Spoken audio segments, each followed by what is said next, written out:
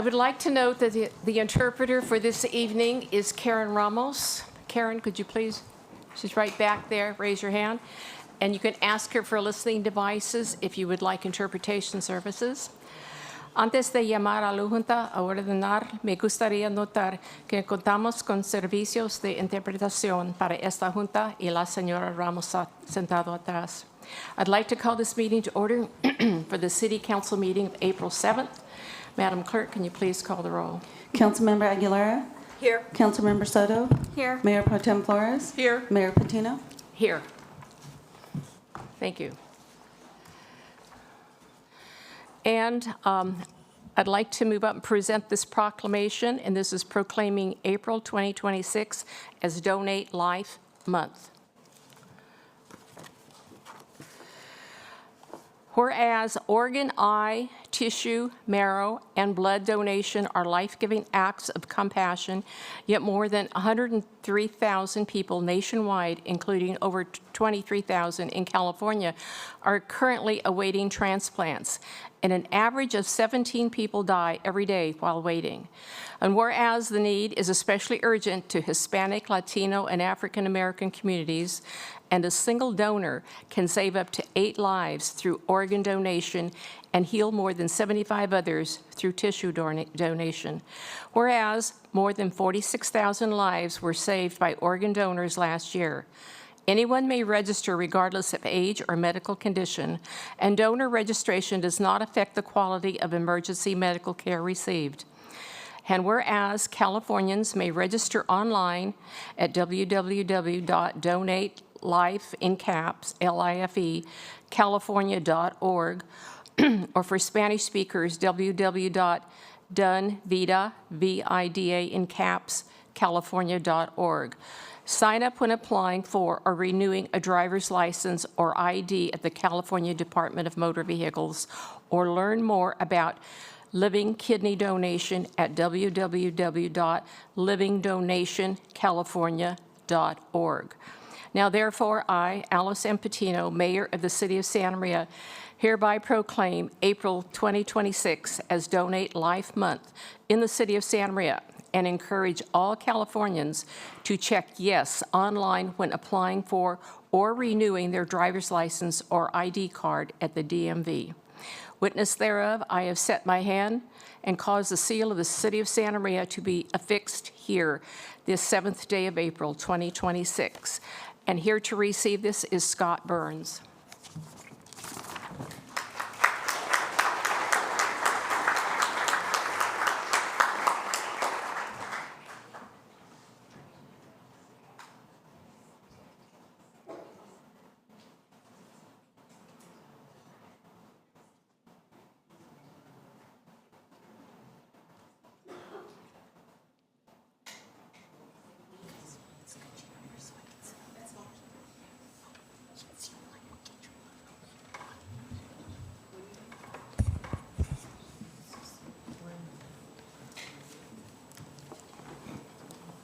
Thank you, Mayor and City Council.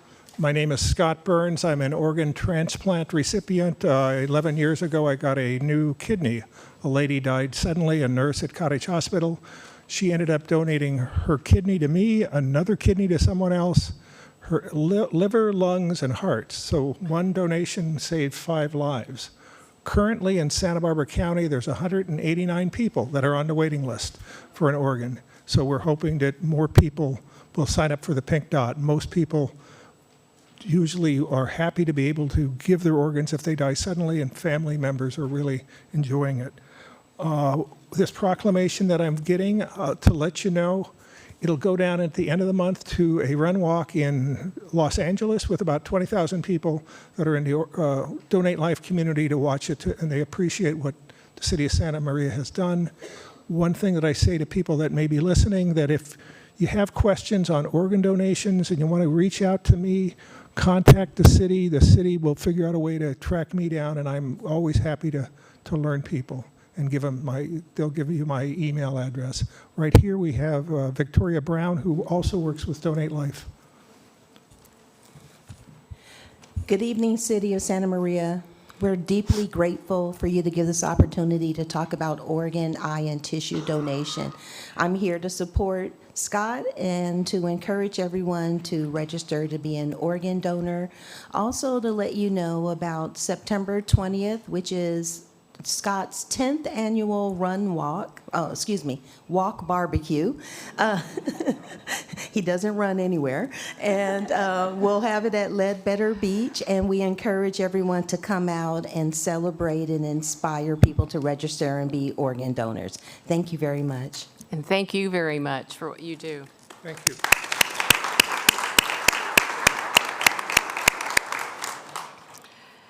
We will now present a proclamation proclaiming April 6th through the 10th as 2026 as National Community Development Week, and Councilmember Flores will be making that presentation.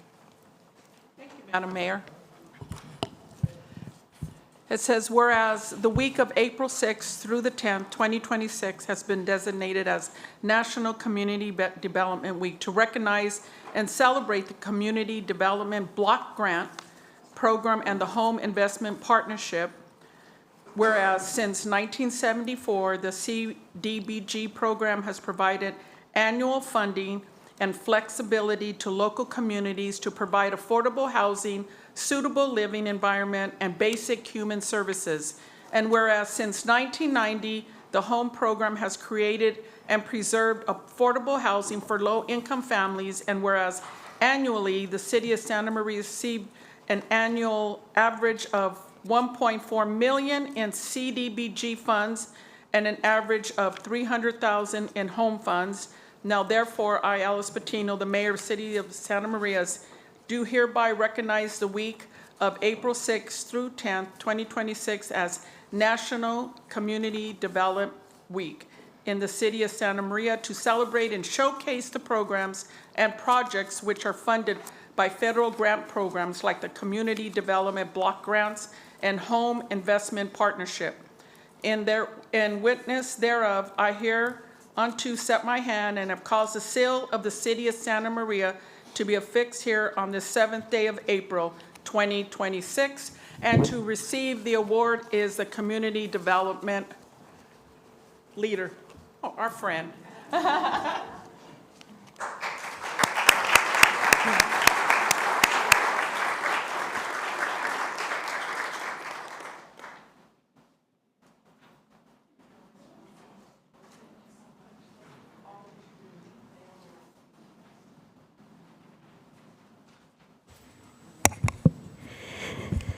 Thank you, Madam Mayor, members of the City Council.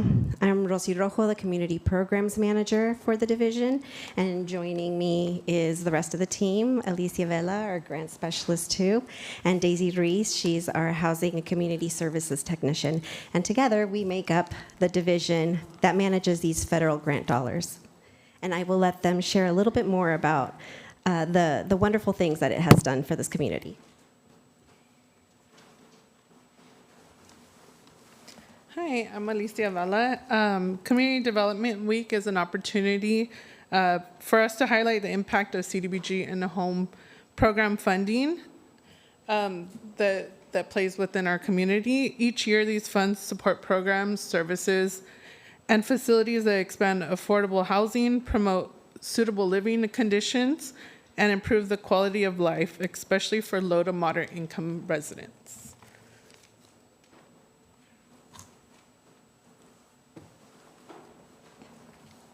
We are proud to share several accomplishments from the past fiscal year. We had 48 families that were served through our rental deposit assistance program, and we also funded 12 public service projects and 5 capital projects. Additionally, over 9,300 residents were served. Our division was also recognized for strong public outreach efforts and received an award from the National Community Development Association.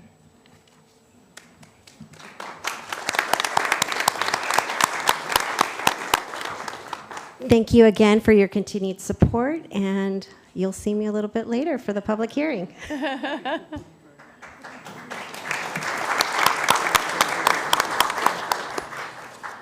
The next proclamation will be proclaiming April 13th through the 20th, 2026 as the International Dark Sky Week in the city of Santa Maria, and Councilmember Soto will be making that presentation. Thank you. Whereas the natural beauty of Santa Maria, including its star-filled night sky, is valued by residents and visitors, inspiring wonder and fostering interest in science and nature among children and youth. And whereas light pollution obscures the stars and has proven negative economic, environmental, and health impacts for the plants, animals, and humans. And whereas Santa Maria's agriculture is affected by light pollution, which can disrupt pollination, plant growth, and crop yields. And whereas local wildlife and nature areas are impacted, with light pollution disrupting migratory birds, nocturnal animals, and ecosystem health. And whereas reducing light pollution can be achieved by directing outdoor lighting downward and using it only when necessary. And Dark Sky International promotes these practices through International Dark Sky Week to benefit life on Earth.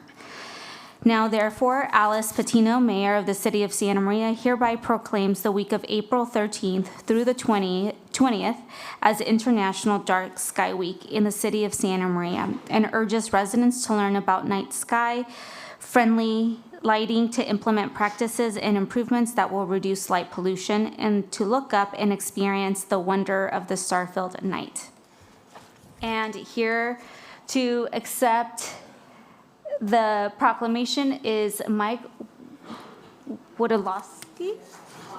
Wondolowski.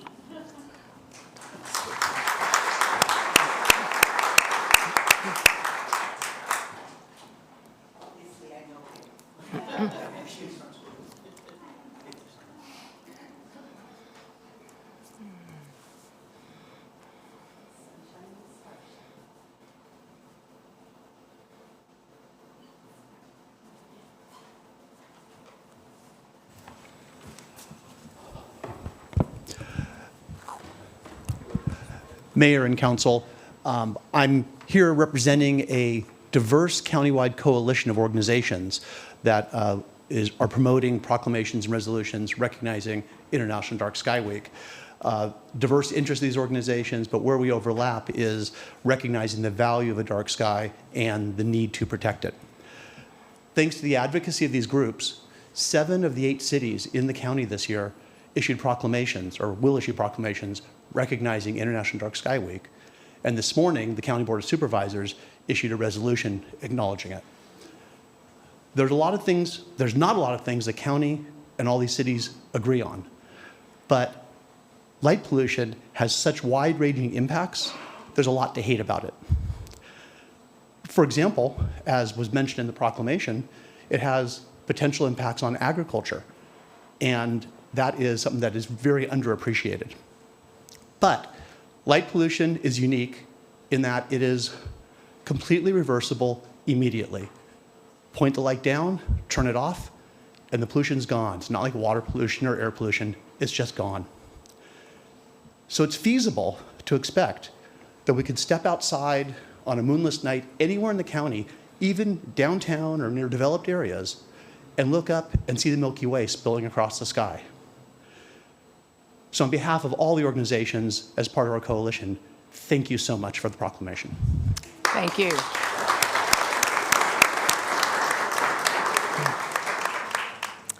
The next presentation will be a proclamation proclaiming April 19th through the 25th as National Library Week in the City of Santa Maria, and Councilmember Hernandez will be making that presentation.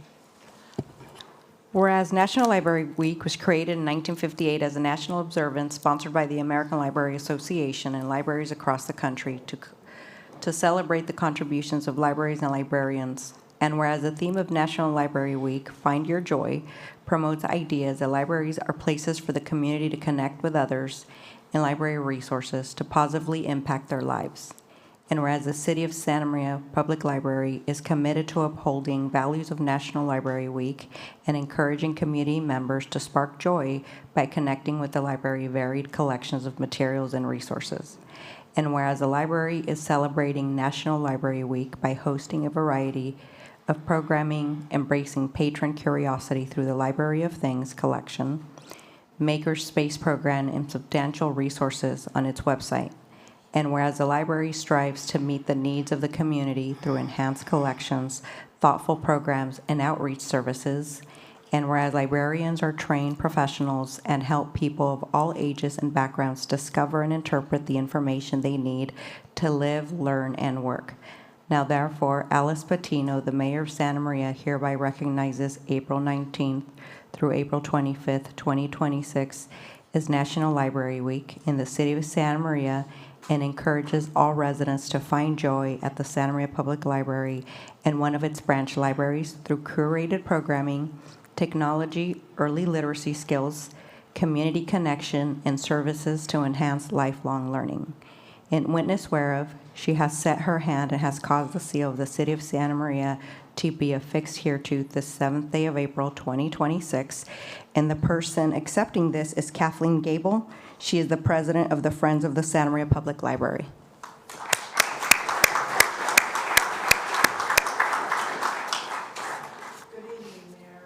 Council members and members of the community. On behalf of the Friends of the Santa Maria Public Library, I am honored to accept this proclamation of National Library Week, April 19th through the 25th, 2026. Our library is much more than just a building with books. It is a place of discovery, connection, and opportunity. It serves children learning to read, students doing their work, their schoolwork, job seekers building new skills, and friends and families coming together at the library. The Friends of the Library are proud to support this crucial, indispensable community resource through funding programs, enhancing collections, and helping expand access to learning for all. None of this would be possible without the dedicated library staff at all of our branches and the continued support of this city council. This proclamation is a reminder of the important role libraries play in strengthening our community and enriching lives every day. Thank you for your support, and we invite everyone to visit, explore, and celebrate our library during National Library Week.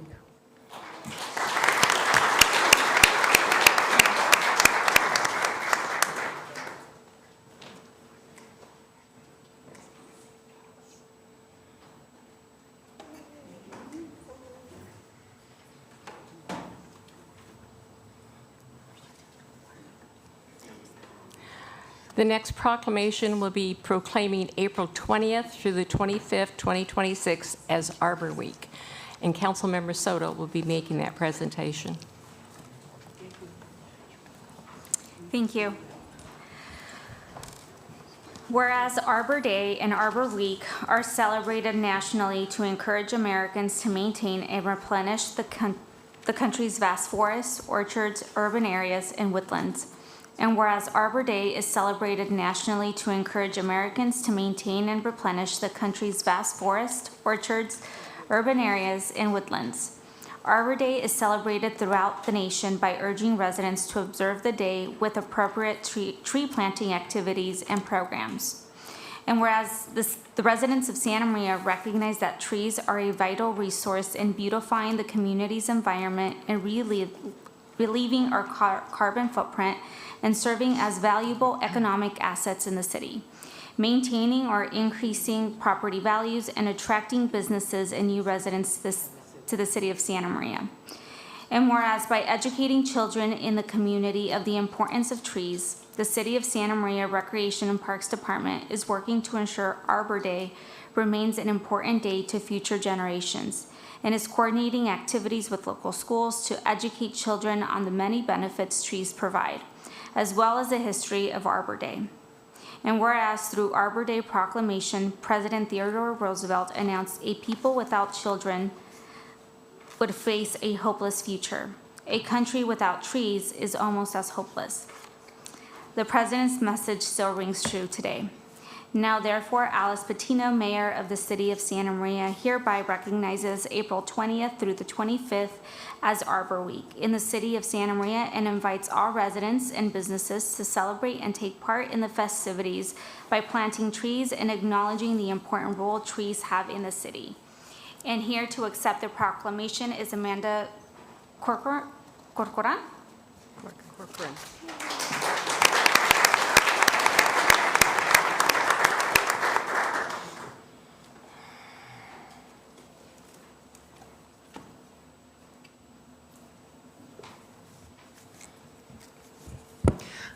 Good evening. Amanda Cosio Bagnuda Cocoran. It's a long name. My family's been here for many generations, and I'm just so glad that Scott invited me to come today. Scott has spearheaded with Recreation and Parks this amazing plan to bring more trees to Santa Maria. In Santa Maria, we have about a 5% canopy coverage, and it's really important that we get that increased to 20% by the year 2040. Statistically, it increases joy, happiness, all these wonderful things that all these proclamations are bringing, like the library and the dark evenings. And, there's been studies that show that walking in a forest for an hour is just as effective as taking antidepressant medication. So we need this for our children, for our community. And so on April 24th, we're going to be planting 12 trees. It's actually the students from Liberty Elementary over at Bob Orrick Park, if anyone wants to join. And our goal with this tree initiative that Scott's spearheading and Megan with Rec and Parks is really just, she's amazing, taking his vision and really implementing it.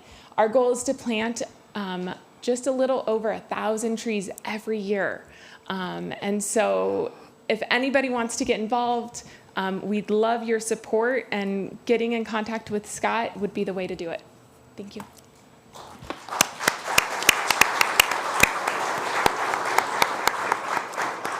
I would like to introduce Scott Christensen. He's the arborist for the City of Santa Maria. You can stand up, Scott.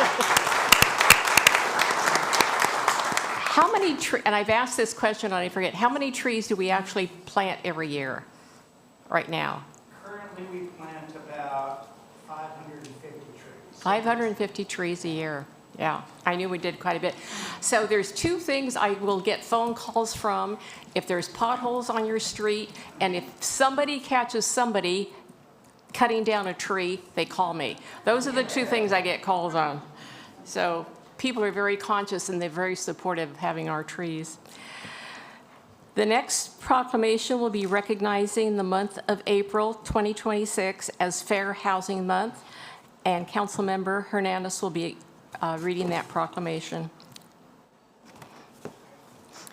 Whereas the City of Santa Maria recognizes that United States Congress enacted Title VIII of the Civil Rights Act of 1968, which was amended by the Housing and Community Development Act of 1974 and the Fair Housing Amendments Act of 1988 as the Directive of Fair Housing.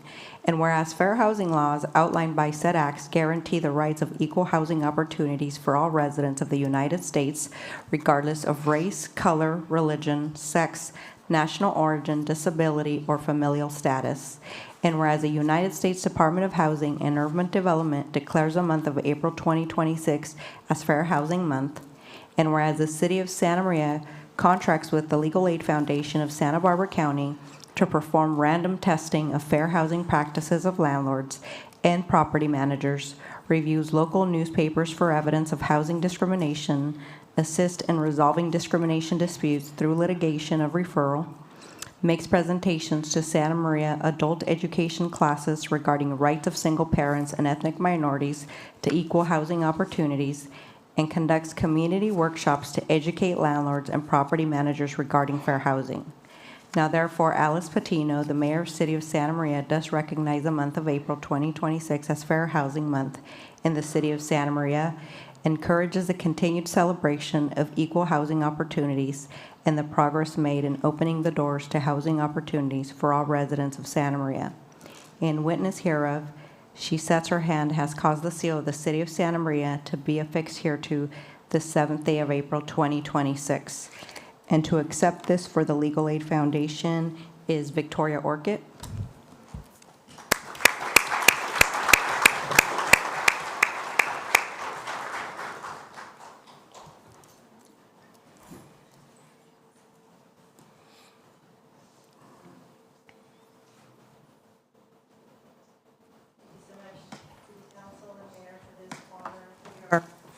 Highly proud to accept this Fair Housing Proclamation.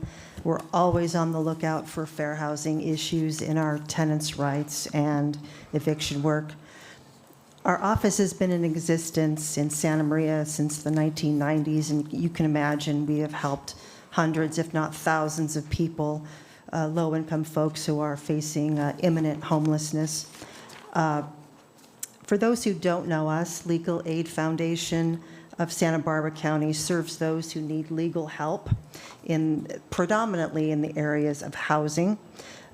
We do DV and elder abuse restraining orders, guardianships, and conservatorships, and we provide additional services such as consumer protection, foreclosure prevention, and immigration remedies for victims of crime. I would also like to advertise that we are going to be holding a workshop in conjunction with the lovely ladies in the Community Development Program.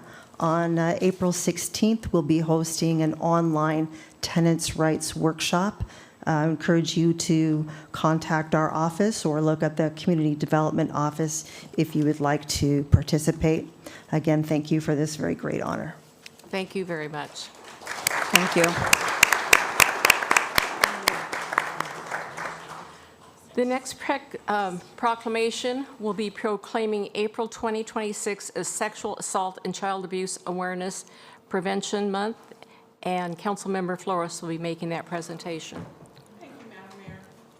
Whereas child abuse and sexual assaults are serious issues that threatens the health, safety, and well-being of our community and affects individuals of all backgrounds, and whereas sexual violence and child abuse cause lasting emotional and physical harm, prevention must remain a priority, as in 1 in 6 boys and 1 in 4 girls will experience sexual abuse before the age of 18. And whereas Child Welfare Services investigated 3,927 cases in North County, including 2,811 in the City of Santa Maria area, with 160 unique allegations of sexual abuse, and whereas prevention and awareness efforts are most effective through partnership among social service agencies, schools, faith-based organizations, law enforcement, businesses, and community members. And whereas increasing education, awareness, and community involvement essential to supporting survivors, strengthening families, and preventing future abuse. Now, therefore, I, Alice Patino, the mayor of the City of Santa Maria, hereby proclaim April 2026 as Sexual Assault and Child Abuse Awareness and Prevention Month. And here to accept the award is my friend Ann. Thank you.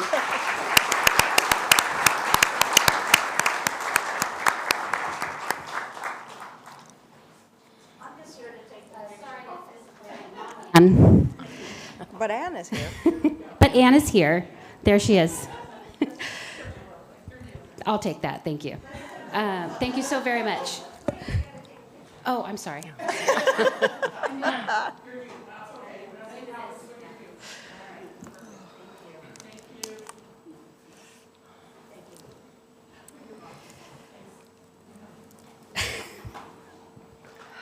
Ann's retiring this year, so she'll give everyone a hug before she leaves today. You're welcome. Good evening, Mayor Patino and members of the City Council. My name is Sabrina Ross, and I am the Associate Director of the North County Rape Crisis and Child Protection Center.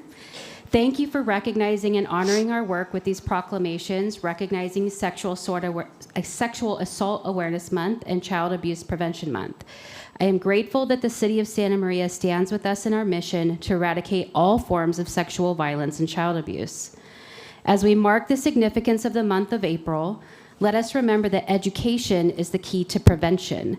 I can say with confidence that each of us in this room would rather prevent child abuse or sexual assault from ever occurring than to have to intervene in the aftermath of such a heinous crime. This is why our outreach and educational programs are so critical, and why our partnerships with schools, city leadership, and law enforcement are essential. The children in our communities deserve to be safe and to grow up knowing they can live free from abuse, and those who have been or are being abused know that they are not alone and that there are people who will help them. Last month, I had the privilege of assisting a survivor of child sexual abuse prepare his victim impact statement for the sentencing of his abuser. I met him when he was 12, when he started counseling with me, and he is now 16, about to turn 17, which he's very proud of. As he was dictating a statement to me for me to type up, I asked him, "When did you realize what happened to you was abuse, and why did you decide to speak up?" This survivor was abused at an age so young that he truly didn't understand what was happening was abuse. He replied, "When I was in 7th grade, some ladies came into my class and talked about sexual assault and how to say no and who to talk to if something happened to you. After that presentation, I was thinking about telling my mom, and I eventually did." He told his mom, who contacted law enforcement investigated, and another victim came forward. The district attorney's office prosecuted that case, and the abuser was sentenced to 24 years in prison. What began with our child safe educational program continued with the courage of a survivor and ended with prevention, because that man will never hurt another child again. When people ask me where I work and I tell them, the response is often, "I didn't know there was a rape crisis center here," to which I gently reply, "Most people do not know we exist until they need us." And while I would never wish upon any individual or family that became in need of our services, it is deeply important that people know we are here. And that is where you come in. Proclamations like this evening's may feel like a routine part of city council meetings, but these and the support you provide our agency is incredibly valuable to our work in the community we serve, because we cannot do this alone. The story I shared with you would not have been possible if we didn't have the support of city leaders like you, if we didn't have the community donors that fund our educational and counseling programs, if we didn't have strong partnerships with law enforcement and the district attorney's office. It took a village, and everyone here is part of that village. And I just want to take a minute, if our law enforcement partners and our partners at the district attorney's office, who I know are here, and there might be some people from CWS in here as well, if you guys could just stand up so they can see you, please. I know you're there. I see you. There they are. And these guys, I don't know that I can get the cops to stand up, but the district attorney's office victim witness team. As a survivor of childhood sexual abuse, I wish I'd had this kind of village. Much like my client, I didn't truly understand what happened to me until I was in my teens, and I felt very alone trying to process that experience and those memories well into adulthood. While I am not the reason our educational efforts are so important, my own experience is what fuels me every single day. Every child deserves safety, and when they aren't safe, they deserve to know that help is available. No child and no adult should ever have to suffer in silence. As we continue this fight against sexual violence and child abuse, we need you, our city council leaders, to be our ambassadors, to carry the message that education and awareness are not optional. They are vital to building a safe and healthy community. Mayor Patino and the City Council, thank you for your ongoing commitment to the safety of your city, and thank you again for this honor and for being our steadfast partners in this work.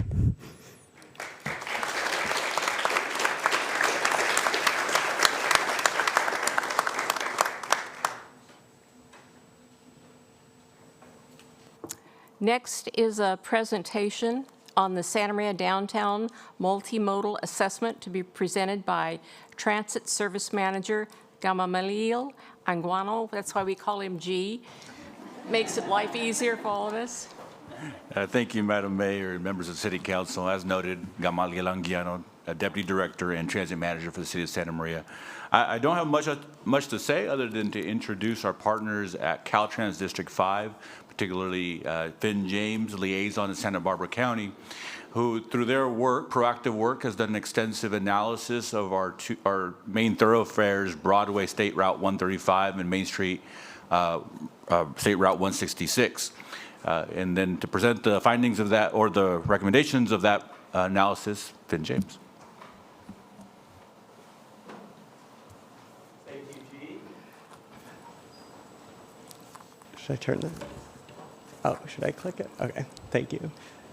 Good evening, Mayor Patino, members of the council. I'm here to present on a feasibility study that Caltrans has been conducting in partnership with the city. We call it the Santa Maria Downtown Multimodal Assessment.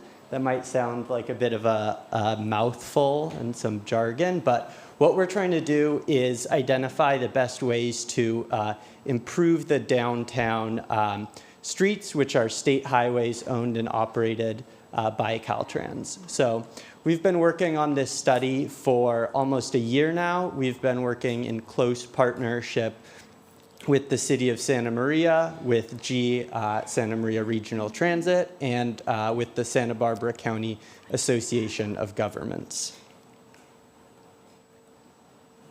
Is this clicker working? Okay, so today what I'm going to cover is the purpose of this study, how we've developed this study so far, some of the community engagement that we've done, which has led to a proposed set of enhancements, and then our next steps for turning these enhancements into a project. So I've got a bit of a text-heavy slide. I apologize for that. But our guiding problem statement here is that Broadway, State Route 135, and Main Street, State Route 166, in downtown Santa Maria do not meet the public space needs of the community, achieve the multimodal goals of the city, or align with the guiding principles for Caltrans main streets. We need to do a feasibility study because previous planning efforts that the city has done has identified a vision for the downtown area, but we still need specific scope elements to develop a project. So what we're trying to do is develop a project that will implement multimodal elements to make it better to walk and bike in downtown Santa Maria. So we're also focusing on traffic calming measures to slow traffic and increase safety for all modes of travel, and then looking to provide potential solutions for conflicts with the freight that needs to use the area too. So the study area that we're looking at is from Pine Street to Miller Street on Main, and from Mill Street to Cook Street on Broadway. So this is the area I'm referring to when I talk about downtown. To start with, we aren't just coming up with ideas from scratch. We're looking at a long list of plans that the city, other local agencies have done that have helped put together a vision for how the community wants downtown to be. So we're taking all of the ideas out of this and making it implementable on the state highway so that we can change the state highways to best match the community needs here. So the first step that we did with our partners at the city and SBCAG is we came up with an engagement plan. Part of that was we set up a website on Caltrans engagement portal, and we decided we wanted to conduct a survey to make sure that the vision we thought we were seeing in all of these plans still aligned with what the community says their needs are. So we went to Downtown Fridays, we had a booth, we surveyed members of the community, people who live downtown, people who regularly use downtown, about what their highest priorities are. We got a total of 182 survey responses. One of the clearest things that we received is that there was really broad support for some of the recent changes to the state highways downtown. So we saw really strong positive feedback on the decorative crosswalks at Main and Broadway, as well as the one at Broadway and Cook. We heard that people would like to see more improvements like that in downtown, as well as the striped buffered bike lane on Broadway. We saw a lot of positive support for that change as well. Another thing that we asked specifically for was if there was a type of bike improvement that people wanted to see. The most favorable response we got was what we call a Class 4 protected bike lane. This is where there's a physical object, such as planter boxes, separating the vehicles from the bicycles. We saw the second most popular option was to have bicyclists be on the sidewalk, having an officially designated zone on the sidewalk that bicyclists could use. And the least popular option was to have plastic posts in the existing buffer separating the bicycles.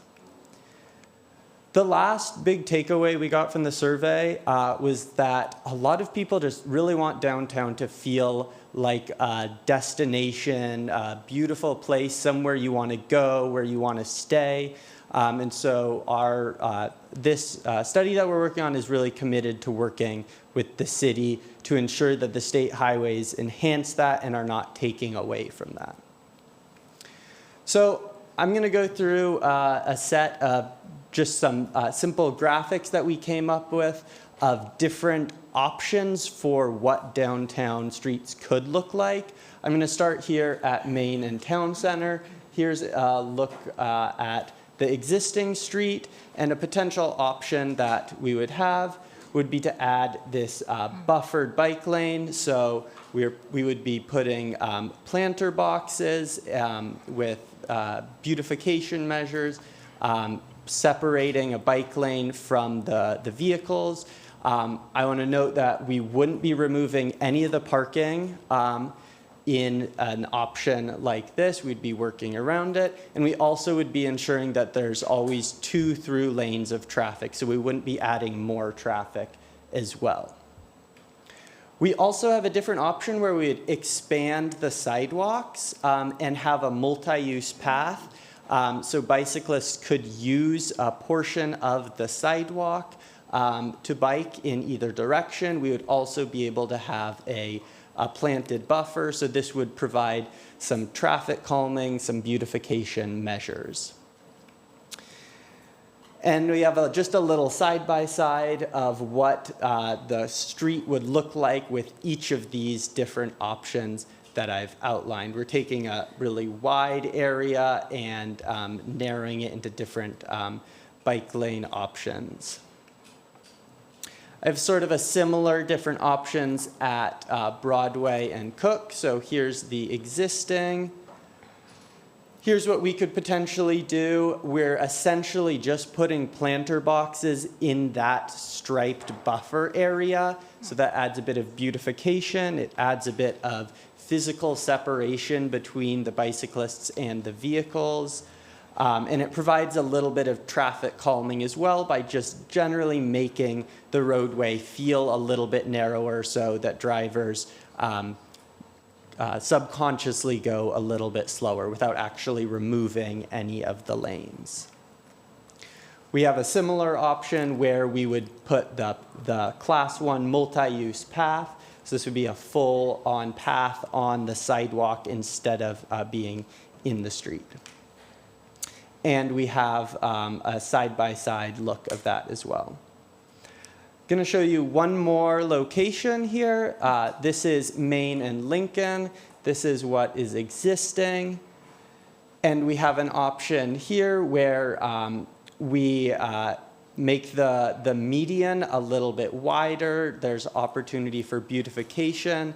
The left turns are closed in this potential option, and there would be space to stripe a bike lane.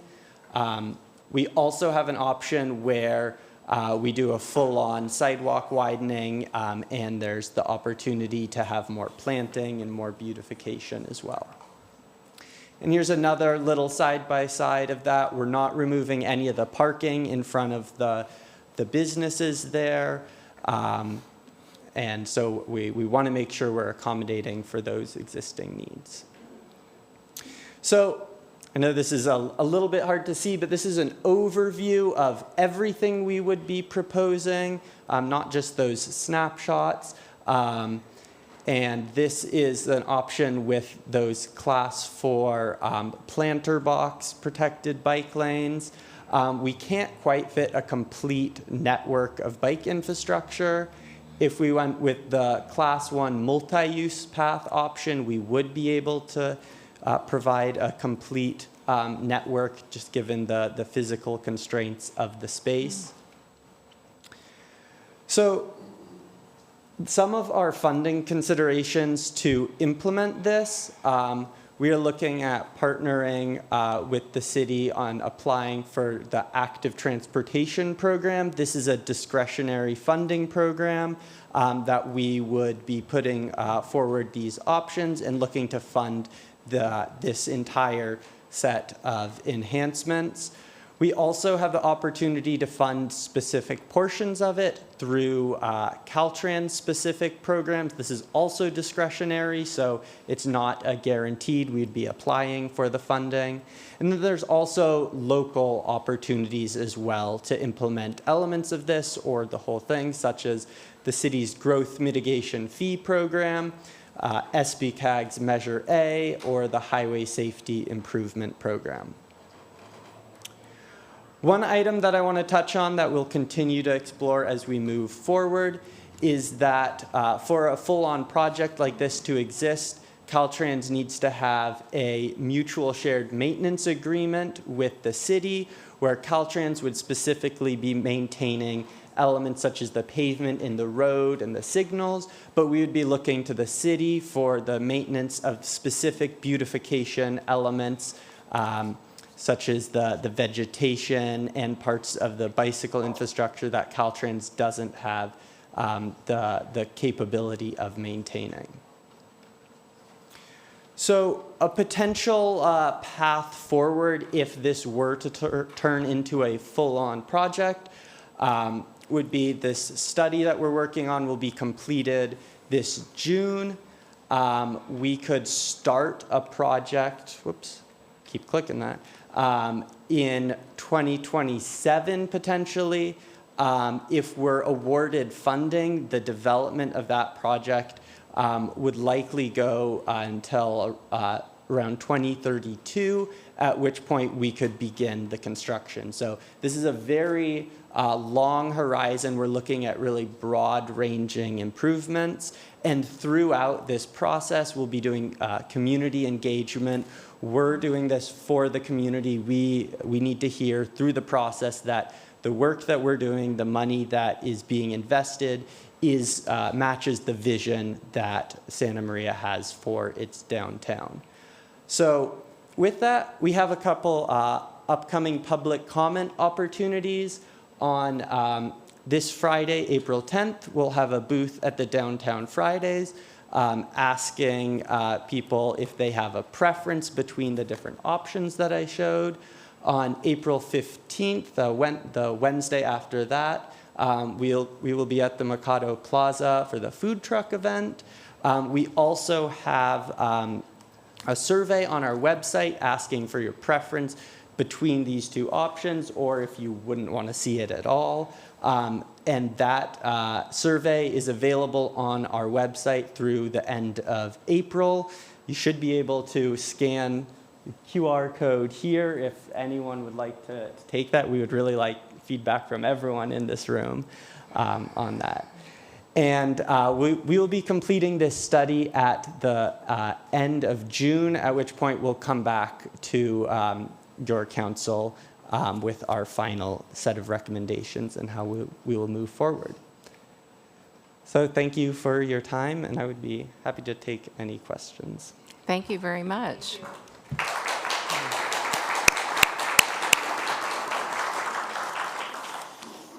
Any questions? Looks nice. Thank you, G. Appreciate it.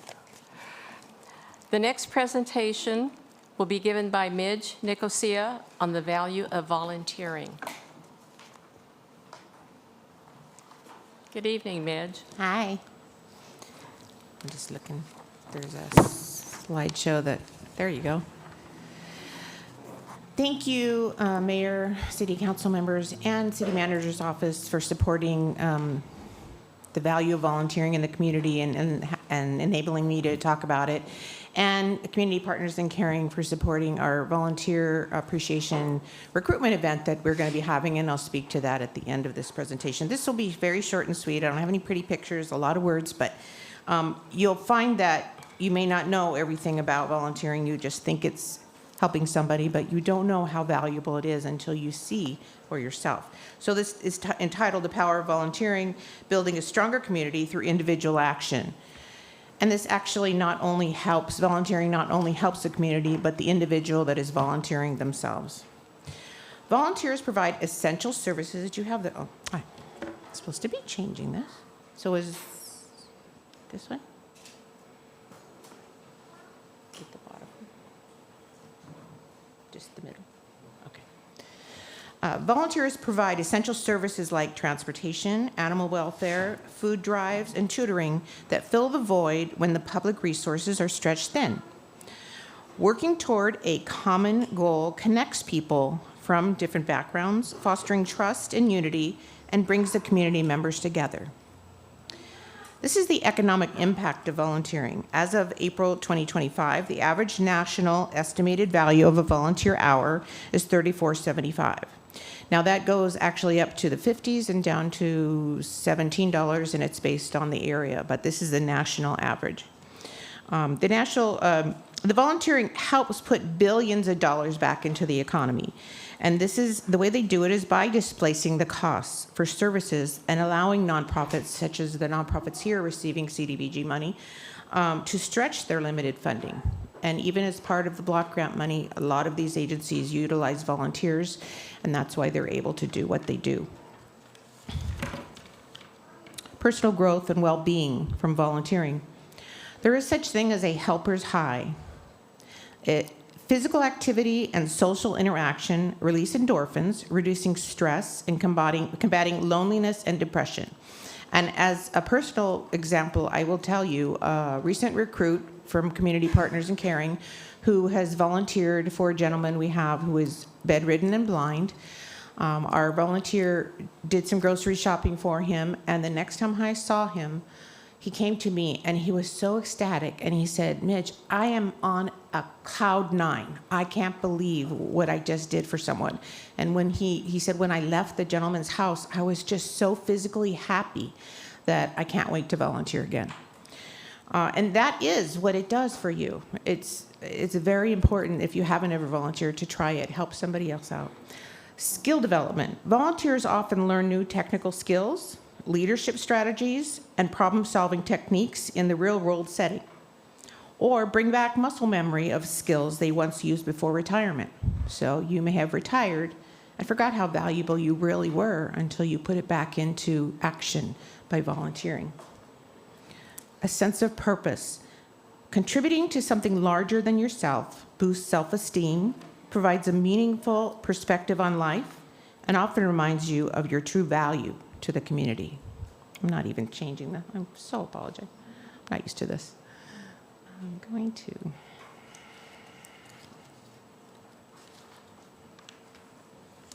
Professional and educational perks. Volunteering introduces you to professionals and community leaders you might never meet in a traditional office. Employers and universities highly value candidates with community service experience, as it demonstrates character and initiative. Career exploration. It is a low-risk way to test drive a new industry, or role before making a permanent career change. You get your feet wet. How do you get started volunteering? The first thing is to identify your passions. Do you love animals? Do you love the environment or mentoring youth? You start where your interests lie. Now, you assess your schedule and decide what is your available time. What time do you have to give back to the community and to make a difference? Third is you join us for National Volunteer Month. This is actually April is National Volunteer Appreciation Month, nationwide, obviously. And in the city of Santa Maria, the city is supporting, and the Town Center Mall is supporting our event on April 19th, celebrating volunteers. And we have 21 different agencies, some of who are here, who recruit volunteers in their service of the community. And they will be tabling, and they will be there for a one-on-one conversation with those who are interested in volunteering. If you've sat at home and you said, I want to volunteer, I just don't know where to start or who to contact or who to call, and you think you have to make all these calls, you don't. If you come on down to the Town Center Mall on Sunday, April 19th, we will be in the upper Regal Mezzanine, right above the theaters. And we'll have 21 agencies there that you can talk to face-to-face. Find out what level of commitment, what time is necessary to help them. And you don't know how much it will improve your life. I'm going to put up here the flyer. If anyone is interested in having the information about this event, they can contact me. The city does also have the flyer on their website or on in their newsletter. It's also on the chamber calendar and a couple other places, and the mall, the Town Center Mall will also be able to help you. But please come out and talk to somebody if you're interested in volunteering and see how you can help this community and do really great things. The 1,000 trees, they will be there. Mate Negan, who started that project as a class program to plant 1,000 trees, she will be there at a table, as well as Parks and Rec. So many other agencies will be there, the Humane Society, Community Partners in Caring, Meals on Wheels, I can't name them all to you. Dignity Health has a volunteer program. Food Bank, United Way, High Cap, a lot of them. Dana Adobe. Anyway, I hope to see you out there on April 19th. It's from 12 noon to 3 p.m. at the mall, the Town Center Mall. And I thank you for the time to talk about volunteering. Thank you very much.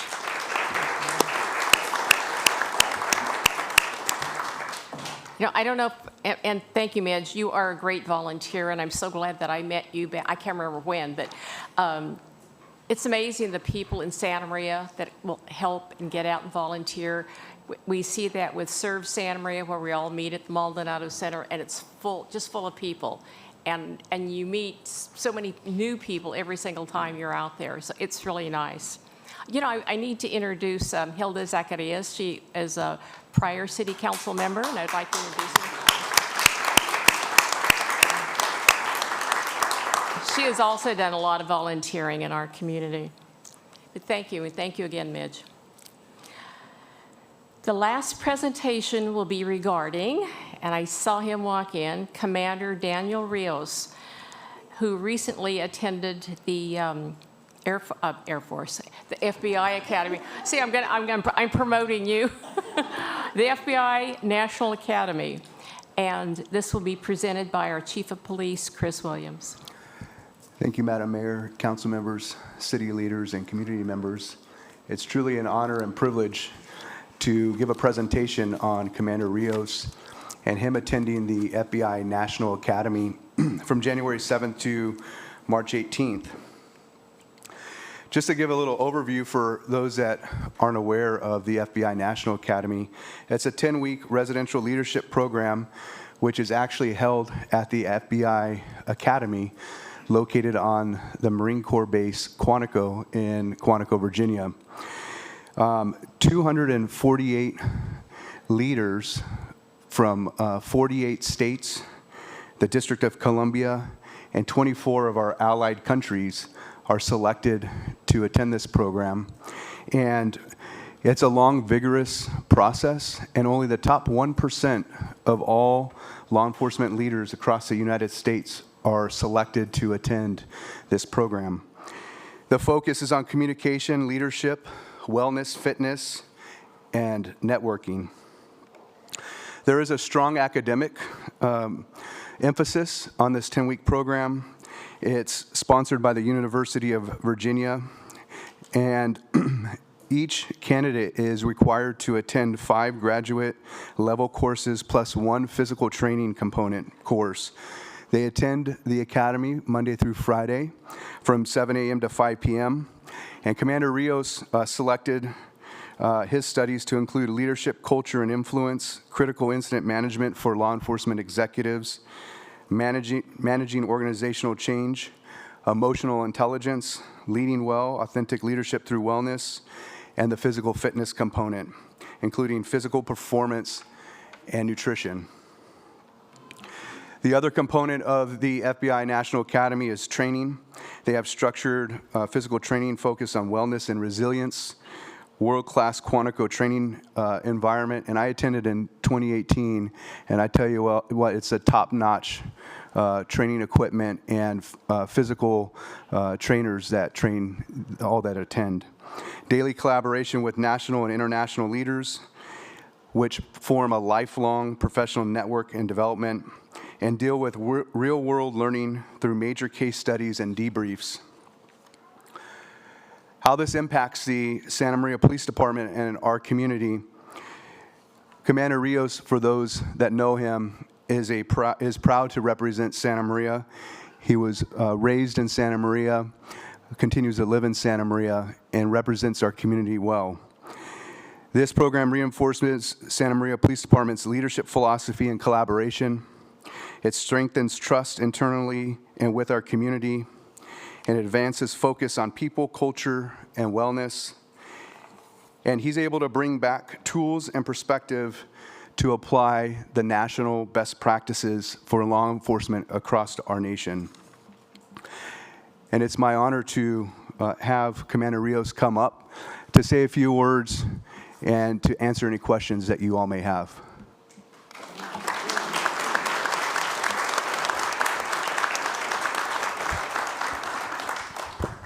Thank you, Chief. Evening, Madam Mayor, honorable council members, city staff.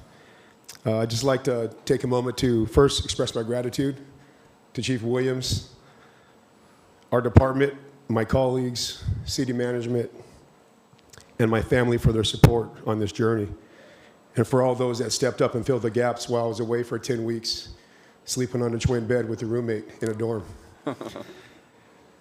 I am truly, as the Chief mentioned, deeply honored to represent Santa Maria, the city of Santa Maria, the PD, the state. There were 16 of us from the state of California that attended, and most importantly, my family during my experience at the FBI National Academy in Quantico, Virginia. This highly immersive experience at the Academy reinforced that great policing starts with great people. It was focused on optimal leadership, wellness, as the Chief mentioned, human performance, and it truly challenged me to become a better leader and, more importantly, a better human being at home and at work. The lifelong friendships and professional network I developed there are already proving invaluable to our agency. I've had ongoing communication, collaboration, and exchanging best practices with law enforcement professionals all around the world. Speaking today from folks in Thailand, Italy, and Brazil. I just want you guys to please know that I return better prepared to support our personnel, help lead our organization, and continue strengthening trust and service within our community. And thank you for your time.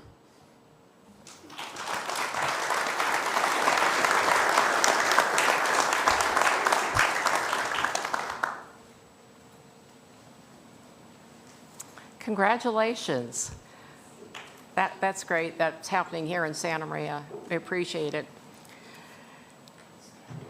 Now we'll move on. City Attorney, Mr. Watson, would you like to give the closed session report? Yes, Madam Mayor. With respect to the item that was up in closed session, instructions were provided to the labor negotiators. No further comment will be made. Thank you. The next item is public comment period. Madam Clerk, I have 2 public comment slips here, and you'll be given 3 minutes apiece. The first one is Gary Hall, followed by Sophia Navarro.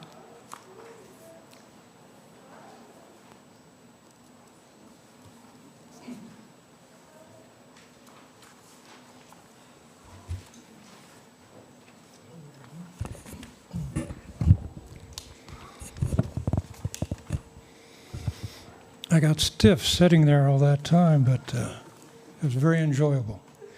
Good evening, Madam Mayor, council members, staff, and the citizens of Santa Maria. Big crowd.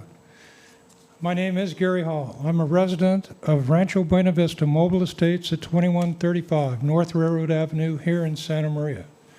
I represent the North Santa Barbara County Manufactured Homeowners Team, or NSBIT. NSBIT's primary goal remains to provide protection to all Santa Maria mobile home residents presently living in an unregulated rental market. We are simply asking for the City of Santa Maria to stand with us in maintaining affordable housing.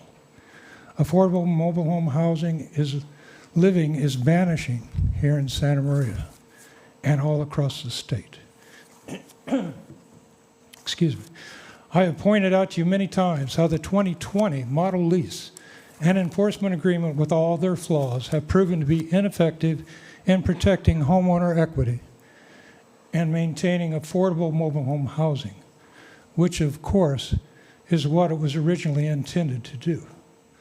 I have repeatedly reminded you that on June 7th, 2022, nearly 4 years ago, this council passed a motion with the intention of improving the 2020 model lease or replacing it. This city council has done neither. We believe now's the time to take action to replace the model lease with a uniform, mandatory, and enforceable mobile home rent stabilization program, much like those in our neighboring city and county jurisdictions. Please help us find a way to get this on a future City Council meeting agenda. Santa Maria mobile home seniors also continue to live with the ongoing threat that their senior mobile home park could be converted into an all-age park, as was attempted at Del Cielo Senior Mobile Home Park in Orchid. I brought this to the council's attention on August 20th, 2024. Now, 19 months later, we have learned from the Santa Maria Community Development Department the draft senior mobile home park zoning overlay ordinance will soon be presented at a Planning Commission study session. Please help us expedite this activity wherever possible. One last thing. As I sat in the chamber during your March 3rd meeting, I observed with disappointment, along with many other Santa Maria citizens, the inability of this council to find its way forward and form an immigration ad hoc committee.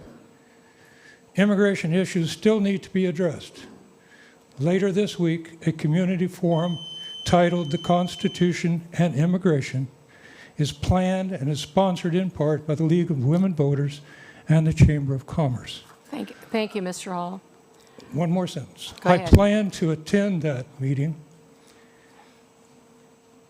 and probably will sit there in the audience wondering why the city was unable to act and hoping it will find a meaningful path forward. Thank you. Thank you. Sophia Navarro.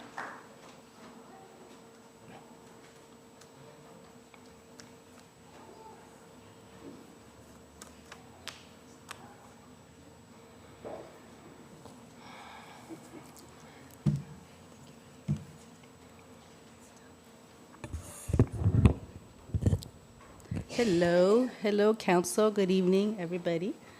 I didn't want to come back here. I didn't want to speak to you guys again, but I believe this is bigger than you and I. We here in Santa Barbara County can show the nation what leaders can do. Lead with compassion, lead with empathy, lead with honesty. We can set precedent here. Well, you guys, I guess all of us. You all have an immense responsibility on your shoulders. I don't envy you. Remember, you can lean on your community. Please, let us get involved.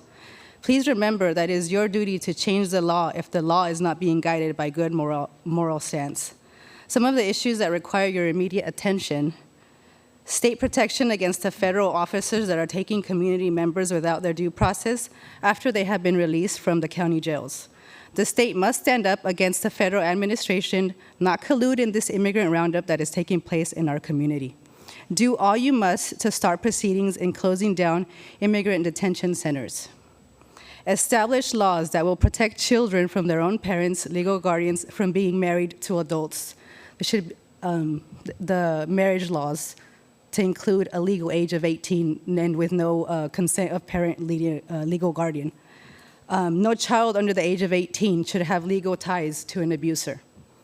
A living wage for all California farm workers. Meanwhile, the California agriculture is a $1 billion industry, but farm workers only earn a median of $15,000 a year. What steps can we take to protect our biometric data biometrics?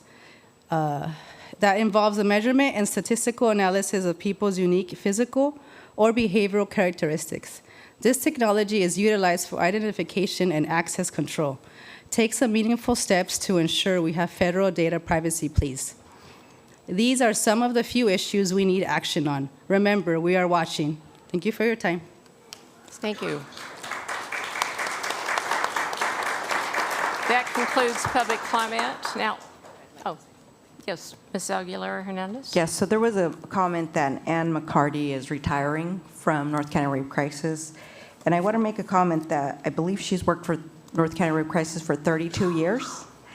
And I also want to acknowledge that she was named one of the Women of the Year. So I wanted to congratulate her for that. I don't know if she'll be back to another council meeting, but I wanted to acknowledge all her years.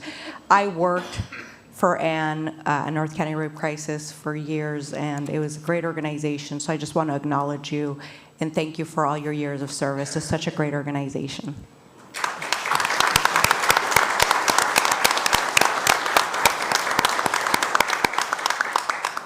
We will now move on to the consent calendar. Does anyone have items they wish to pull for discussion? I do. Yes. Item Councilmember 11D3. 11D3.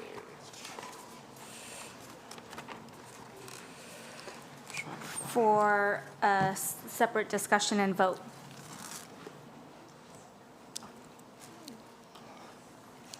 Madam Clerk, can you read that into the record, please?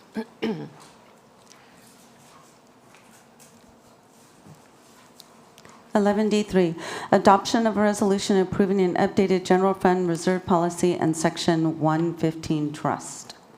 Okay, Ms. Soto? Thank you. I have some questions, or I don't know if there's anything that you want to present first before. I do. Thank you, council member. I do have a presentation prepared if you'd like to go through that. That would be great. Okay. Thank you.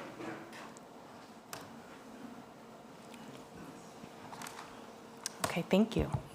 So good evening, Madam Mayor, members of the council. Rebecca Campbell, Director of Finance, here tonight to present a proposed reserve policy for the general fund and a proposal to move some of our reserve funds to a 115 irrevocable trust. So it's a busy chart, but this shows a history of the general fund reserves for the city.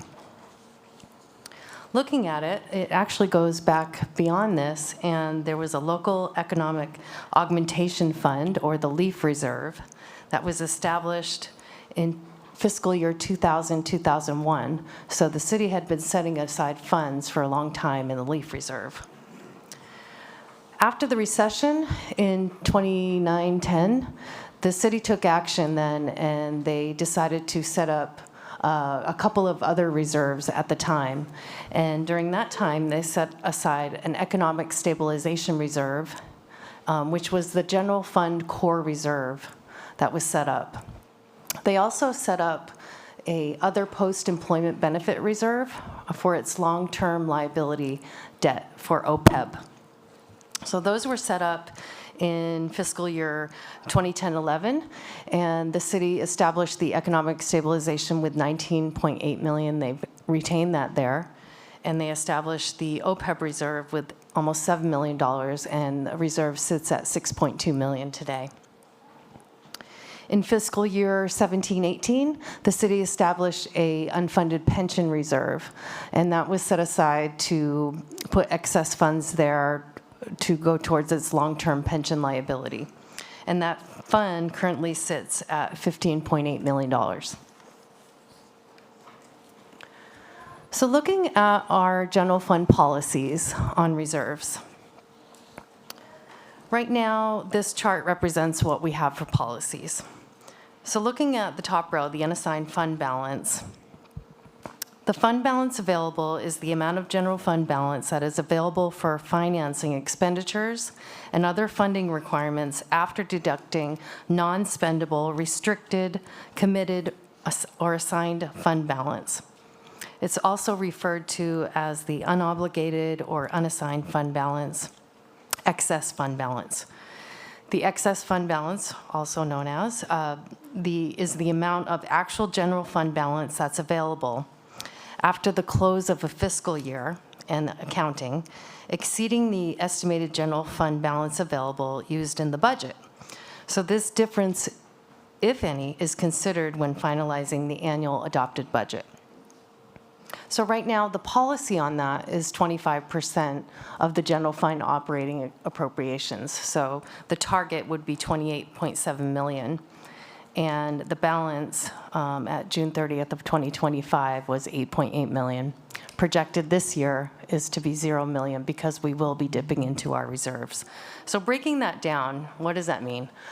What that means is that the council is saying we want the departments to save at the end of the year 25% of what they budgeted for. We want a savings, so we don't want them to spend everything that they budgeted for. And in reality, as we bring the budget more in line, where revenues are matching our expenses, it's unrealistic to assume that we're going to save 25%. So, but that's where the target is, and that's where the policy is today. For the Economic Stabilization Reserve, the target is 25% of the operating appropriations. So the target is 28.7 million, and over time, we've consistently held $19.8 million in that reserve. We haven't increased it. The Local Economic Augmentation Fund, or LEAF, the target is, and policy is set at 5% of the general fund and Measure U appropriations combined. So the target is set at 7.4 million.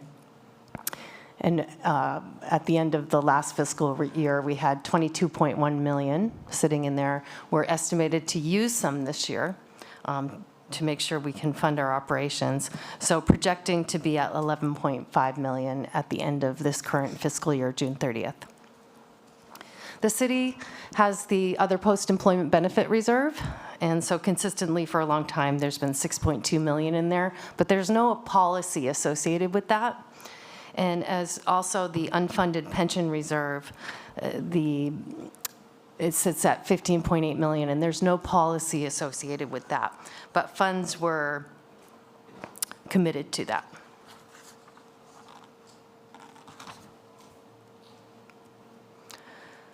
Okay, so looking at what's proposed to change. So we did an evaluation of the reserves.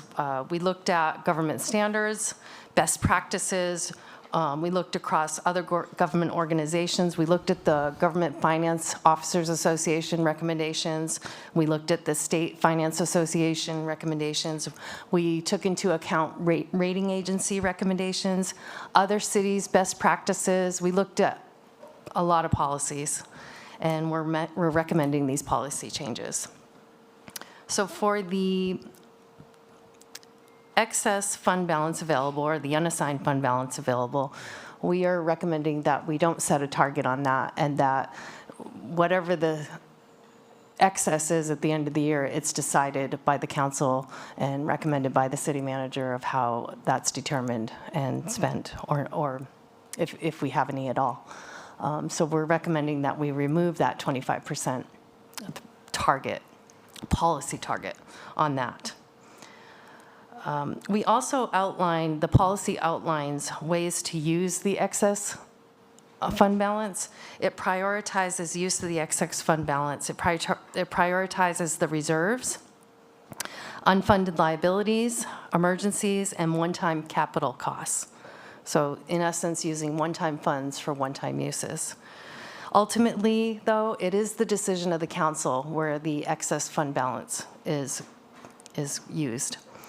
I want to call out a typo in the policy itself, Section H, page 5 of 5, in the last paragraph. There was just some, quote, up to an amount equal to a certain % of general fund revenues. That's not supposed to be there, so I am recommending to strike that. And basically what that paragraph is saying is that it's recommended to use these excess one-time funds on one-time uses. But ultimately, it is the decision of the council. Looking at the general fund reserve, so this was, we're recommending that we retitle the Economic Stabilization Reserve to the General Fund Reserve. So this would be your core operating reserve.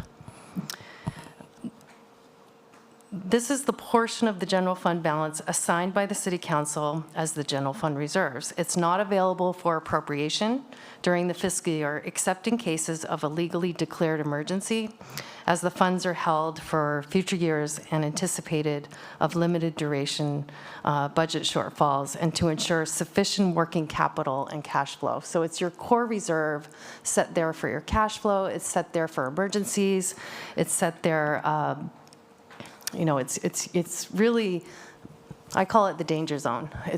You should have a good reserve set up, in case you are in trouble with cash flow or with your bonds. So this would be your core reserve. The Government Finance Officers Association recommends 2.5 months of operating reserves for this, and so that represents 16.7% of the general fund and Measure U expenditures. So we're recommending that. The Local Economic Augmentation Fund, or LEAF, this would be your emergency reserve. This would be the portion of the general fund balance assigned by the City Council as the Budget Stabilization Reserve. Stabilization funds have other names like rainy day funds, and they're used to buffer against economic downturns, recessions, and major volatility. So we're recommending 10 to 15% for this reserve target policy. And so that would mean 22.1 million, and we're recommending to fund it with 15.9, which is, that's the balance of it. Okay, the emergency, this would be a new reserve. The Emergency Catastrophic Reserve, we're recommending to establish that. And so, and that would be set at 5% of the general fund expenditures. And this reserve will be set up when adopting the annual budget. We'll set aside 5%, and this would be for response to natural disasters or major unforeseen events. So it could be to help you get through any FEMA-related events, such as that.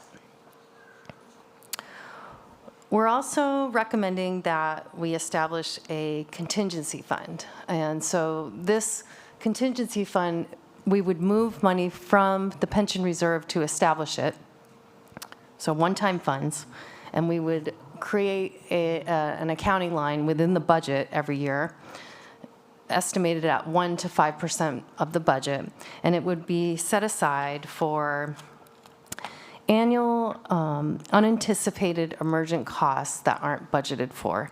So it wouldn't be a slush fund. It would be set aside for something that was in need that we would need to seek funds for, and we wouldn't want to tap into our savings account in the reserves.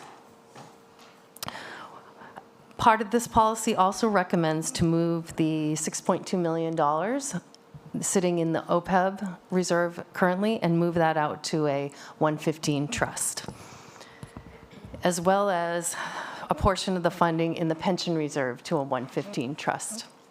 And we'll go over that in just a minute. So looking at where we stand today, We had a Measure U. We anticipate having a Measure U one time on some savings one time at the end of the year, $2.6 million. We have the general reserve of 19.8. Currently, we have projected 11.5 million in the leaf reserve. We don't have a disaster reserve set up. We have the OPEB reserve and the pension reserve. We're recommending to take some of the pension funds and spread that out to fully fund the general reserve, the core reserve, at 24.65 million. We're recommending a portion go to the leaf reserve to bring that up to almost 10%. We're recommending to establish the emergency catastrophic reserve or the disaster reserve and start funding that at $1 million. To establish a contingency account in the next budget cycle, and to move $6.2 million from the OPEB reserve to a 115 trust and $3 million of the pension reserve to a 115 trust. So in total, you have currently $53.3 million in your reserve accounts. We would have 44.1 million, but we would have the extra funds in the 115 trust for a total of 53.3. So moving along, we'll talk about 115 trust. So the Government Accounting Standards Board, or it's known as GASB, they establish accounting and financial reporting standards for local governments and for states, and they follow generally accepted accounting principles, or GAAP. So the city has long-term debt requirements under GASB 75 for its other post-employment benefits, or we call it OPEB. And the city has an OPEB obligation related to its retiree health. And we pay approximately $600,000 in a pay-as-you-go payment per year. We also have a long-term debt requirement for pension under GASB 68. That our total debt estimated right now is $195.7 million. And our payment on that per year is $27.6 million per year.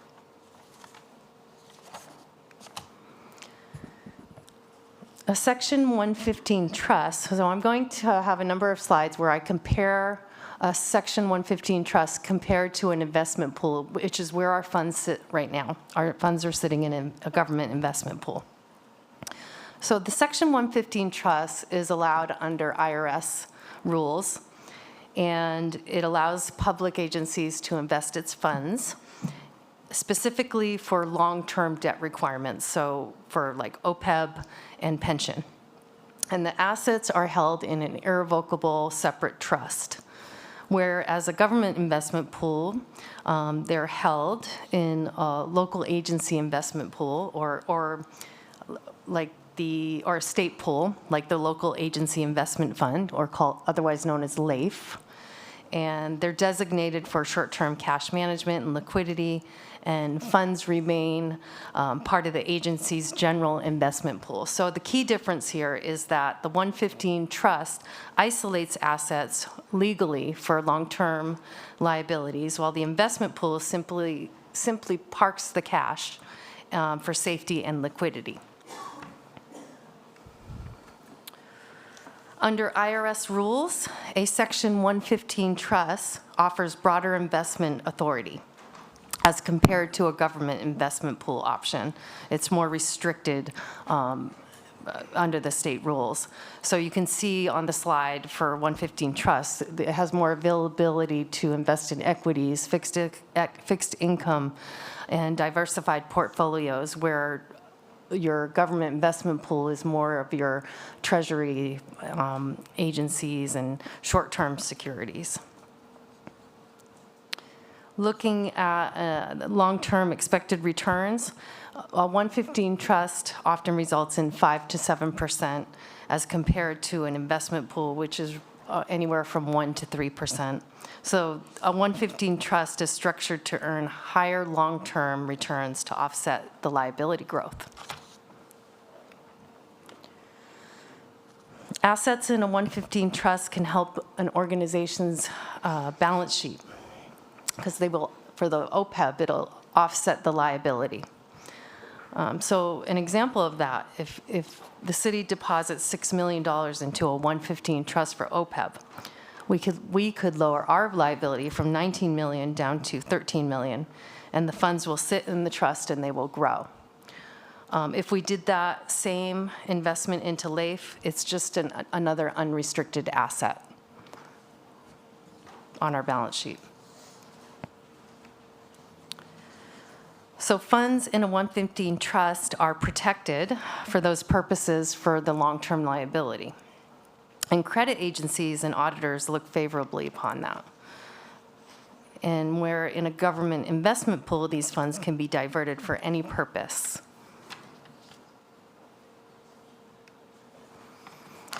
So on the pension side, the 115 trust can also be used as a budget smoothing tool.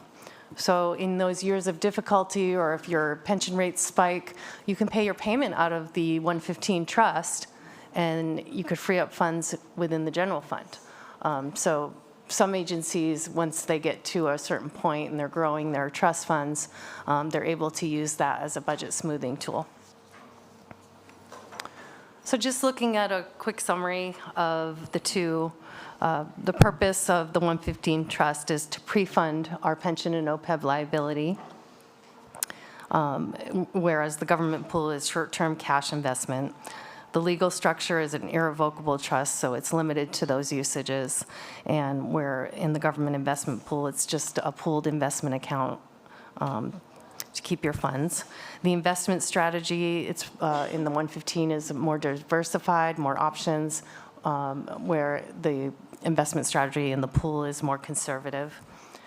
Expected returns are higher in the long run and lower in the investment pool.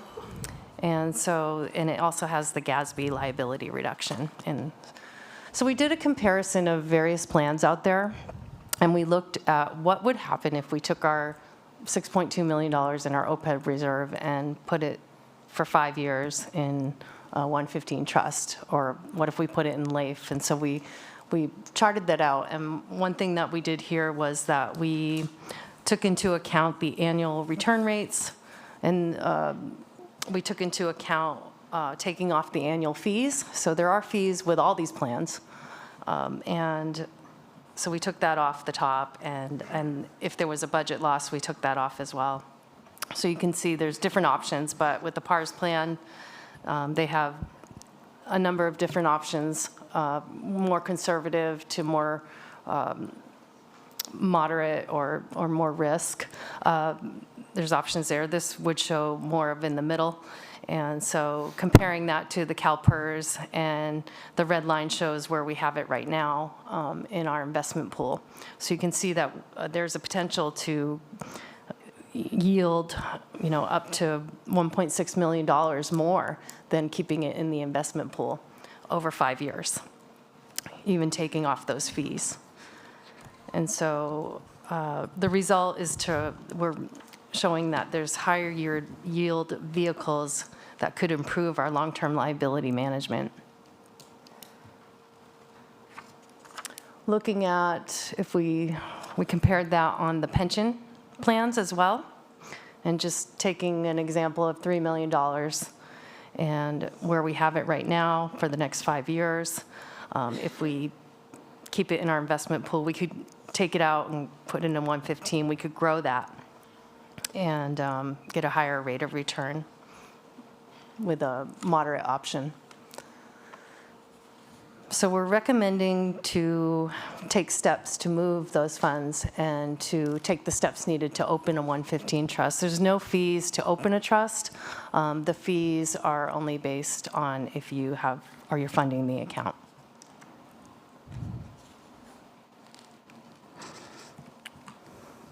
Okay. So with that, I'm asking that you adopt the resolution that includes changes to our general fund reserve policy and Section 115 trust, and authorizing myself to come back to your council, taking steps to open the 115 trust and to eventually fund it with the reserves. So I have questions. Are you finished? Yep. Okay. So the resolution, the way I understand it, you're not only asking us to do the 115, but you're asking us to do, establish a general fund appropriation for contingencies, establish an emergency catastrophic reserve, maintaining local the LEAF. So you're lumping in 115 with all these other in order to change the policy, correct? This is in the resolution. Yeah, we would need to come back with a separate resolution to open the 115. So this takes into account taking action to give me direction to set the reserves up and to basically move the OPEB reserves out and a portion of the pension reserves out and to fund those other reserve categories. It gives me direction to take action on those. And then I would need to come back with a separate resolution to even open the 115 trust. And you would need to take action on that as well. So why wouldn't we have this together in one meeting where we can give you direction and talk about the budget? Because we're still in talks about the budget. Why wouldn't we do that all at once? You could, if you know, the funding will still be available to you. So when we talk about the budget, all that funding's going to be there. So unless we move the funds out to the 115. Right, but you'd still have to come back for a resolution in order to do that. That's what I'm saying, if we can be efficient and do that all at once. So I would make a motion that we continue this until the date that you want where we can efficiently do all of this. So that would be my motion. I have questions. Okay. Well, can I have a second on the motion, then we'll talk about it? Well, she has questions first before. No, you have to have a second on the motion. Okay, now we can have discussion. Go ahead. See, my understanding of what's brought forward is that it's essentially a restructure of our current reserve policies. And in addition to that, as we're restructuring these reserve policies, we are establishing a 115 trust account so that the funds that we already had in essentially the OPEB and pension reserve grow rather than generate revenue rather than staying somewhat stagnant, is my understanding of what is being brought forward. Correct. They could have the potential to grow at a higher rate. And with that, I think that the biggest note for us as a council to highlight is that essentially by moving through this restructuring, we are decreasing the liquid funds that we would have essentially available to our disposal, correct? That is correct. The funds in the OPEB and the recommendation to move $3 million into the pension 115 trust will only be available for those purposes. Mm-hmm. Great. Thank you for clarifying my understanding of that. My questions are around the targets that were brought forward. I actually appreciate that restructure because it's really taking into account best practice, or what is essentially best practice, but also they seem like targets that are just make more sense in my mind versus 25% for some of those. So on that note, I'm just curious what your thoughts are on what it's going to take for us to be able to meet the targets that are being proposed tonight. And what would it essentially require of us in order to meet those budgets? And how does that compare to what any city surpluses would support? Right. So with the recommendation, your council would meet the target for the core general reserve. You would, if we can shift those funds out of the pension reserve and bring that up to where it's supposed to be at the 16.7%, that one will be met. We will bring the the leaf reserve to the bottom level, and it will be met at the bottom level of what we're recommending. So we said between 10 and 15%. You will meet that.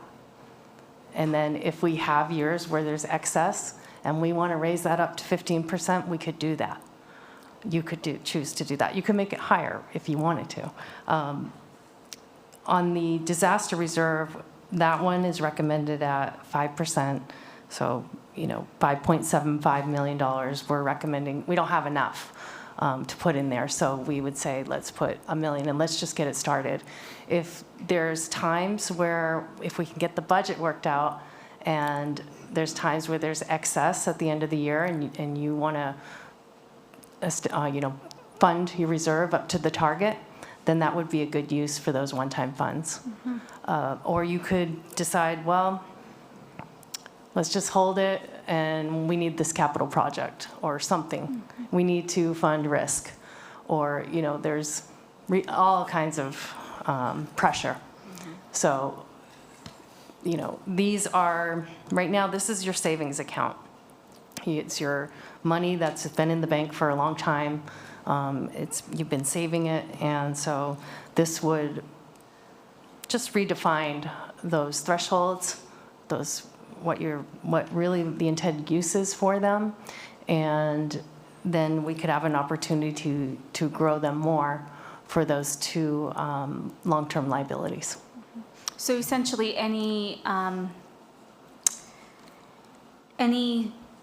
surplus that the city may have, we would have the discretion of how those funds could be allocated. However, the targets that we have set here, those would essentially be budgeted. They will be held in your reserve account. They won't be budgeted. They will be held in your savings account. Okay. Thank you for that. My other question has more to do, and I think I've asked this before, around our audits, our financial records. And I know that the last audit that we had was in 2023. And so I'm just curious if you can confirm the status of the audit for 2024.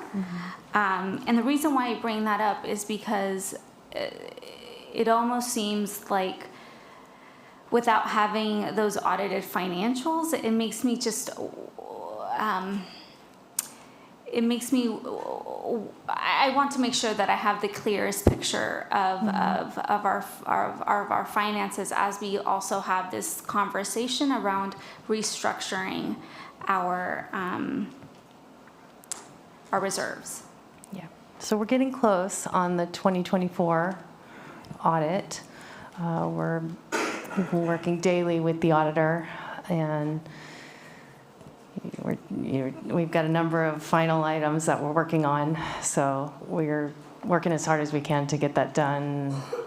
I wanted it done when I first got here, but it's challenging. So we're working through that.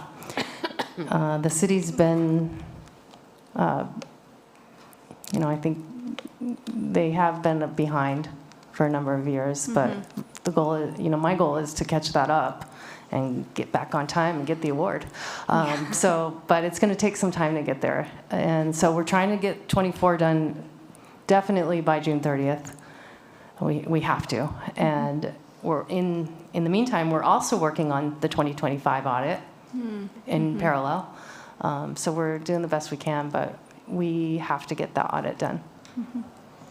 And then my other question is around the 19.1 million liability that you talked about.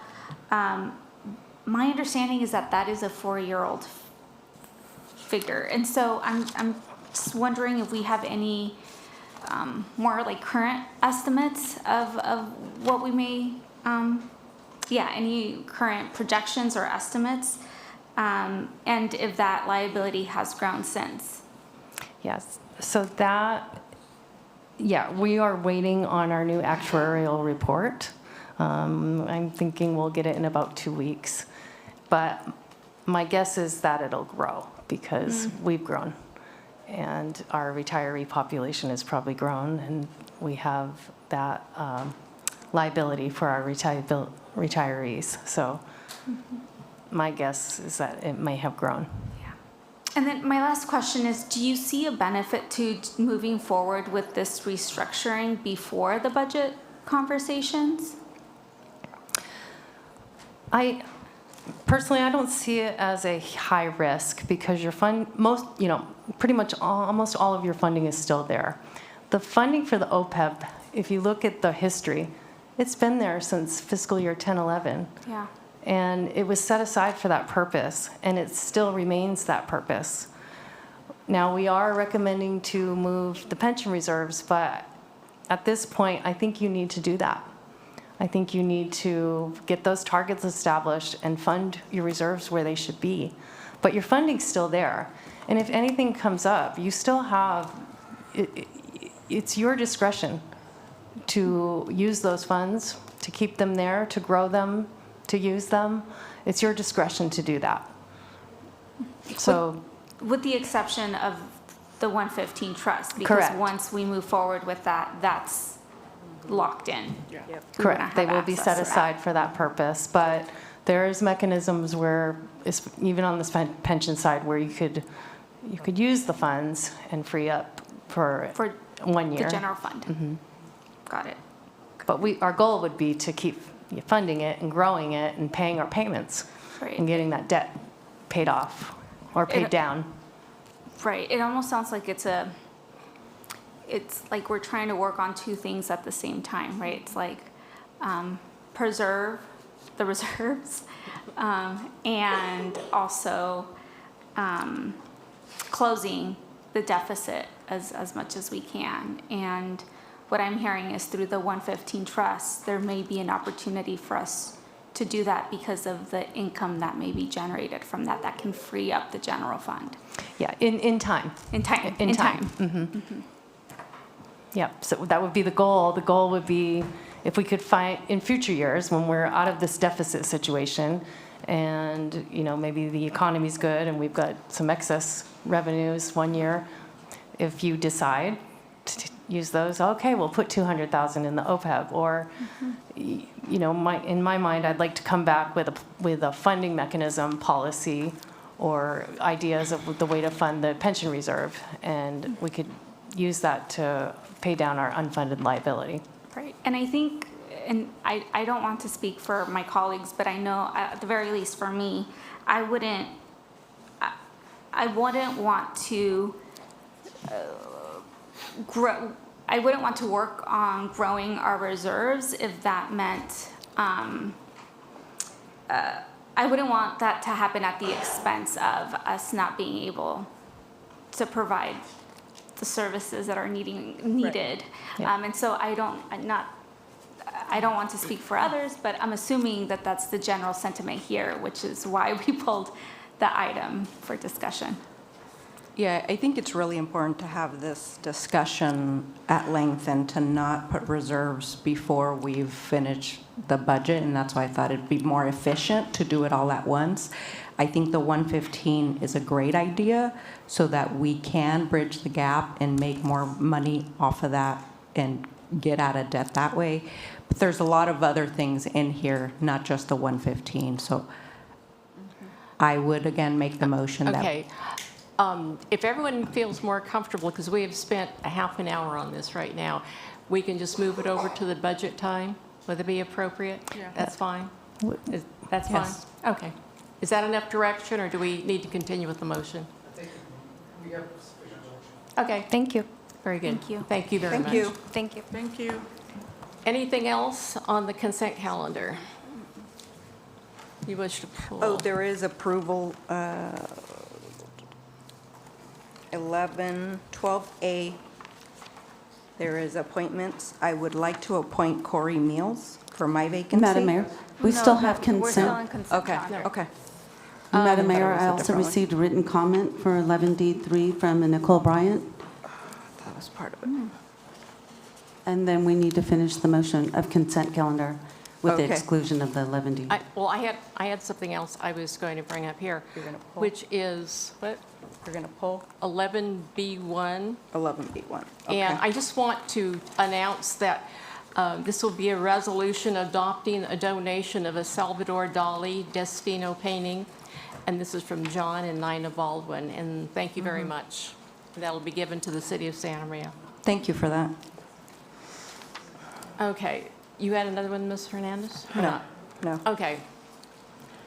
So I move that we approve the consent calendar? With the No, second. exception Oh, with the exception of 11D3. 11D3. 11D3. 11D3. Okay. And there's a second? I Any second. Any further discussion? All those in favor? Aye. Aye. Madam Clerk, can you please call the roll? Councilmember Aguilera? Aye. Mayor Pro Tem Flores? Aye. Councilmember Soto? Aye. Mayor Patino? Aye. Motion carries. And then can I get a motion on the rest of the budget? I mean, the rest of the consent? On the what? That's what we just We did. did? Okay. Yeah. Yeah, we just did that. Oh, that's right, we delivered We're the done. other to her. Okay. So now we will do appointments, 12A. We will now consider making appointments to the Block Grants Advisory Committee. Chief Deputy City Clerk Donna Swartz, can you please give us your staff report? Yes, Madam Mayor, members of the City Council, the request before you tonight is to make appointments to vacant positions on the Block Grants Advisory Committee. I will present the committee for consideration of the appointments and the City Council's ratification. The Block Grants Advisory Committee has a total of 2 vacancies at this time. Staff received 3 applications from Jose Ramirez, Grace Pollock, and Mauricio Ambris for the vacant positions previously nominated by council members Aguilera and Soto. The appointees will serve an unexpired term ending July 2026. Council members Aguilera and Soto each have a nomination to this committee. Following the nominations, appointments will then be confirmed by the mayor with ratification by the City Council. Thank you. Councilmember Aguilera, your nomination was? Corey Meals? I didn't, Who? I didn't see their application on here. Yeah. I don't know if they submitted in time, and I can wait if they need to submit it. I did speak with them. Okay, they did not, but we can open that one up for you. Okay. Okay. Soto, do you have a? Ms. Soto? I'd like to appoint Jose Ramirez. And then I need a motion and a second. I will So- make the motion. Second. I'll second. Okay. Any further discussion? Hearing none. Madam Clerk, can you please call the roll? Yes, Mayor Patino? Aye. Mayor Pro Tem Flores? Aye. Councilmember Aguilera? Aye. Councilmember Soto? Aye. So next, we will make appointments to the various outside boards, commissions, and committees. And Madam Clerk, you want to give that report? Yes, Madam Mayor. Madam Mayor, members of the City Council, the report before you tonight is for Mayor to make appointments to fill a City Council vacancy on outside boards and the City Council to ratify the selections. The resignation of Councilmember Carlos Escobedo on March 3rd created vacancies in 3 of the 10 agencies City Council members sit on as representatives. Staff has conferred with Mayor Patino about councilmember appointments to the various boards. She has asked that the City Council consider the appointments listed on Attachment A. The 3 agencies currently requiring City Council representation are Central Coast Water Authority, Central Coast Collaborative on Homelessness, Home for Good, Santa Maria Airport Council Informational. I will present each board for appointment. After all have been appointed, the appointments will then be confirmed by the mayor with ratification by the City Council. The first board is Central Coast Water Authority. The proposed appointment for the member that is vacant would be Utility Director. Yes, that'll be fine. And on the rest of them, let's wait to see when we make an appointment to the City Council, and we can just wait on the rest of these. Okay. Okay? But City Utilities Director on CCWA would be appropriate. Yes. Okay, so I need a motion. So move. I'll second. Been moved and second. Any discussion? Madam Clerk, can you please call the roll? Mayor Patino? Aye. Mayor Pro Tem Flores? Aye. Councilmember Aguilera? Aye. Councilmember Soto? Aye. Motion carries. Okay, the next item is a public hearing on the drafted fiscal year 2026-27 Community Development Block Grant Action Plan. The report is presented by Community Programs Manager Rosie Rojo.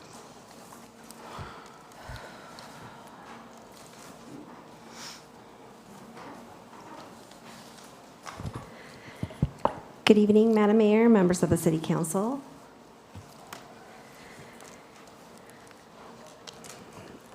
Tonight's public hearing will receive public comments during this 30-day public review period for the drafted fiscal year 26-27 CDBG action plan. Consider the funding recommendations for fiscal year 26-27 public services and capital projects, and review and approve the overall funding allocation and contingencies in the drafted 26-27 CDBG action plan. As noted earlier during our Community Development Week proclamation, the CDBG program is administered by the U.S. Department of Housing and Urban Development. All CDBG-funded activities must meet one of HUD's national objectives, including serving low to moderate income residents. Nearly 2/3 of the city's population falls under this category, meaning most residents benefit directly from CDBG investments. The Block Grants Advisory Committee is comprised of dedicated community volunteers who reviewed applications, conducted site visits, and developed the recommendations before you tonight. We thank the committee for its time and commitment to ensuring CDBG funds support impactful programs and projects. Their names are up on the screen, and I believe I saw at least one of our members, First Vice Chair Robert Doyle, out. I'm going to put you on the spot. Do you mind standing? If there's any other committee member here tonight? Sorry if I missed you. Thank you, Bob.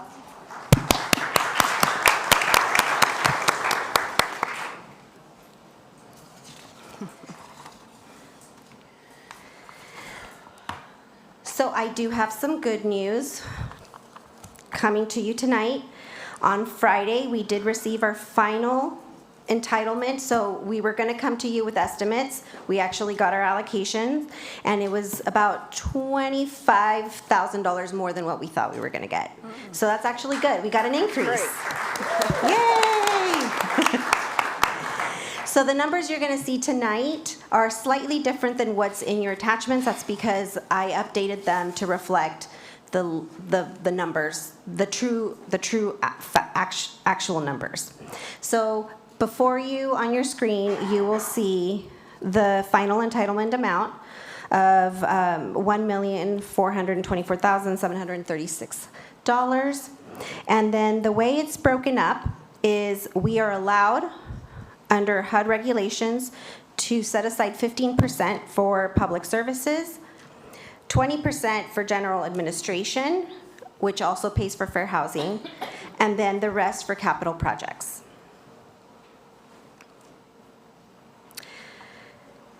So the way we allocate this is by going off of our funding priorities. A community needs assessment was held on July 14th, 2025 to gather public input on local priorities. The needs expressed were consistent with the CDBG priorities in the city's 5-year consolidated plan. Therefore, the committee recommended no changes. The annual priorities were adopted by the City Council on September 16th, 2025. At that same time, the council directed staff to allocate the majority of the CDBG capital funds to the Recreation and Parks Department's Sports Complex project. A notice of funding availability was issued on September 18th, followed by a mandatory pre-application workshop on October 2nd.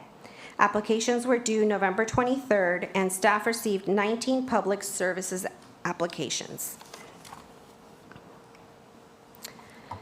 The committee evaluated proposals based on the adopted fiscal year 26-27 priorities, federal eligibility requirements, and the city's criteria for public services and capital projects. 2 public deliberations meetings were held, one on Monday, February 9th, and the other on Wednesday, February 11th. So this is the result of the February 11th meeting. For capital projects, consistent with council's direction from the September 16th meeting, the committee recommends allocating most of the capital funds to the Recreation and Parks Department's sports complex. This will be the 3rd consecutive year the project is recommended for CDBG funding. And on your screen, you will see what that looks like. It would be a little over $900,000 for the sports complex with $20,000 set aside for the TBRA administration program. So because in February we didn't have our final numbers, the committee adopted some contingencies for both capital and public services funding. This will allows us to continue with the process without having to delay it and potentially delay our reporting to HUD, which could also hold up our funding. So the contingency for capital projects was if any additional money that came in for capital would go to the sports complex, and if there was a reduction, it would be taken away from the sports complex. So now to public services. For public services, the Block Grants Advisory Committee prioritized programs addressing basic needs, emergency assistance, seniors and youth, and services for unhoused residents. Of the 19 applicants, 11 were recommended for funding during the February 11th deliberations meeting. However, $37,500 was set aside to be allocated during tonight's meeting. So for public services, contingencies were also adopted. They are the same as last year's contingencies. Basically, any funding increase up to $14,999 would be evenly distributed amongst the agencies currently funded under $20,000. Wouldn't that be nice? And then if we received between $15,000 and $29,999, we would fund the next ranked agency at $15,000 and distribute the remaining evenly among agencies under $20,000. And then if we received more than $30,000, we would fund the additional 2 ranked agencies and distribute the remaining funds evenly. Now, if funding decreased, we would reduce all the funding evenly with everyone receiving at least a minimum of $15,000. Luckily, again, we don't have to worry about that. We got more money than less, so that's good. So to streamline, and I'm sorry this is so small, I didn't realize how small it was going to be. But to streamline tonight's hearing and expand support for more service providers, staff is recommending that the City Council allocate the remaining $37,500 that you have tonight to the 2 agencies that were ranked after the first 11 were ranked. So that would be numbers 12 and 13. And they are shown in your attachment C, I believe. The numbers are a little different just because, again, the numbers on the screen are the true and correct numbers based on the updated final allocation amount. So basically the way it looks is you would fund agencies ranked 12 and 13 at $15,000 each, plus the addition that will be distributed evenly. And then also the additional increase in public services funding is, again, associated with Friday's final allocation amounts. Now, again, this approach funds 2 additional agencies and modestly increases allocations to the rest, while remaining consistent with the committee's contingency plan and its recommendations. So this is what it would look like if you were to approve that recommendation. You will see 32% would go to help the elderly, followed by critical need, and then the unhoused, youth, and special needs. So here's, again, what we're looking for tonight. We're opening up the public hearing for capital and public services recommendations, discuss and approve public service allocations, as well as discuss and approve capital allocations, and then approve the contingencies for both public services and capital. And the reason we would like to approve those contingencies is, 1, to solidify the committee's recommended contingencies, but also in case HUD wants to come back and give us more money, then we can, already have a plan in place. And then we'll return with our final recommendations for final approval on May 5th. This concludes my presentation. Thank you. Are there any Yes. Any questions from the council? I do have a question. So Councilmember Hernandez? So each of us has 9,375 to allocate? Correct. And it is really small print. Yeah, I'm so sorry. So as an example, the first one as an example, Alliance for Pharmaceutical, is that the max that they can receive? What is the maximum? The max is 10% of our overall set aside, so that would be $21,386 would be the max. 21,000? 21,386. Okay, got it.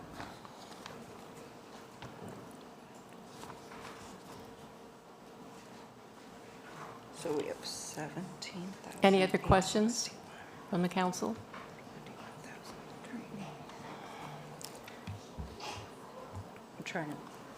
I'm trying to do the math here.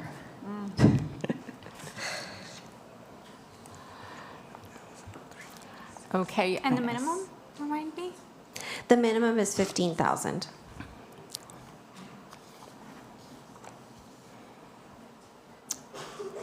Are there any other questions from the council? Okay, if not, I'm going to open up public hearing, and I have requests to speak. Do I have any written comments, Madam Clerk? Yes, you received two, one from Brittany Avila Wozni and one from Vivian McDonald. Okay, so I will open up the public hearing and for requests to speak, and I have 13. If you could keep it to 2 minutes instead of the 3 minutes, it would be much appreciated. Danielle Smith, followed by Melissa Chatfield, followed by Michelle Ward, followed by Bradley Kirkman. Okay.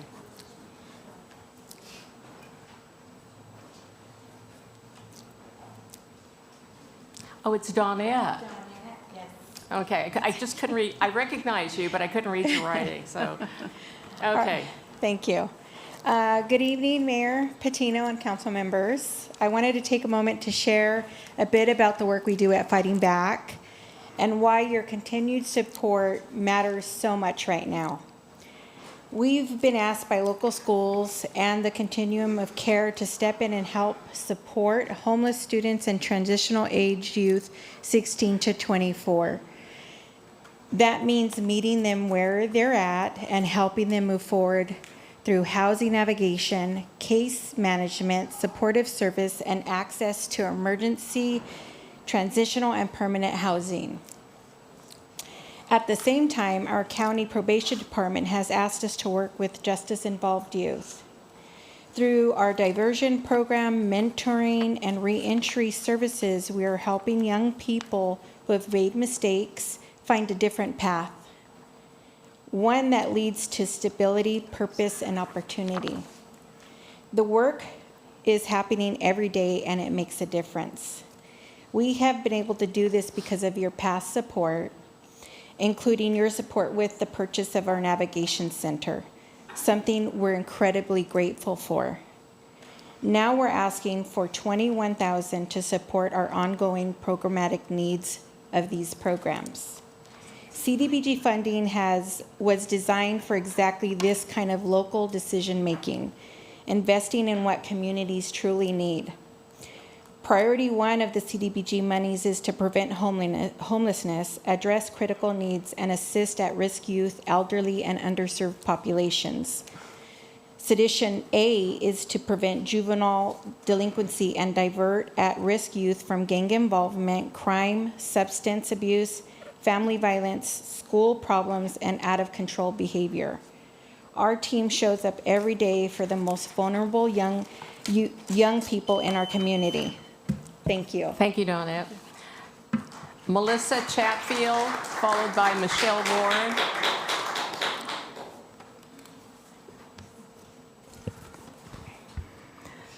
Hi, good afternoon, Madam Mayor and City Council members. My name is Melissa Chatfield, and I'm the Strategic Partnership Officer for the Council on Alcoholism and Drug Abuse. For more than 75 years, CADA has served Santa Barbara County, helping people build healthier lives, stronger families, and safer communities. Today, I want to talk specifically about treatment services we provide for teens and families at our Daniel Bryant Youth and Family Center a few blocks away from here. I want to clarify what this program is. This is not prevention, education, it's not school presentations. This is treatment for young people who are struggling with substance use, often as a way of coping with depression, anxiety, trauma, or other stressors at home. Some teens come to us because a parent is worried. Others are referred by school, juvenile probation, or a diversion program. And most are still in their early substance use. And that's exactly why this care matters. The earlier we can step in with the right support, the better chance we have of helping a young person get back on track. Last year, CADA served 640 unduplicated adolescents across 3 locations in Santa Barbara County. 343 of them come from Santa Maria. We're on track this year to increase that number by 25%, which is why this funding is so critical for us. Our care is age-appropriate, trauma-informed, and available in both English and Spanish. 75% of CADA's clients come from low-income to moderate-income households. No one is ever turned away for an inability to pay, which is especially important for low-income families who might otherwise go without help. Your support helps us make sure that Santa Maria families can find real treatment close to home when they need it most. Thank you very much. Thank you. Michelle Ward, followed by Bradley Kirkham.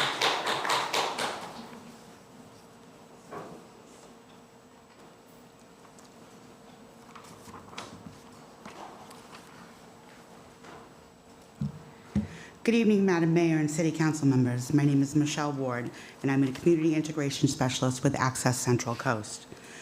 I'm here to thank the CDBG Grant Committee for recommending our program for funding and to encourage your approval.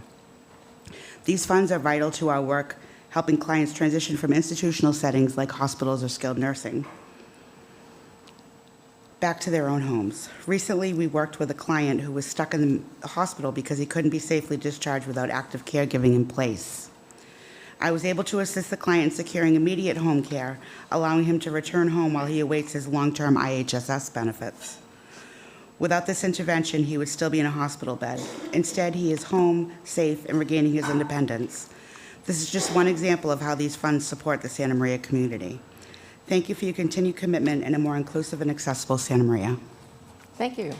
Bradley Kirkman, followed by Ann McCarty, followed by Nikki Freeman.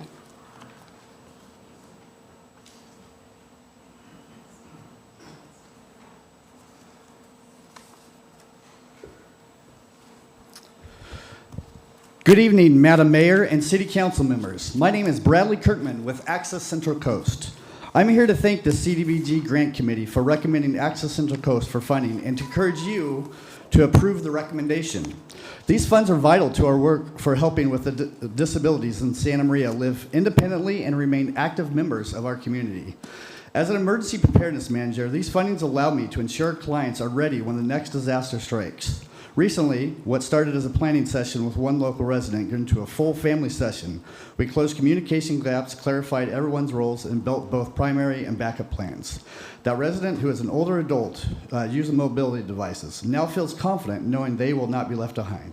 Thank you for your continued commitment to a more inclusive Santa Maria from Access Central Coast. Thank you. Thank you. Ann McCarty, followed by Nikki Freeman, followed by Pearl Garza. Yes. Yes. Can I have everybody's rollback minutes? Curious.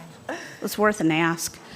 Good evening, Mayor Patino and members of the City Council. I'm Ann McCarty, Executive Director of the North County Rape Crisis and Child Protection Center. In the past 9 months, we have provided direct services to 182 Santa Maria Valley residents. Of those, 133 were Santa Maria CDBG clients, meaning they were victims of crime and qualified under a presumed benefit. That represents 73% of those we served. However, due to funding limitations, CDBG resources only allow us to serve approximately 104 clients, leaving a gap between those eligible and those who we are able to support through this funding. I want to be clear, I have a deep respect for the Block Grant Committee members and for city staff. I understand the incredibly difficult task before them. They work diligently to stretch limited resource across a wide range of critical needs, and their efforts are both thoughtful and commendable. The reality, however, is that the need in our community continues to grow while the funding available does not. I also want to acknowledge how difficult it is to stand here knowing that our fellow nonprofit partners are facing the same challenges. This is not a competition any of us want to be in. But tonight, this is my final opportunity, and really, my final opportunity to make this request. I respectfully and humbly ask that you consider increasing our allocation to the $21,000 we originally requested using discretionary funds available to you. This investment will allow us to fully meet the critical needs of crime victims in our community, ensuring there are no gaps in service, and to continue providing prevention education so that more survivors like the one Sabrina spoke about earlier can find their voice and access the help they deserve. Because at the end of the day, it's not about numbers on a page, it's about whether a child finds safety, whether a survivor is believed, and whether someone in their darkest moment hears, "You are not alone, we're here for you." Thank you. Thank you, Ann. Thank you. Nikki Freeman, followed by Pearl Garza, followed by Marco Quintanar.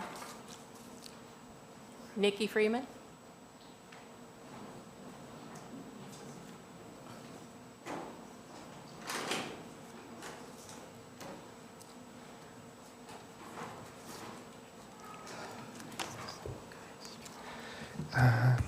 Hello, Madam Mayor, members of the City Council and the CDBG Grant Committee. Thank you.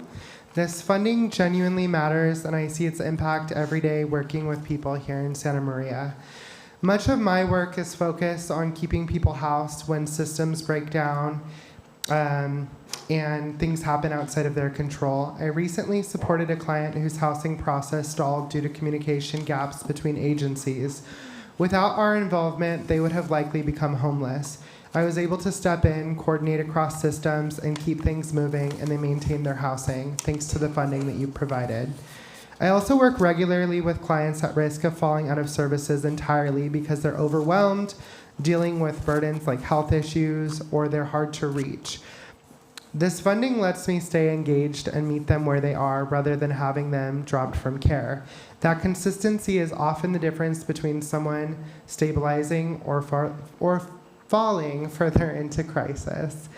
Day to day, this looks like navigating housing applications, communicating with landlords, maintaining benefits, and connecting people to programs like CalAIM. Small interventions at exactly the moments people either move forward or fall through the cracks. I have personally seen this work that I do impact a great many people in our community, and it's something that I believe in. So I just want to say thank you for the funding and the continued investment in this work. It's making a real difference in our community in Santa Maria. Thank you. Thank you. Pearl Garza, followed by Marco Quintanar. Hello, Madam Mayor, council members, and CDBG committee members. My name is Pearl Garza. I'm the operations manager for Smooth. Thank you all for your time and consideration in funding Smooth for the CDBG grant. Since our last allocation meeting in February, fuel costs have gone up substantially. In some areas, we have seen increases of over $1 per gallon in just 2 months. For an organization like Smooth, CDBG subsidies are critical. They will provide the necessary buffer to maintain our service levels without being sidelined by these rapidly increasing expenses. We cannot forget one of the most important sectors of our community, our seniors. They rely on Smooth to get them where they need to go in a safe, timely, and cost-efficient manner. Thank you for your time and consideration in supporting Smooth. Thank you. Thank you. Marco Quintanar, followed by Marlon Zaragoza, followed by Hilda Zacarias.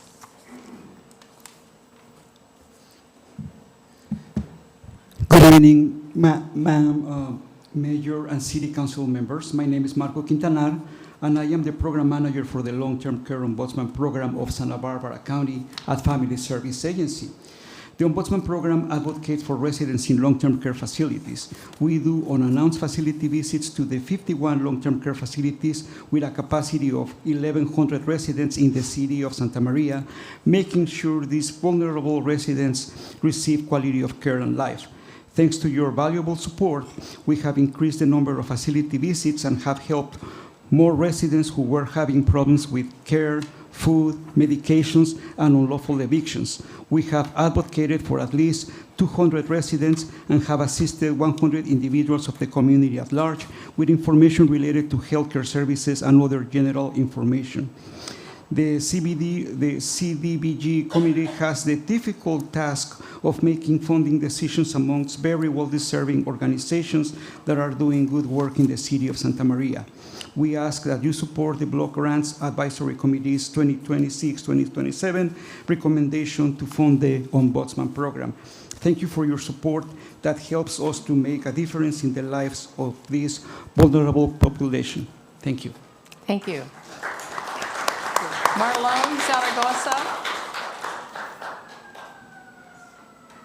Marlon Zaragoza. Hilda Zacarias.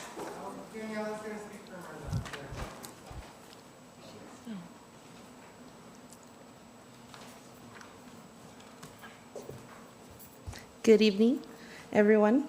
My name is Daniela Garcia. I'm the benefits specialist with Access Central Coast, a disability service nonprofit organization serving the Central Coast. Our services are designed to help people increase or maintain their independence. We believe every person has the right to direct their own life, and we work to remove barriers and promote full inclusion for people with disabilities.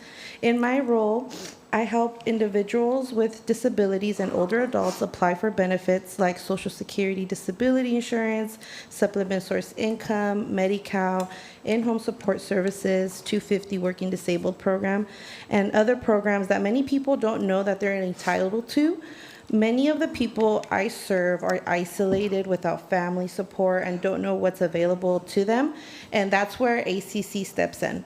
I like to share one recent example of the impact of this work. I had a client whose SSI payments were wrongfully stopped. I helped them appeal and gather medical records to support his hearings. Social Security did not Social Security not only reinstated his benefits, they discovered a 10-year underpayment and issued $15,000 in back pay. He now has the opportunity to secure housing and rehabilitate his life. This is what the CDBG funding makes possible. It supports the one-on-one advocacy that helps our most vulnerable community members access income and services that they need to remain independent. I am here today to thank the CDBG Grant Committee for recommending us for funding and to respectfully urge you to support this recommendation. Thank you. Thank you. Hilda Zacarias, followed by Marla Landreth.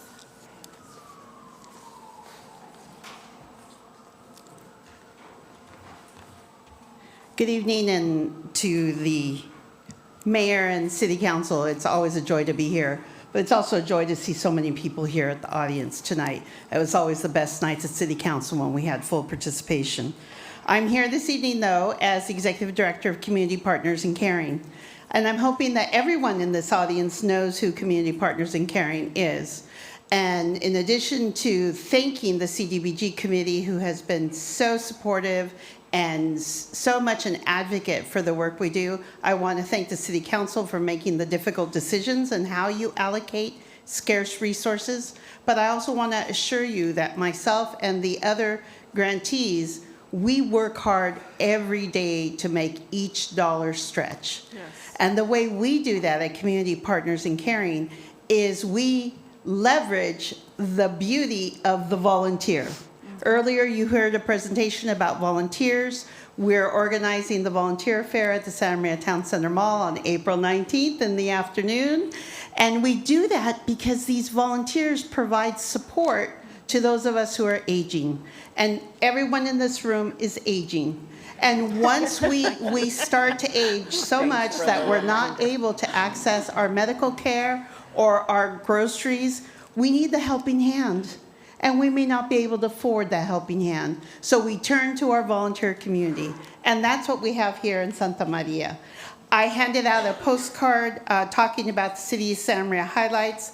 Last year, we did 3,357 trips of helping individuals, drove just under 30,000 miles, gave almost 3,000 hours. The average age of our client is 77 years young, but they range in age from 28 to 99. 73% are women. So help join and support our community and become a volunteer, Community Partners in Caring, and thank you to CDBG. Wow, thank you. Marla Landreth, followed by Roberto Rodriguez, followed by Ken Dahman. Did we get those cards?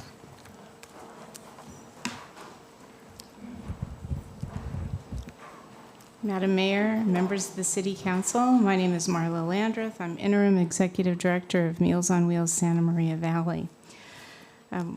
Would like to let you know that we've been serving meals in the community since 1971. And over the past 54 years, your support has allowed our volunteers to provide meals and friendly home visits to homebound neighbors, the majority of whom are seniors and very low income. I respectfully request that you approve the allocations and contingencies of the FY fiscal year 2026-2027 CDBG action plan, and thank you very much for your continued and ongoing support of our program. Thank you. Berto Rodriguez, followed by Ken Dahman.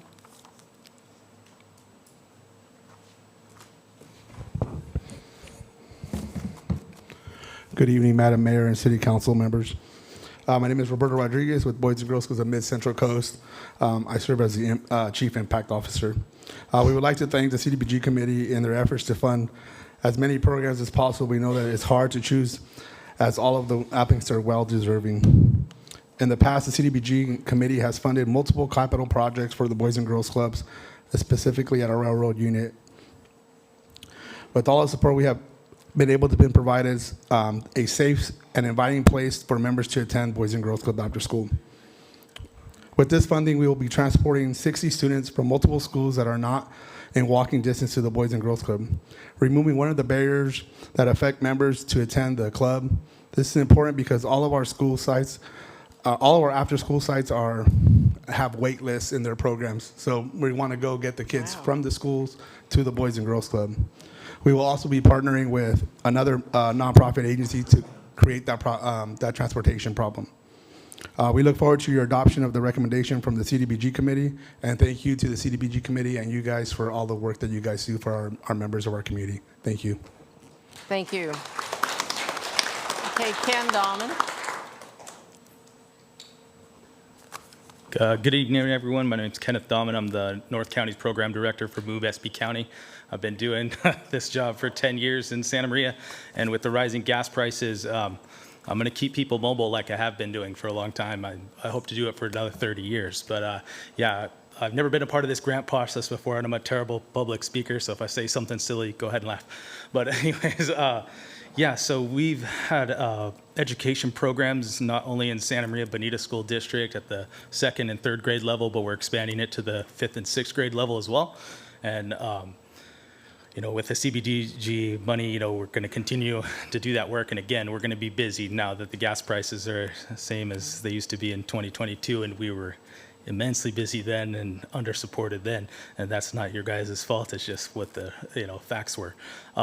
Yeah, we're going to continue to strive and grow in the community. We're looking to solidify our spot and kind of obviously those capital grants money is not going to be available for a few more years until that sports complex gets built, but we'd like to have a more permanent location in Santa Maria like we do in Santa Barbara so that we can continue to grow and harvest the community volunteers that we have and just naturally grow healthier people who are more financially independent and self-reliant on their, not only their transportation, but their health and finances as well. So the bicycle, I know it feels like it's a lowly thing. You see people who are in need using them just to get to and from, and it kind of gives them a lifeline. And I have a story I'd like to show about an individual who basically came to me looking for a volunteer opportunity so that way he could get his tattoos removed. And now he's working again, and he's a manager at an automation firm in San Luis Obispo, and he was a previously incarcerated individual that was down on his luck and needed somebody to take a chance on him.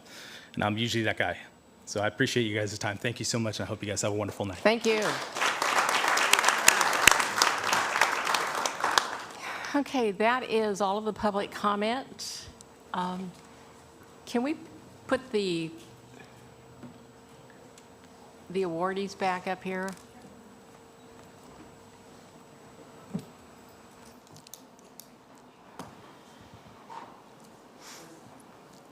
Okay.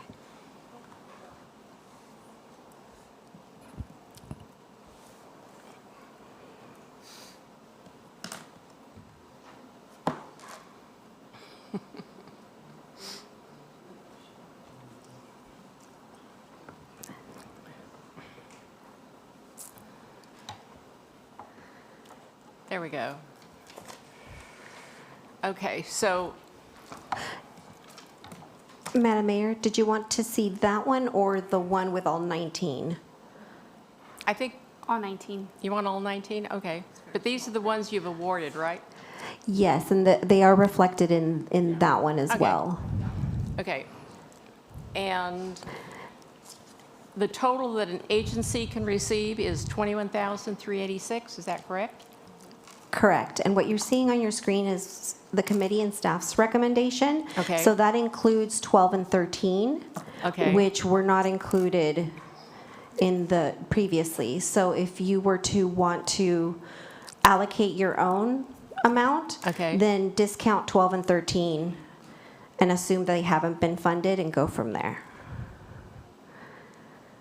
Oh, so 12 and 13 includes our designation. Correct. So then, so it's like they got zero. We should.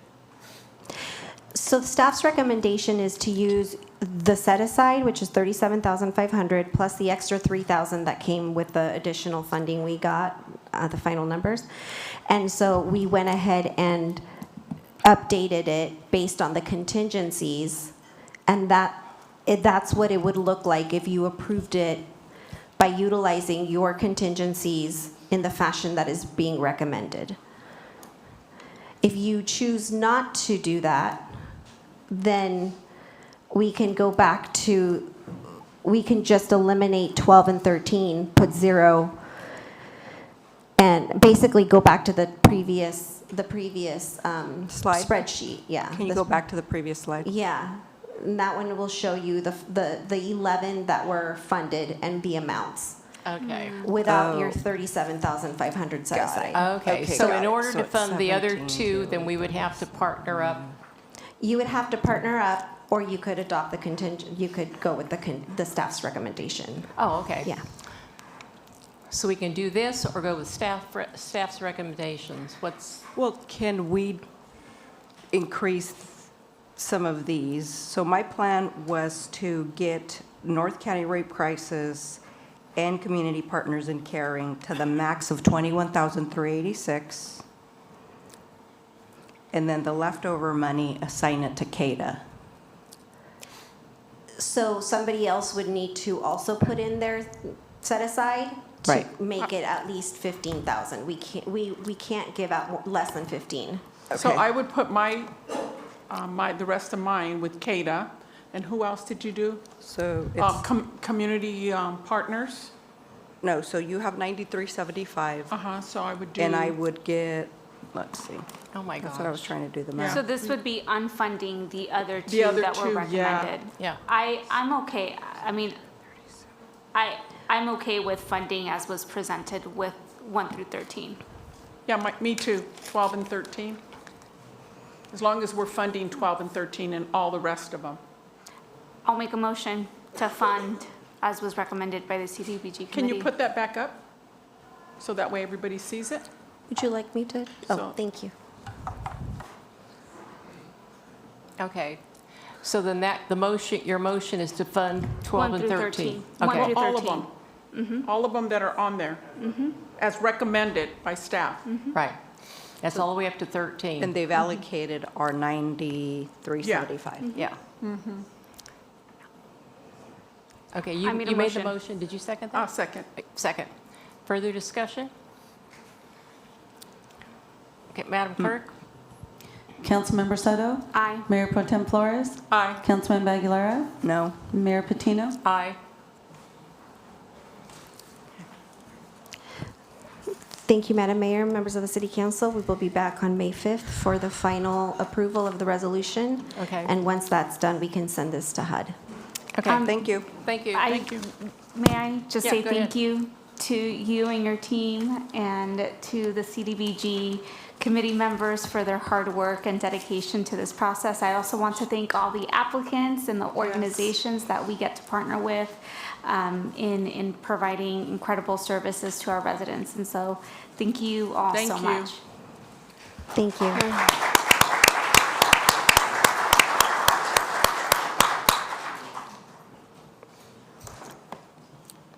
Okay. The next is a regular business item on the automated red light camera program research summary, which will be presented by Chief of Police Chris Williams. Madam Mayor, would we be able to take I'm like a sorry, you did. 2-minute Yes, I'm stretch sorry. break? Let's take a 5-minute break. Thank you. No, it's okay. I just need to use the bathroom and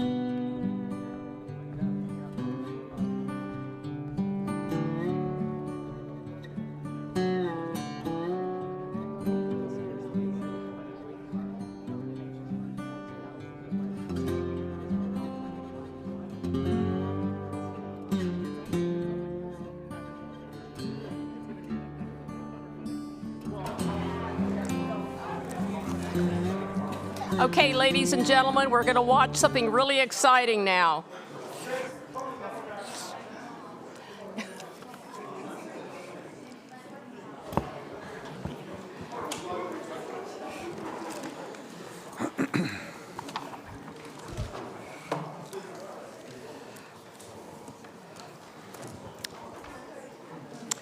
Okay, Police Chief Chris Williams. This is something we talked about when you first got here.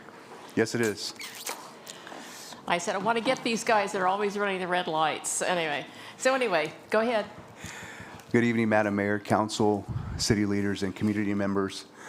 I'm here to give a presentation and seek direction from Council in regards to the automated red light camera program. I'll start first with providing a summary on how we got here. As you pointed out, Madam Mayor, one of the first priorities that a couple of council members had spoken to me about, as well as a number of community groups and members, about the issue that we have in the city of Santa Maria of people running red lights. So in September of 2025, I formed a working group to research red light camera programs and the feasibility as a deterrent for a higher number of red light violations. The working group met with 3 qualified vendors and reviewed new Senate Bill 720 framework, and I'll get into what Senate Bill 720 is. The primary goal that we established was to reduce traffic collisions and violations through deterrence and enforcement. The working group and my recommendation is to approve a pilot program at 2 to 3 high priority intersections and assess how effective the program is over a 1 year to 18-month trial period. To give you a little background for those that have been around for a while, we did have a red light camera system that operated from 2007 to 2009, and the company was Nestor Traffic Systems. It operated at 4 different intersections within the city of Santa Maria. And between that time period, it reported positive safety results with a reduced number of violations at those 4 intersections. The program ended in 2009 when the vendor, which went bankrupt, terminated a contract with us due to low violation rates. Why we're revisiting the red light camera systems now, as you all know, traffic has increased and so have red light and speeding violations. The city of Santa Maria has noticed an increase in fatal crashes, and the California legislators passed Senate Bill 720, referred to as a Safer Streets program, in October 2025, with modernized regulations that streamlines the process and makes it more efficient and effective for municipalities to have a red light program. And lastly, technology has advanced with better quality and review requirements. To show a comparison of Senate Bill 720 versus traditional programs that we saw with our previous program, the traditional program, it deemed the violations as a criminal violation. The fine was around $486, and it caused a DMV point to the driver who was convicted. In that system, the city received minimal fine distribution, with the state of California taking the large line share of the fine, and the county taking the second largest and leaving the city with less than 5% of the total fine, which doesn't make it very cost effective for municipalities. It also was handled through the municipal court, through a judge or a commissioner, and it required a lot of sworn staff resources to defend these cases when they went to trial. Under the Senate Bill 720, the Safer Streets Act, it's considered a civil penalty similar to a parking citation. The fine ranges between $100 and $500, and there is no DMV point issued to the driver. And one of the key benefits is that the city receives 100% of the assessed fine.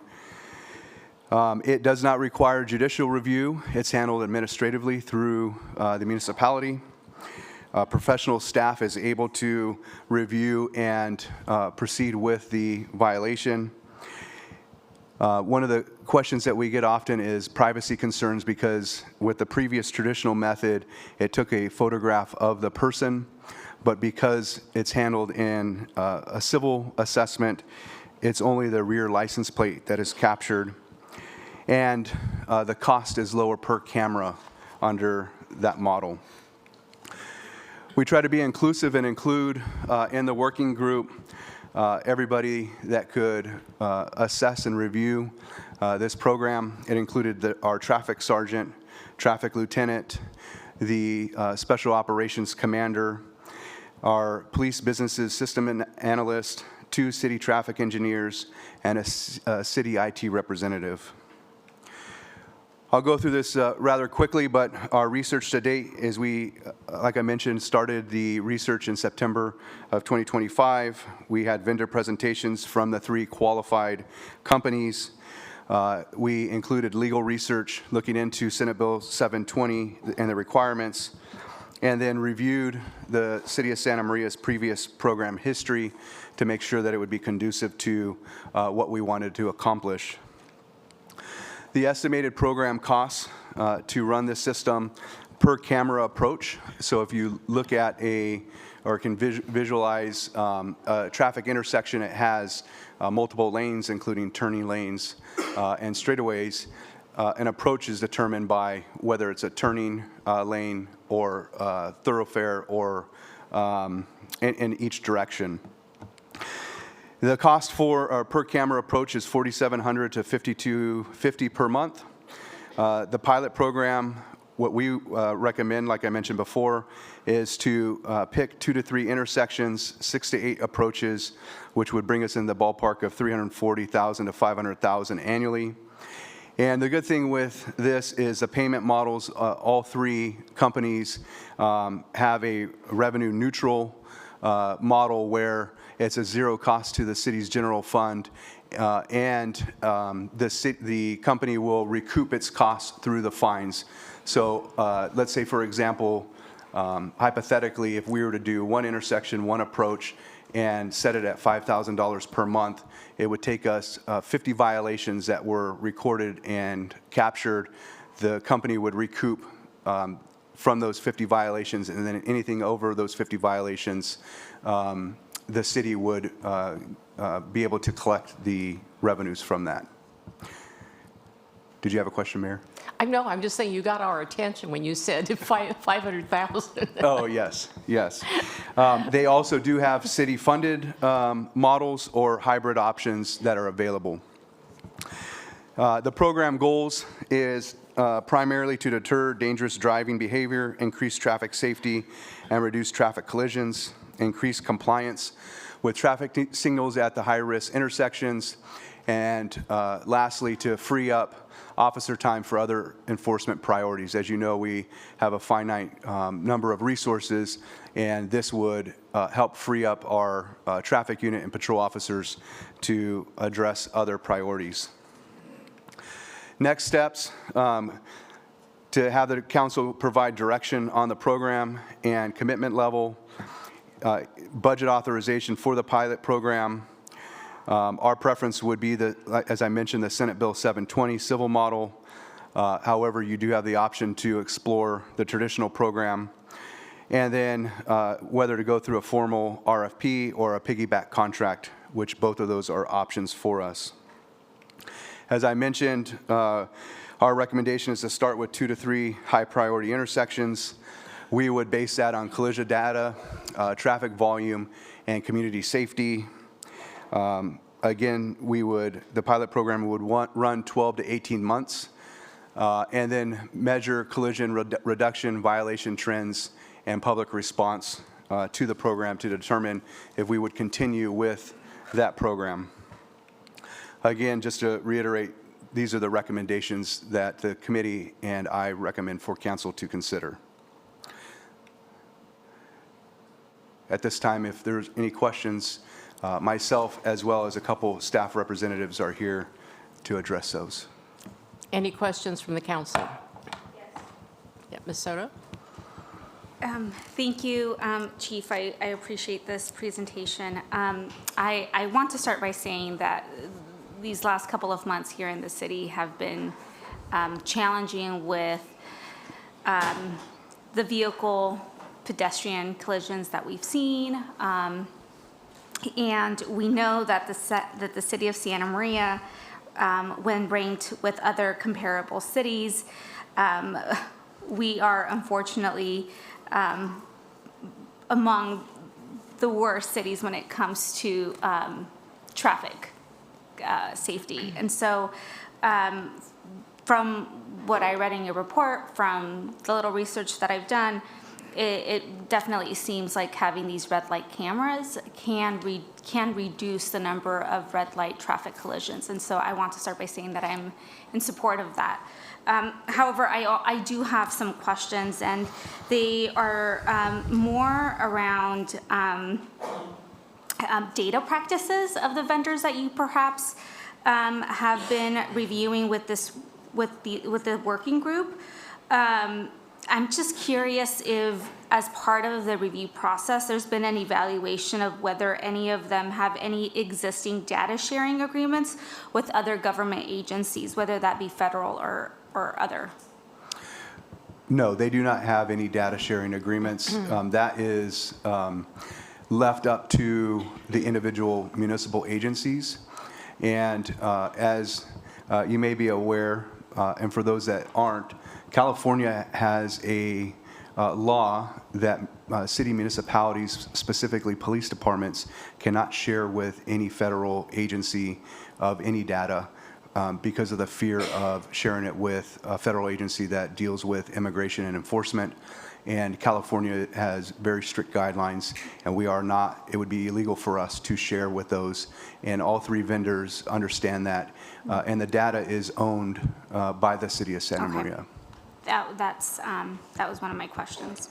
And then how long would the vendor keep or retain the footage or the data? And I ask this more so in the event that we were to not continue with the pilot program. Yeah, and just for clarification, the only data that is retained is a photograph of the violation, the vehicle before the limit line to show the violation, and a photograph of the rear license plate. It does not, they have no access to California DMV records to show or display or retain the registered owner's information. Okay. Those were my main questions. Thank you. Thank you. Any other questions? So all you get is the back license plate, and that's it? Yes, Madam Mayor. Okay. Yeah. Well, and the vehicle before the limit line to show the violation, but it doesn't take a photograph of the driver under the model that the committee and I are recommending to move forward with, the Senate Bill 720. Okay. If the council wanted to elect to go back to the traditional model, that would have a photograph of the offender, person. the license plate, and the violation. And so for purposes of tonight's action item, you're looking direction to move forward with putting out the RFP? Correct. And basically a pilot program, not a full-blown rollout of all the intersections that we deem. We want to first demonstrate to council that it is effective, so that's why we would do a pilot program. And then, so next steps would be to go out to RFP or a piggyback agreement, select a vendor, and then come back for approval from council to initiate that contract and determine if we're going to do a cost-neutral method, a city-funded method, and you would approve one of those options with the vendor. Great. Like I said, I think that this is a very timely issue, a very timely agenda item, and I appreciate it being brought forward. You know, I'm in support of it with that contingency that in the RFP proposal, we incorporate strong data ownership. Even though I know there's going to be no facial recognition, but also incorporating that in the RFP as well as, you know, just data sharing. And I know that that's already part of it's common knowledge, but I think incorporating that in the RFP would be really great. Yes, I agree with you, and maintaining the privacy of our residents and community members is a top priority of your police department, and it's a strong belief that I have as well. And I know when we had the red light cameras before, all those accidents really went down. Yeah, So- and I didn't mention this, and I know we have a long night, but I just want to close with this comment.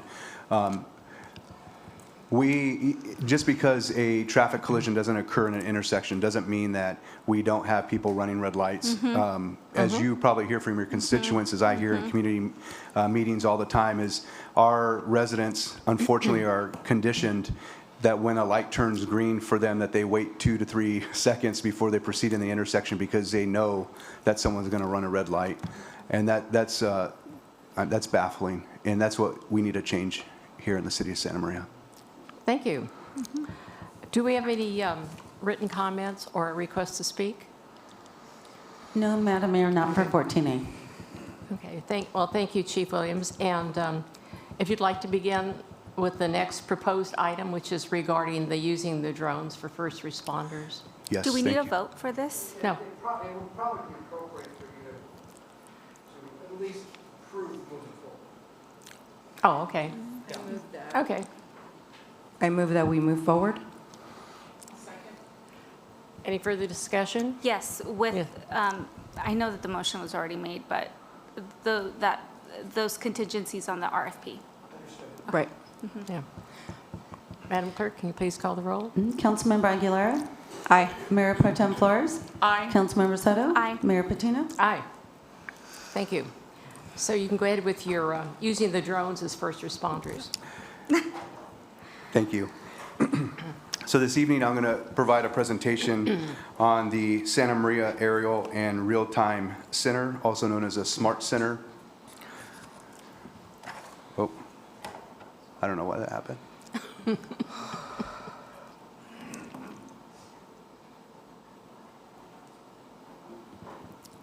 Do you want me to hit back? Or you got it? Okay. And then can you just make sure that there's volume when we get to the video? And that'll be the next slide.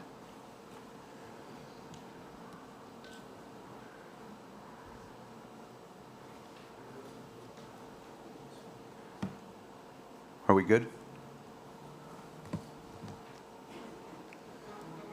Good morning, everybody. My name is Jack Cawley. I'm the Chief of Police here in Castle Rock, Colorado.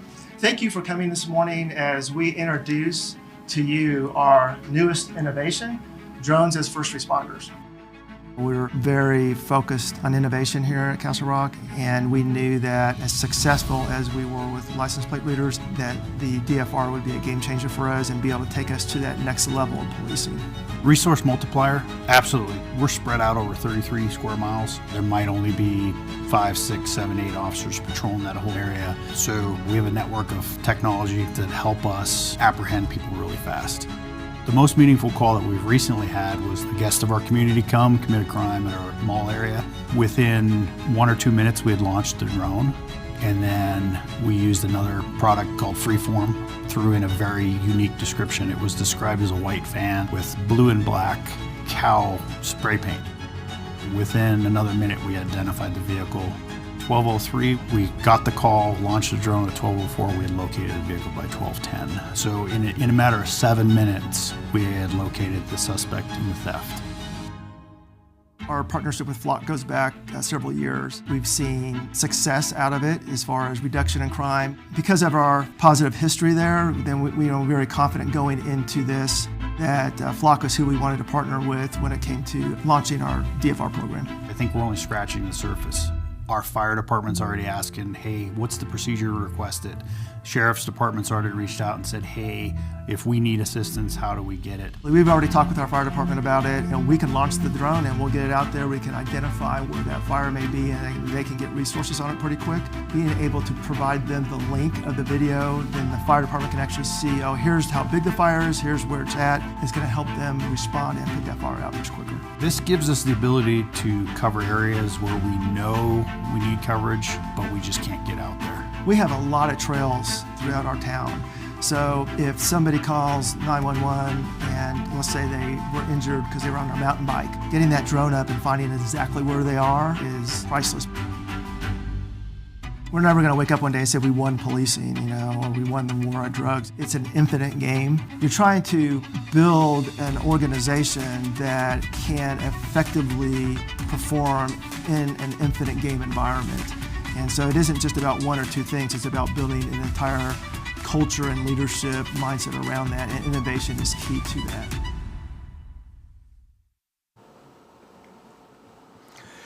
So the drone, as a first responder, deploys drones to calls for service, real-time awareness before first responders even respond to the scene. It uses docking stations on police, fire stations, or vehicle-mounted systems for rapid deployment and strategically placed locations for faster response times. It reduces the risk to first responders by eliminating need for immediate physical entry into dangerous areas. It reduces confrontation risks by providing vital situational data to officers before arrival for enhanced call coordination. And it's a very cost-effective alternative, reducing overall response costs while improving efficiency. From the agencies that have deployed the drone as a first responder, and there's many of them throughout California, and I'll get into a couple of them in some future slides. They have basically said that it has reduced their response time by up to 70% and does the work of 2 officers. I have another quick video that I'd like to show that demonstrates the effectiveness of this program.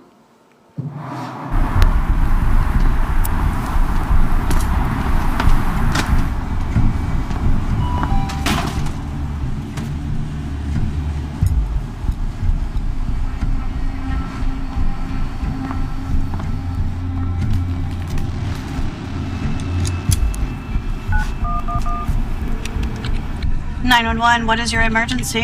I think I'm being robbed. 3 guys at my store and they have a gun. What is the address? Jack's Mini Mart, 6316 North 83rd Street. Responder 1 en route, arrival in 45 seconds. Edward 9, 3 minutes out. Edward 11, ETA in 6. Caller states 2 white males standing outside, possibly armed, 1 white male inside the store. Edward 9, copy. And we have our generational perspectives. We have our armed robbery in progress. Pull up the drone feed. Yes, sir.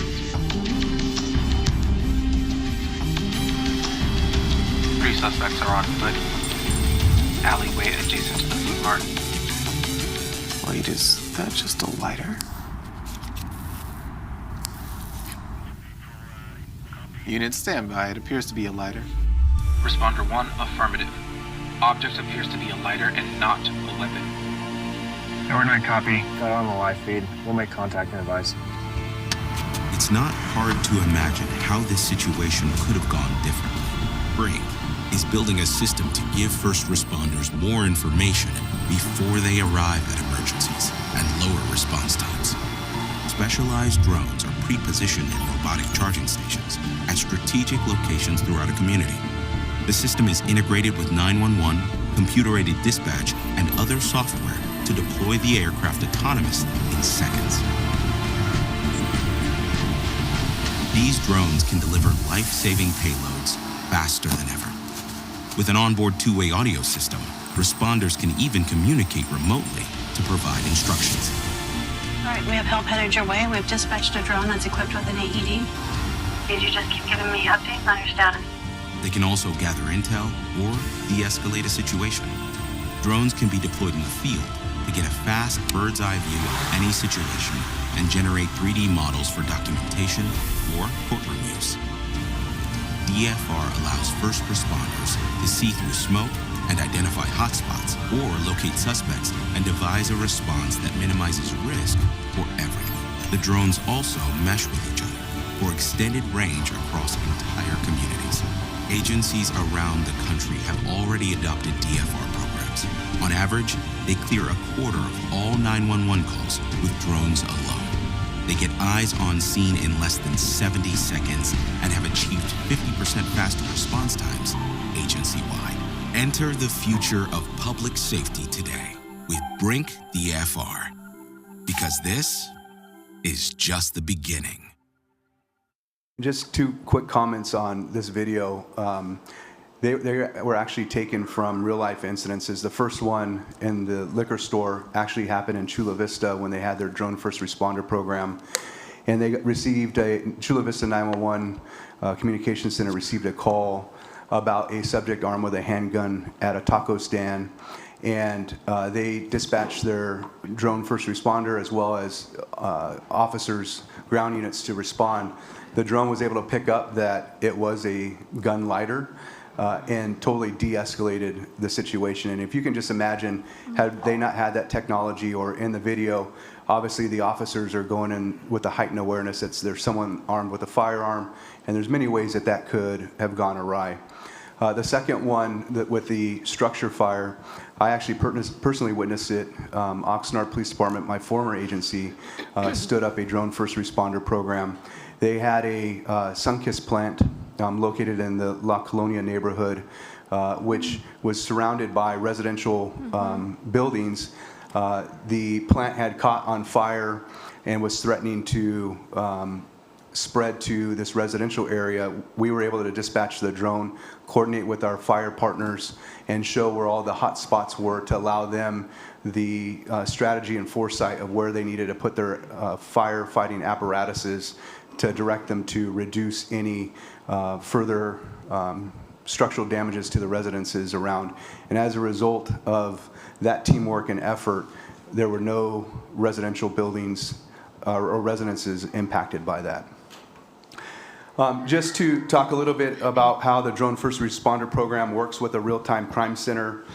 The Drone First Responder is one critical tool within the Real-Time Crime Information Center. And just briefly what each one does, the Real-Time Crime Center is the brain which collects and analyzes data from all sources, our cameras, license plate readers, 911 calls, and databases. And the DFR is the eyes in the sky, which is deployed from the Real-Time Crime Center to provide live aerial video to the entire team. The DFR operators work inside the Smart Center alongside analysts and dispatchers, and all parties, including the drone pilot, analyst, dispatcher, and field officers, are able to see the same information at the same time, hence the phrase real time, which is a force multiplier for our officers and dispatchers and first responders. Just a quick slide to demonstrate how the drone first responder works. The dispatcher receives the 911 call. The Smart Center monitors the call. The drone pilot launches, and the pilot arrives and relays critical information to the ground officers that are responding, or first responders if it's firefighters. Just to go over some quick benefits of having a real-time crime center and a DFR, it strengthens decision-making, allows us to have faster response times, better patrol allocation. Again, similar to the red light camera, we have a finite resources of officers, and this allows us to reduce the number of officer responses because the drone first responder program is handling a lot of those calls.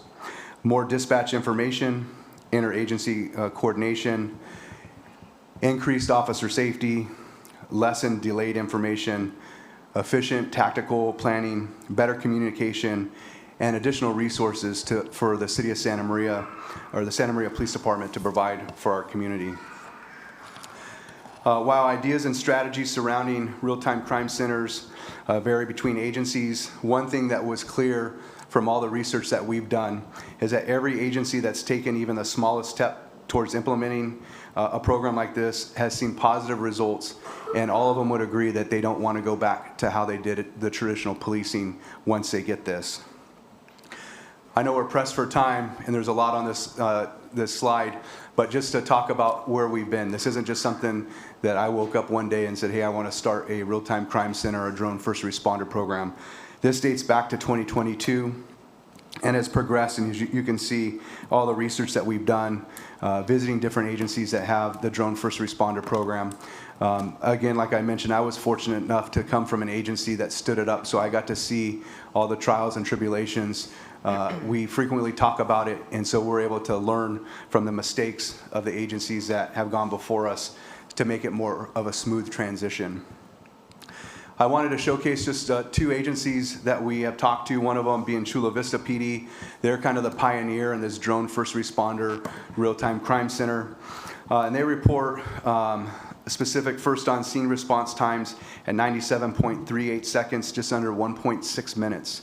If you look at our average response times currently for a priority 1 call, officers responding with their lights and sirens, we hope to achieve a 5-minute or less response time.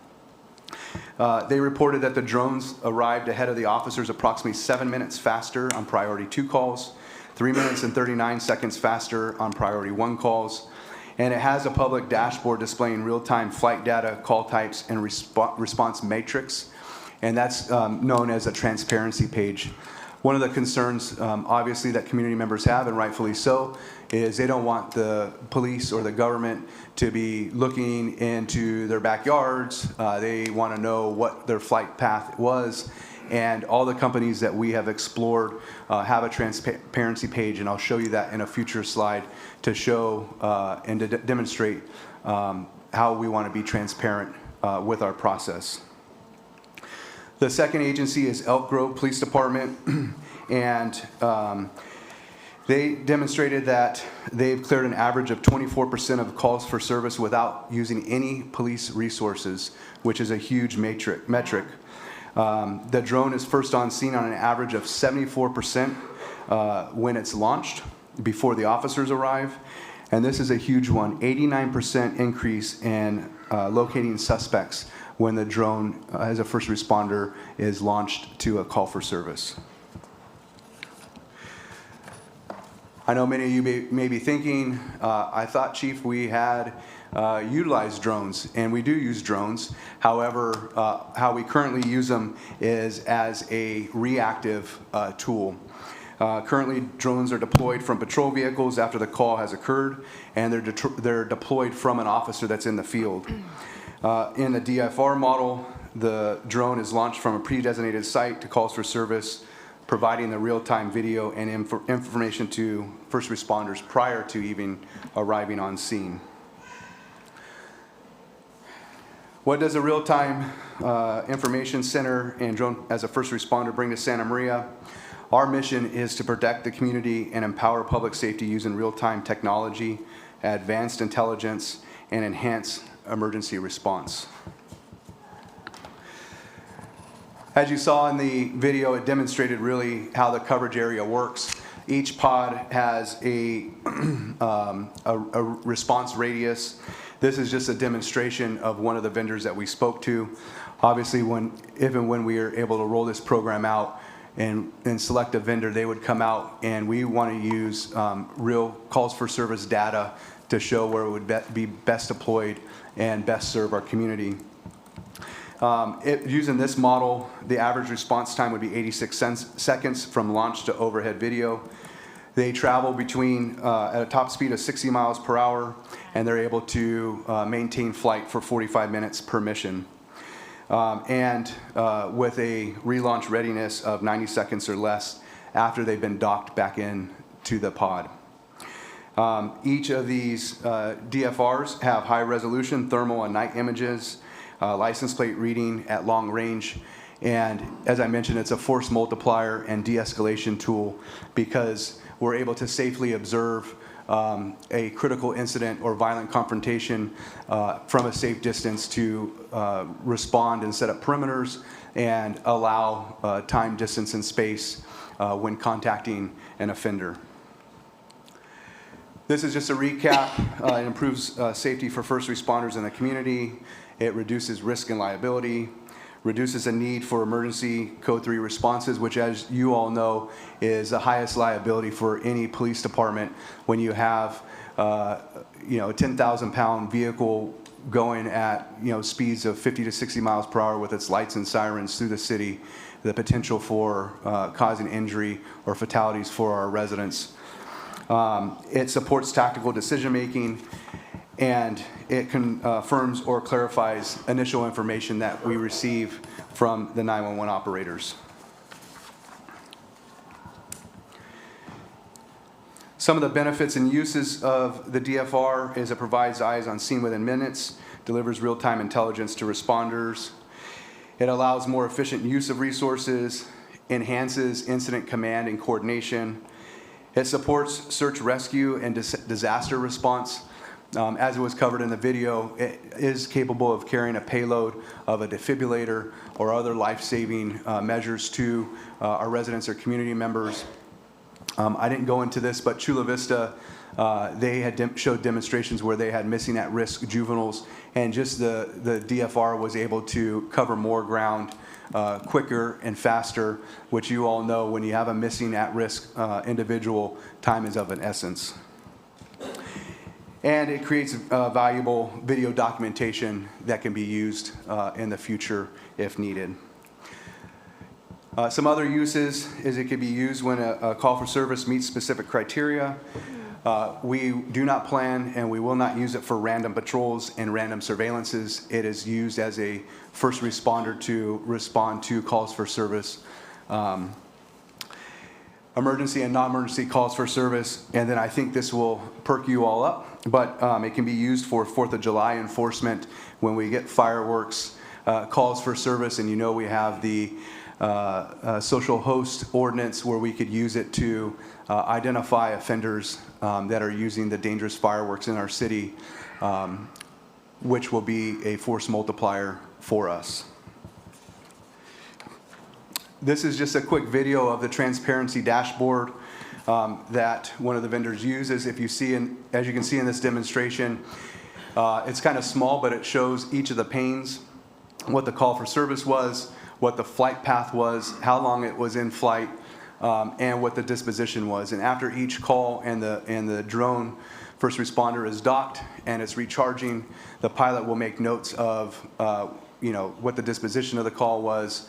And then this screen right here breaks down the types of calls for service that we want to share with our community because we want to be transparent and let them know what we're doing and what we're using it for. Just a final recap, the DFR de-escalates, provides invaluable information, is transparent, and will make everyone safer. If there's any questions. Any questions? Yes. Okay. Ms. Soto? Thank you for the presentation. One of those videos completely not caught me off guard, but it was not the ending I was expecting. So So I know that there is no approval being sought out tonight, right? This Correct. is just getting our feedback. But I'm curious whether, similar to my last question with the red light, there's been conversations about some of these drones having relationships with companies whose federal data sharing practices have been scrutinized, specifically with vendors like Flock Safety, Axon, for instance, or similar firms. Do you know if the system, the drone system that we are looking at, has any relationship with some of those companies that have been scrutinized? To my knowledge, none of the, well, so we haven't like sought out, we've talked to vendors, but we haven't sought out a RFP to seek out a particular vendor. So I would just be speculating now with which vendor does what and what affiliations. I can assure you, like I mentioned about the red light cameras, we would not select a vendor that we did not have ownership of the video and the information. Obviously, it would be, and I know you said specifically federal agencies, but these videos that we would be capturing and retaining, they would be discoverable over to the district attorney for prosecution on local cases. But we would not choose a vendor that partnered with or shared information with a federal agency. Right, and we would make sure that in any contract, we were owners of that data. Correct. My other question is, I know you talked a little bit about what the drones would be used for, and you said non-emergency. It wouldn't be used for non-emergency calls or just regular surveillance or patrolling, but would that include like marches, public protests, for instance? Like the drones, would they also be utilized for that? And just for clarity, I didn't catch it, but it would respond to non-emergency phone, non-emergency calls as well as emergency calls. Like an example of a non-emergency call would be a suspicious vehicle in a neighborhood. Instead of dispatching 2 patrol officers to look at or investigate that, we would first dispatch in conjunction with a patrol officer the DFR to get eyes on and assess, is the vehicle there? Is it occupied? Does it need further assistance? To address your question regarding marches and protests, I think it would depend. If we got a call for service that there was a stabbing or a shooting within a protest, I would highly recommend being able to utilize that as a tool to get eyes on to the scene, identify any suspect or agitator that caused violence on another community member to apprehend them. But I assume, and I don't want to assume, but so I'll clarify, we would not use it if there was a demonstration, like a peaceful protest or a demonstration down the street. These would result from calls for services where there was a need for police response. Great. And then with, as you all continue to explore this, I'm assuming there would also be some sort of drone policy around the usage of the drone, not just, I'm assuming, right? Yes, we currently have a drone policy because we do operate drones through our UAS system. But you're absolutely correct. Before we would roll out a DFR program, it's just smart business model to have a policy so that everybody under the chain of command, as well as the community, because as I'm sure you're aware, we release the majority of our policies on our website because we want our community to know what our policies and procedures are, and to show and to hold us accountable for our actions. Thank you. Those are all my questions. Any other questions? I have one question. Yes. Councilmember Flores? Thank you, Chief. Thank you. And that cost would be what? Would it be to the city, or would you be able to obtain a grant?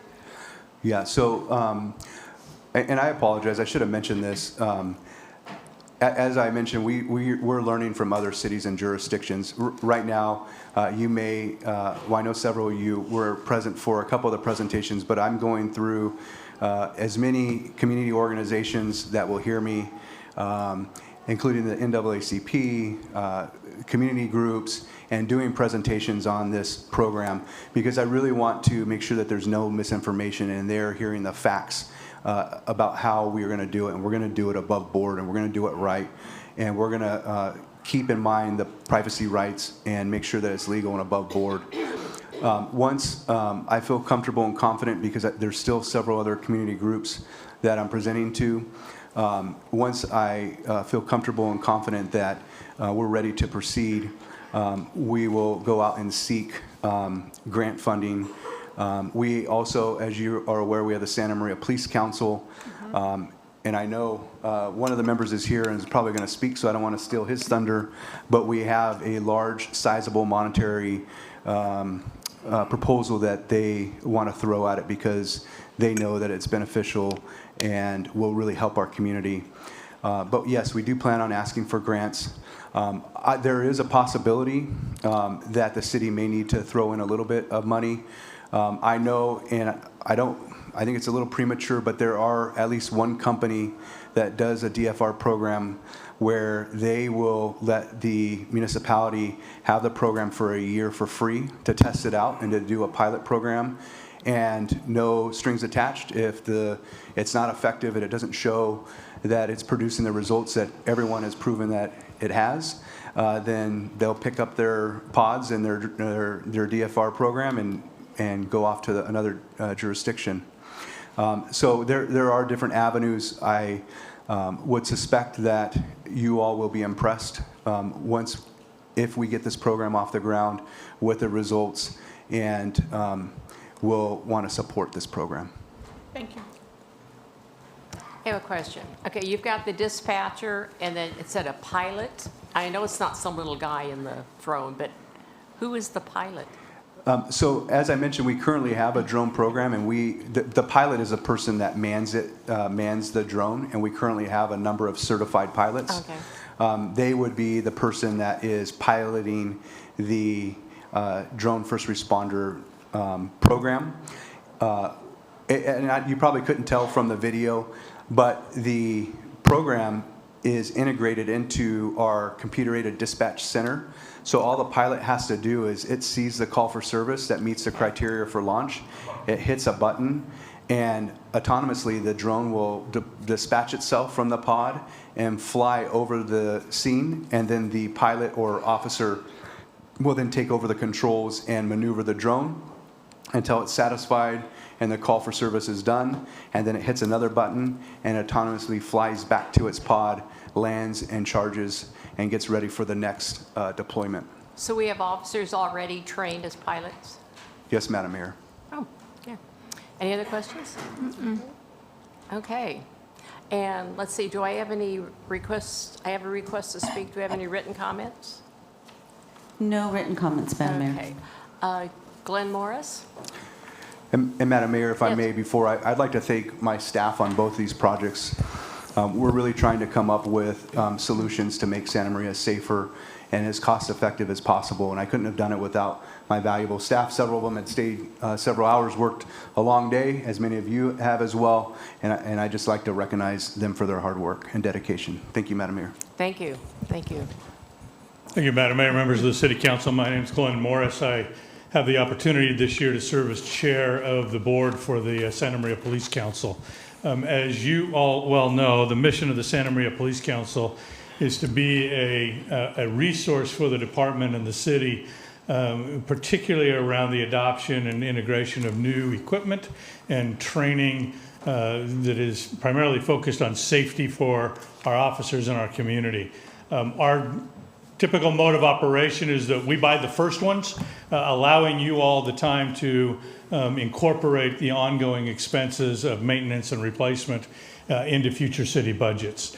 Recognizing that this one is probably a little bit bigger commitment on the front end, the Santa Maria Police Council Board recently approved a recommendation that we will commit to fundraise and work with the department on grants up to a total of $150,000 a year for the first 3 years of operation of the program. We're ready to get started with our fundraising event in late June. of this year and start to put those dollars in the bank so that we can support our officers, our community, and the council in this investment. So wanted to share that information with you. Thank you. Well, that's always good news. Thank you, Mr. Morris. So so we want to have provide some kind of direction to the staff on this. Sound good? Yep. Okay. Thank you. Thank you, Chief. Thank you, officers. Moving on to the next agenda item. We'll now receive an informational update regarding the implementation of SB 707 amendments to the Ralph M. Brown Act.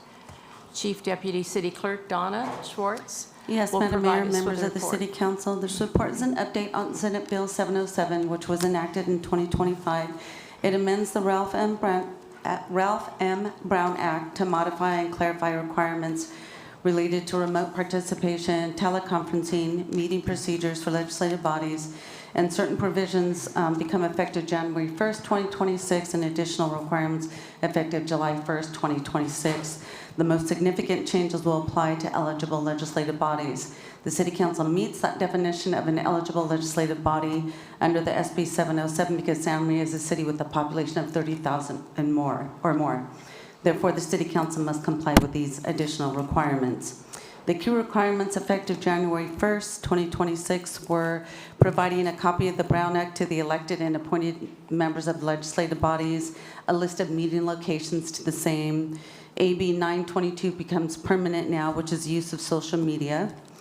ADA access allows elected and appointed members of a legislative body to appear remotely as a reasonable accommodation.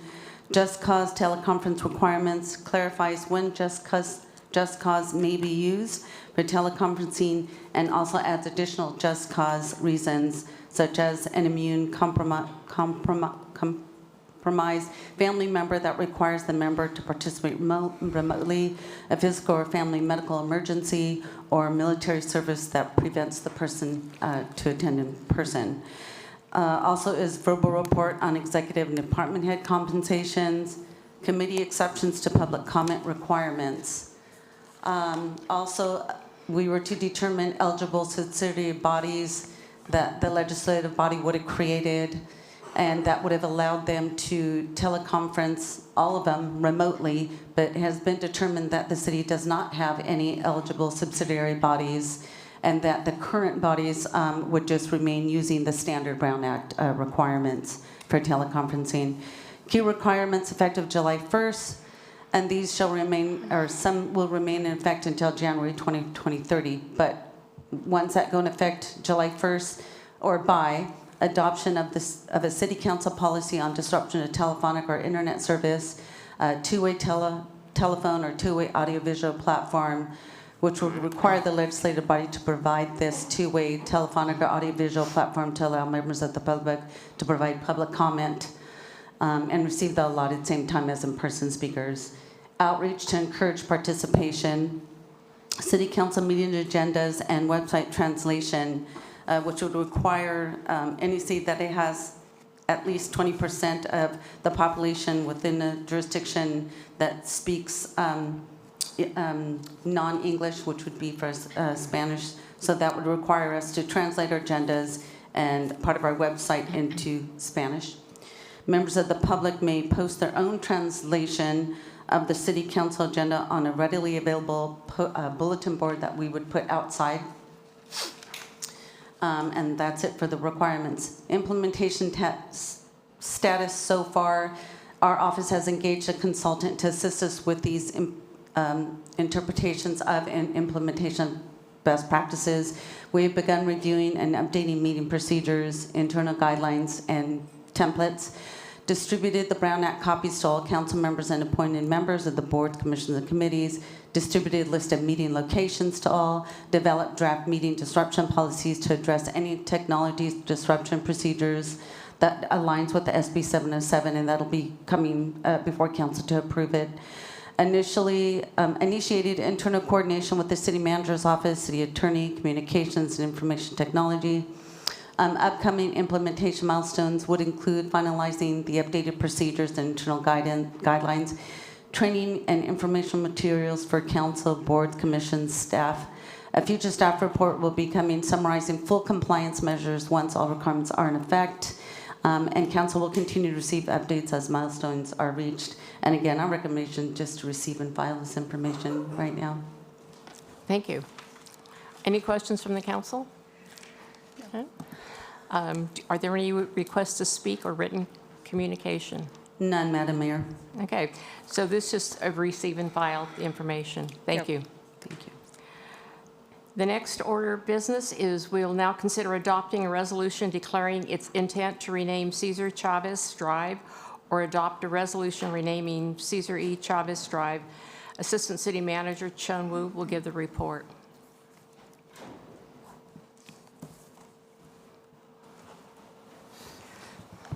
Good evening, Madam Mayor, members of the council. What's before you is a consideration of a resolution declaring intent to rename Cesar Chavez Drive or to return with the replacement name options or an implementation plan renaming the drive. So there's 3 resolutions that's been included in the staff report. The first one is to adopt a resolution declaring an intent to rename Cesar E. Chavez Drive. And then there are 2 subsequent resolutions. One, to either direct staff to come back with recommended replacement name options and implementation plan, or an adoption of a resolution renaming Cesar A. Chavez Drive. Included in the staff report are some additional names that we usually pull from. It's typically, it's a list of veterans that we've used for other street names. But just as a matter of background, Cesar A. Chavez Drive is an existing public street within the city of Santa Maria.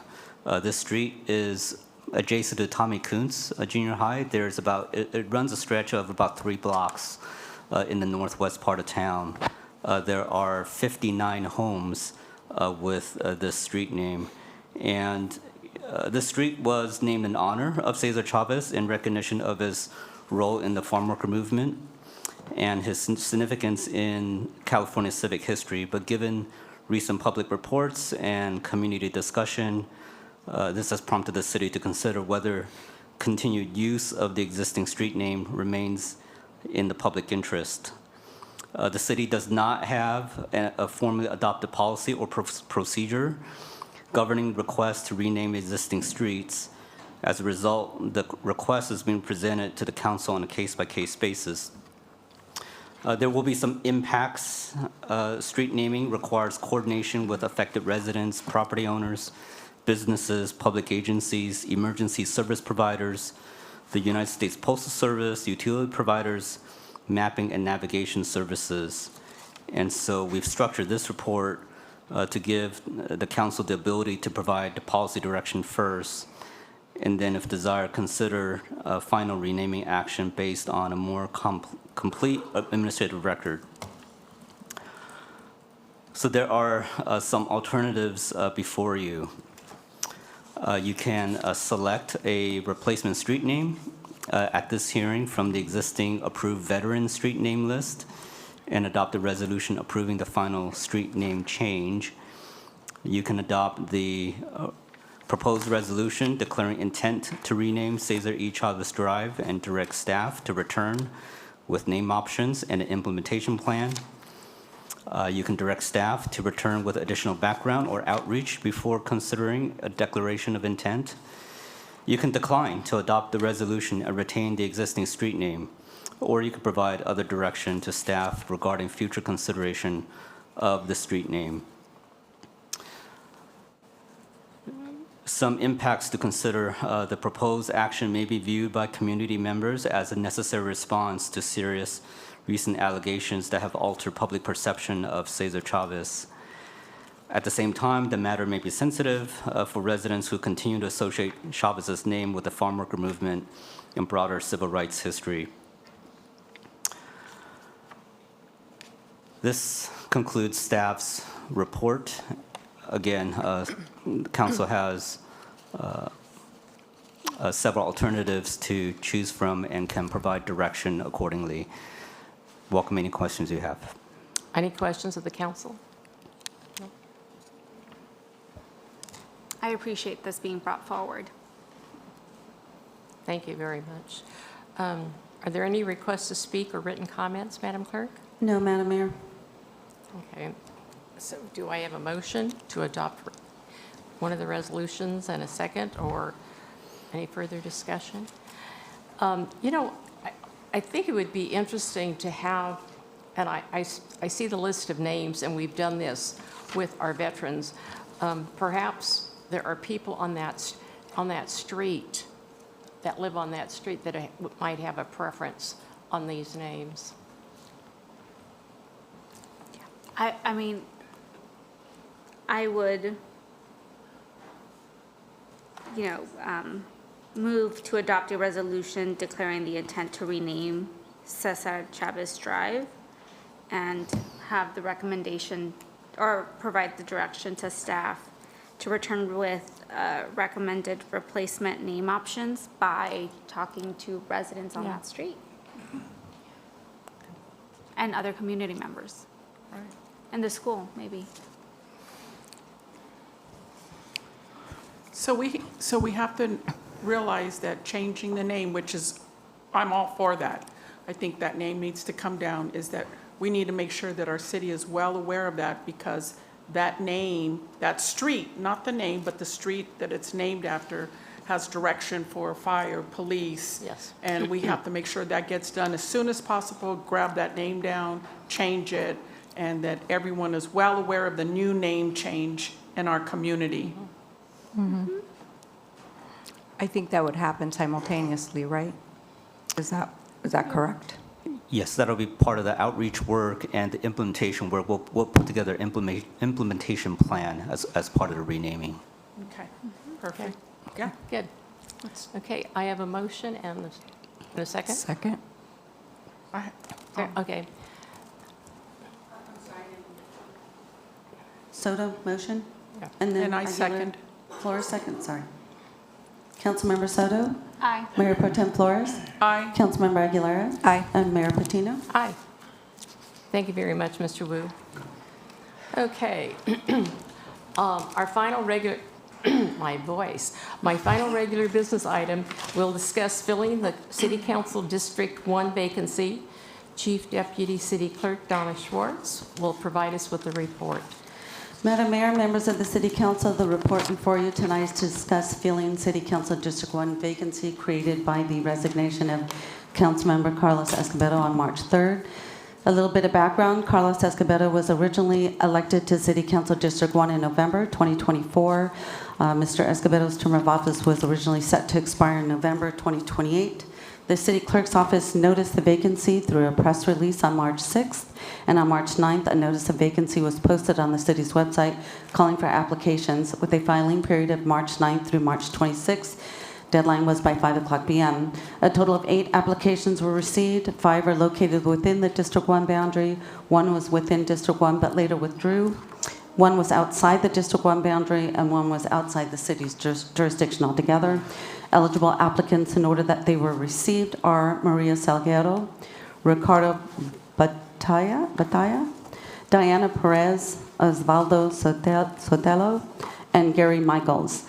The recommendation tonight is discuss options to fill City Council District 1 vacancy. 1, City Council may discuss and appoint at the April 7th meeting. If appointment is made, to adopt a resolution approving appointment through the November 2026 election and thereafter until the person elected has been seated or qualified to complete the unexpired term. Or 2, provide direction to staff to initiate interviews or other steps as determined by the City Council for consideration at a future special meeting to consider appointing a qualified individual to fill the vacancy through the November 26th election and thereafter until the person elected has been seated or qualified to complete the unexpired term.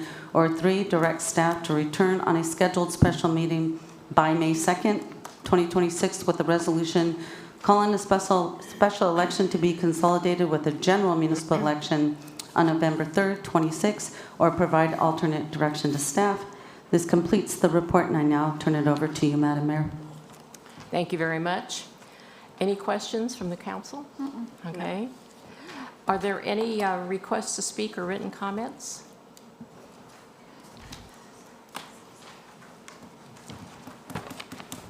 Thank you.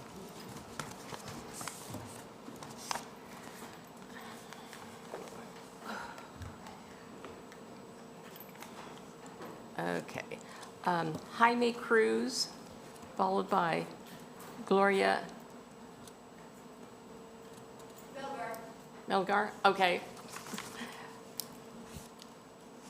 Followed by Ana Batalha. Okay, Jaime Cruz. Yes. Hi, good evening.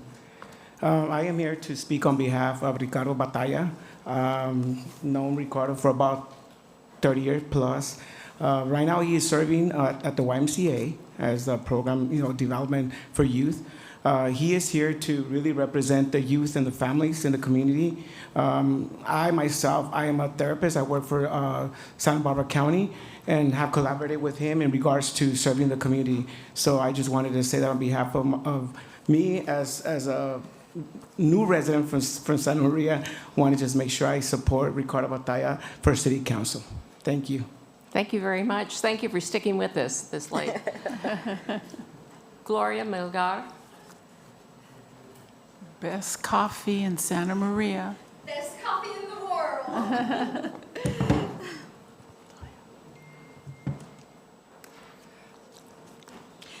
Good evening. Thank you so much, everybody. Mayor. My name is Gloria Melgar, and I'm the owner of Glorificate Coffee Delight. I'm at the college. But today I'm here to support my nephew, Ricardo. Can you speak into the mic? I'm sorry? Can you speak into the mic? Yeah. Okay, here we go. Can you hear me now? Yes. Okay, so my name is Gloria from Glorificate Coffee Delight, and I'm at college. But today I'm here on behalf of Ricardo, my nephew. I have the privilege to watch Ricardo grow, not just as a hardworking man, but into someone who truly cares about his community. He's always been kind of a person, and he always shows up. He listens, and he's always looking for ways to make things better. What I admire most about Ricardo is his heart. He doesn't just talk about change, he believes in it, and he works at it really hard. He cares deeply about the youth, making sure they have the support and opportunities they need to succeed. He understands the struggling families when it comes to affordable housing, and he believes everyone deserves a safe place to call home. And like all of us, he wants safer neighborhoods where families can feel secure. More than anything, Ricardo wants every voice in Santa Maria to be heard. This isn't just about position for him. It's about service. It's about standing up for our families, our neighbors, and our future. I'm not just supporting Ricardo because he's my nephew. I'm supporting him because I believe in the leadership and the difference he will make to this community. Thank you very much. Thank you. Thank you. Thank you. Karina Batalha.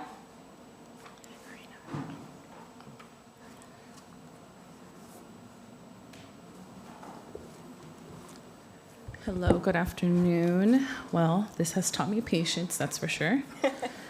Hello, everyone. My name is Karina Batalla. I am the wife, as you have guessed by my last name, I'm the wife of Ricardo Batalla. Proud wife, by the way. Ricardo and I have been together for 17 years, married for almost 9, and together we've built a beautiful life with 3 children, Elizabeth, Alina, and Adrian. But enough about us. I'm here today to speak on my husband's behalf. Many of you here will hear talks about Ricardo's accomplishments, his leadership, and the way he's helped our community. And all of that is true, but there's only one person in this room who truly knows what it's like behind closed doors, and that's me. And let me tell you, People often ask me, how do you put up with him? And I laugh because they're not wrong.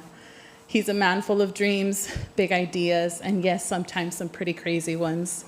That's how we got an RV, but I'll leave that story for another day. But what I really want to share with you is who Ricardo is when no one else is watching. He's an incredible husband, a devoted father, a man who pours his heart into everything he does. Whether he's working with youth through his programs at the YMCA or with his ACES students, he lives on a belief he often repeats. This is not a bad child. They're just a product of their environment. That's the key word. It's environment. Ricardo understands that people don't succeed by accident. They succeed when they're given an opportunity to grow in a positive, supportive environment. And that's exactly what Santa Maria needs. We need someone who doesn't just look at the problem on the surface, but one who understands the bigger picture, someone who believes in giving people a chance and equal opportunity to do better, to be better. Ricardo's not the type of man who's going to tell you yes and just move on. He's a man who will sit down with you, sometimes with a glass of whiskey, and really listen. He will hear you out, take your concerns seriously, and speak with you honestly. And sometimes that truth may not be what you want to hear, but it will always come with honesty, respect, and compassion. And more importantly, he won't just listen and walk away. He will act, he will stand up, and he will fight for what's right. That's the man I know, that's the man I trust, and that's the man that I believe Santa Maria needs. Thank you. Thank you. Gail McNeely, followed by Gary Hall.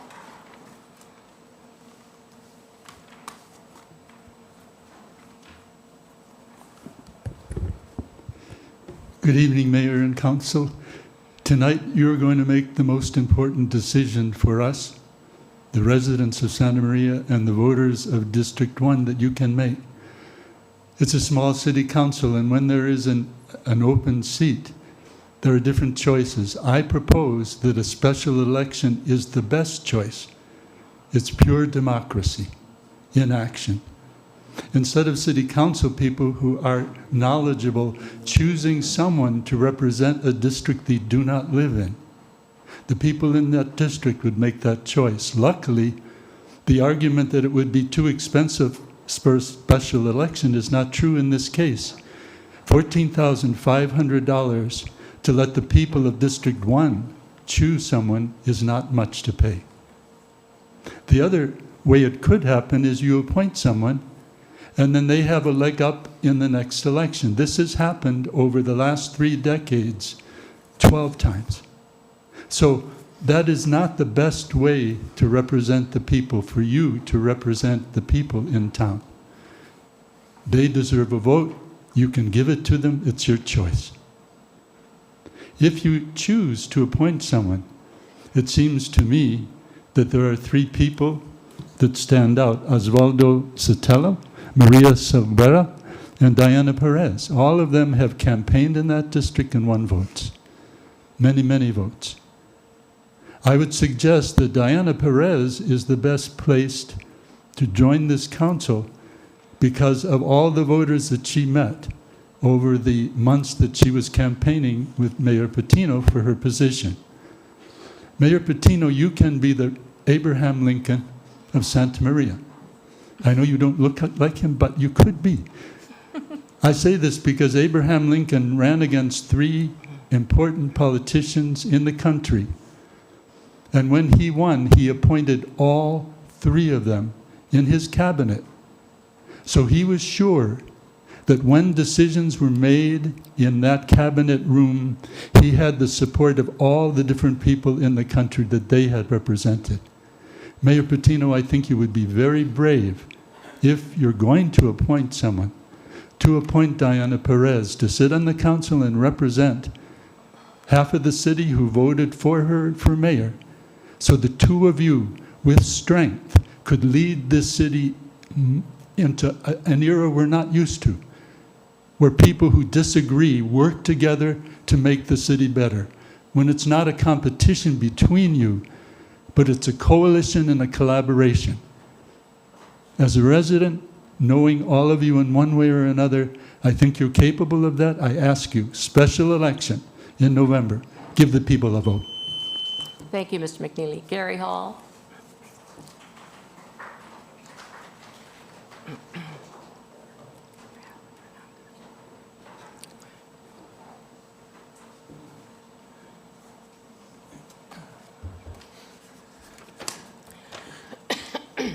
Well, for a change, I feel a little ill-prepared. I wasn't prepared to endorse anyone and make political statements for that person.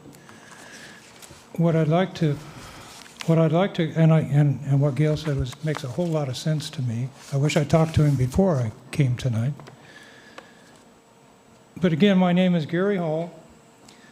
My wife Nancy and I are residents of Rancho Buena Vista Mobile Estates at 2135 North Railroad Avenue here in Santa Maria. That's District 1. We're one of those people who are affected by this decision.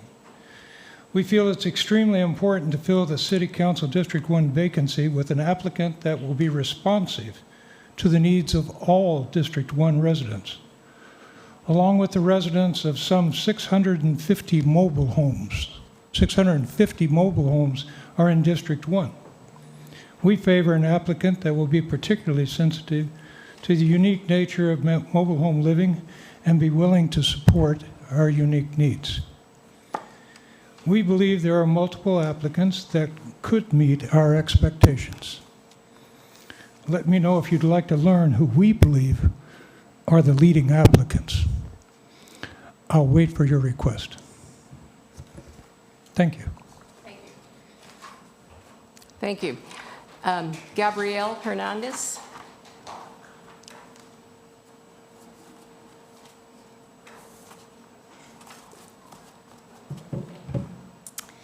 Good evening, Mayor and Council members. My name is Gabrielle Hernandez, and I'm here today with full confidence to support Ricardo Batalla for District 1. In my work with youth and families in this community, I've learned that leadership isn't just about holding a position, it's about showing up, being present, and truly pouring into the people that you serve. And that is exactly who Ricardo is. He doesn't just speak about change, he actively invests in it. He shows up for our youth, he supports our families, and he understands the real needs of our community because he is part of it. District 1 deserves a leader who listens, who leads with heart, and who is committed to building a stronger, more connected community for every family. I truly believe that Ricardo Batalla is that leader. Thank you for your time. Thank you. Thank you. Okay, that completes the public comment. So now, council, how would you like to proceed? We can have, several of the candidates are here tonight. We can have the candidates come up. We can make motion. What is your preference here tonight? I mean, I'm happy to hear from each of the candidates that are here tonight. Okay. I put them in alphabetical order. So I have Ricardo Batalla, I have Gary Michaels, Diane Perez, Maria Salguero, and Osvaldo Sotelo. Madam Mayor? Yes. I believe Ricardo had submitted a public comment card. There was 7. He did, but I pulled it in the event that we did that, so you only get one bite of the apple. Sounds good. Sounds good. Okay. Good evening, Mayor, City Council members, and residents of Santa Maria. My name is Ricardo Batalla, and I'm honored to express my interest in serving as the District 1 City Council representative.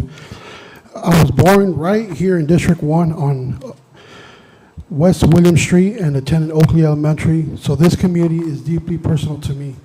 I am also joined tonight by my wife, Karina, our 3 children, which pretty much hate me right now probably, because it's past their bedtime, Elizabeth, Alina, and Adrian, as well as my mother, Martha, and many members and family members who have supported me along the way.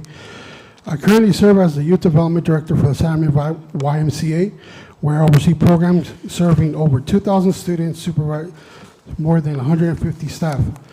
My work focuses on supporting youth, strengthening family, and creating real opportunities in our community. I've also worked as a special education teacher, advocating for students with diverse needs, as well as a financial supervisor for the United States Post Office, where I manage budgets and ensure accountability.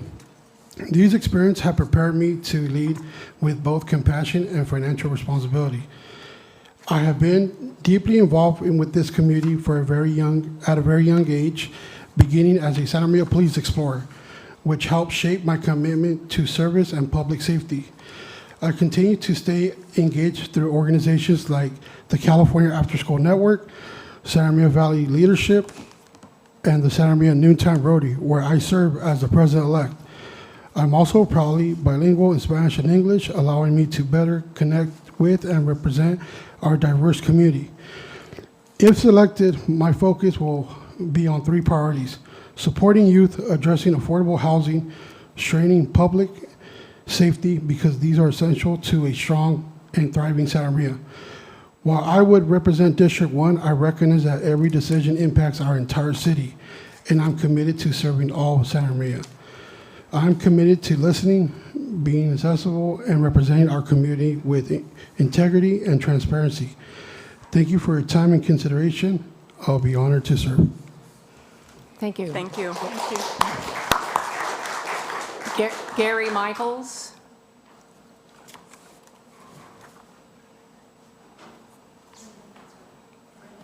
Good evening, Mr. Michaels. Good evening. I'm Gary Michaels. Good evening, Mayor and council members.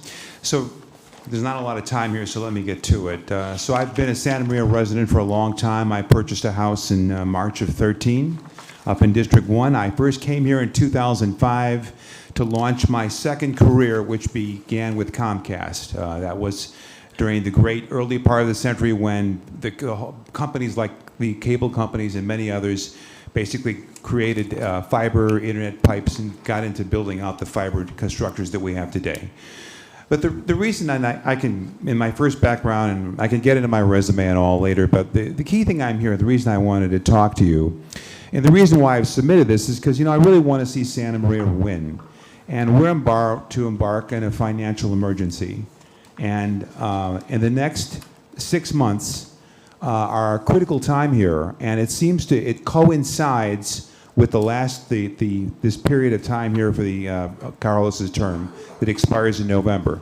The critical elements are, of course, the survey that you have out and what the result is going to be. And then, of course, there's the budget that comes up at the end of June. Then you've got to get to get on the ballot if in fact there's going to be a tax initiative, and then if cuts are going to be necessary. So this is a real critical time, in my opinion, for the city, because right now you're running out of cash, and to me it's so important. It determines the financial future of what's going to happen here. And so the reason why I've stepped up as just an ordinary citizen is I happen to have a lot of training in finance and accounting. And so someone like me might be useful to you during this very critical window with terms and rather difficult decisions you might have to make. And so I wanted to put it out there that I'm available to help you in any way, shape. And I want to also structure this that even when this is finished, whether it is a positive or negative outcome by November, right, there's still going to be a lot of time, several years, before, in fact, things get back to normal. I would say count on 5 years to basically replenish the reserve fund and deal with IOUs and deferred maintenance issues. And so, I think it's very key. You're in a really key situation now to create a financial model where if it goes well, the city comes out stronger and more successful from it. Okay, that's my point. And I'd be happy to get into more detail, but I've only got a limited clock here. Thank you very much. Thank you. Now, Madam Clerk, can we get Ms. Pettis on the phone? Or She's 17 hours ahead of us. I mean, it is daytime for her. Oh. She's in Japan. She's in Japan at this time. Okay. Maria Salguero? Thank you for your patience tonight. Of course. Hi, everyone. My name is Maria Salguero, and I put my name to seek this appointment. From the list that Donna just read, I am the only applicant that actually ran for this position and came in second to former council member Escobedo. I don't want to restate my resume or the information that I've already provided in the application, but I'll just say that the four of you have seen me here again and again, city council meeting after city council meeting, no matter how late they ran, advocating for the community. I've been showing up with, even after the campaign, even after I lost, with no promises of a position. As maybe some of you know, I even closed out my committee not because I wasn't necessarily planning to run in the future, but because it just wasn't a priority for me. I kept showing up and I kept doing the work, and as a nonprofit attorney, I keep doing the work every single day. I am happy to answer any questions. I have contacted each of you individually to make myself available for any questions, and I'm happy to answer any questions you may have. But at the core of it, some of you, all of you know me, and some of you know me deeper than others, and all of you know that I'm very passionate about my work. I am very serious about serving the community and showing up beyond a title, beyond a career. It's just what I do. So that's it. Thank you. Thank you. Osvaldo Sotelo. Good evening, Mr. Sotelo. Good evening, Madam Mayor. Good evening, City Council. I thought about having a walk-up song up here, just to add a little bit of more flow to this.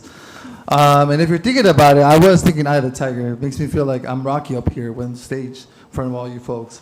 So just for you to know a little bit about who I am and what I do, I'm going to go ahead and read you a little passage and then enhance a little bit of my experience. So I was born and raised here in Santa Maria. To immigrant parents. My dad is here. My mom is actually taking care of my grandma, so she's back home. So phone support. My family's here. I have a couple of friends here as well. I went to local schools here, Pioneer, Monteveros, all of these, Tommy Cruz Junior High. These are all located in District 1. So my experience uniquely positions me for this role, grounded in both leadership and deep commitment. I'm currently leading a transformative project to bring America's Job Center of California in collaboration with the Workforce Development Board and the chairs here, or previous chairs here. And this is not for this community, it's for Lompoc community, but I see that as a big project that leads me as an experience to be here. By adding this HGC to the community, we can reduce unemployment, accelerating job placement, and preparing individuals for high growth industries, and the centers will deliver lasting benefits to our community. I am proud to share that this project has been approved, with construction set to begin shortly.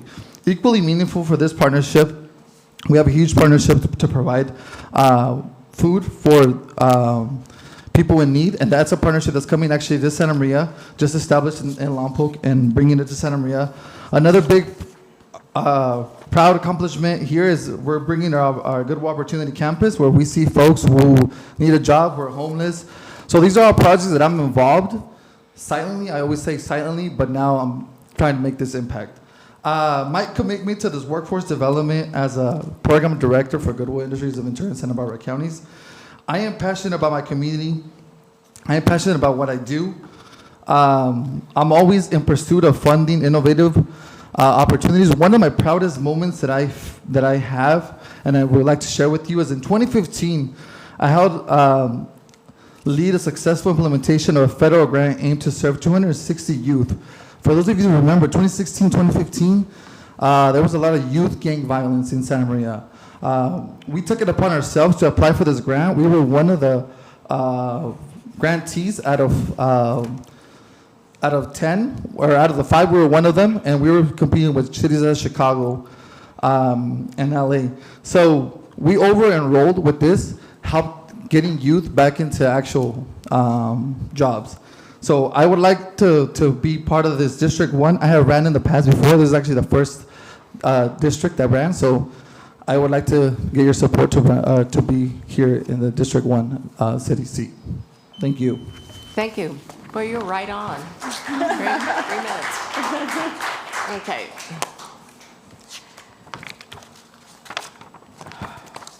So how would the council like to proceed? You know, what Mr. McNeely had to say, I think, is very important. Elections are important, and I think we all realize it here. Sure. But we've got 7 months, and we need to fill that seat because we're not going to be able to Yeah. make decisions. We have our planning, our general plan amendment coming up. We've got so many decisions that we have to make, and I feel very strongly that we need another person sitting here. I don't want to see, and I've been through that prior when we've had to do appointments when we couldn't agree. I thought we could do it with 4 people, but we couldn't. So my preference would be to appoint this evening. So, And it's not just until the November election, it's once the votes still need to be certified. Yes. And so Yes. you're really looking at till the Yeah. end of the year. Yeah, any comments? I agree. I'm ready. I agree, Mayor. Let's Okay. move forward. Gee, see, we have agreement on that one.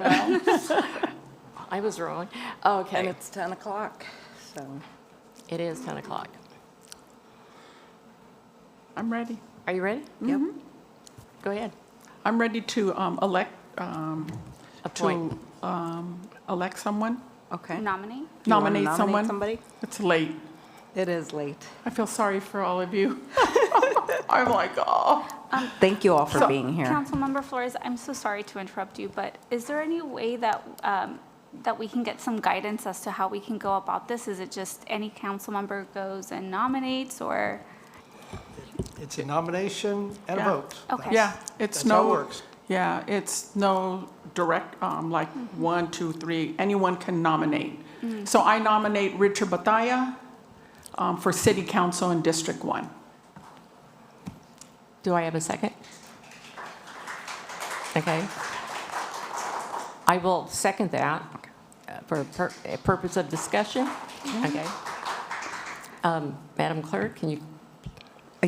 Mayor Pro Tem Flores, Aye. Mayor Patino, Aye. Councilmember Aguilera, Aye. Councilmember Soto. No. Okay, that is 3 to 1. Congratulations and welcome. Thank you. Congratulations.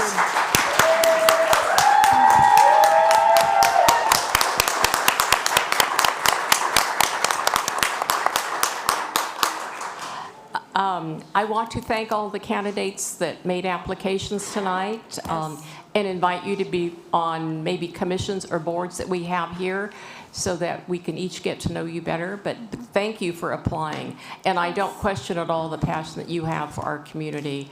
It says it all when you get up there to speak. And I want to thank all the people who came to speak on behalf of the candidates as well. Yes, yes. Thank you. And Madam Clerk, can we go ahead and swear him in? Can we swear him in do right the now? oath. We can Okay. do the oath this evening if you would like. Yes. Are you ready, Richard? He's been ready. I just need a minute to set up the microphone. Okay. Okay. Congratulations.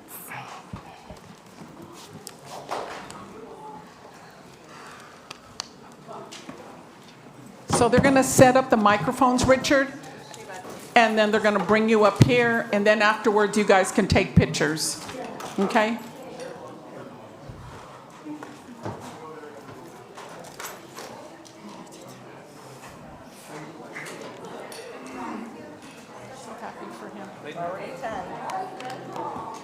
You almost appointed him tomorrow. What? We could have waited You 2 said- hours. I said you almost appointed him tomorrow.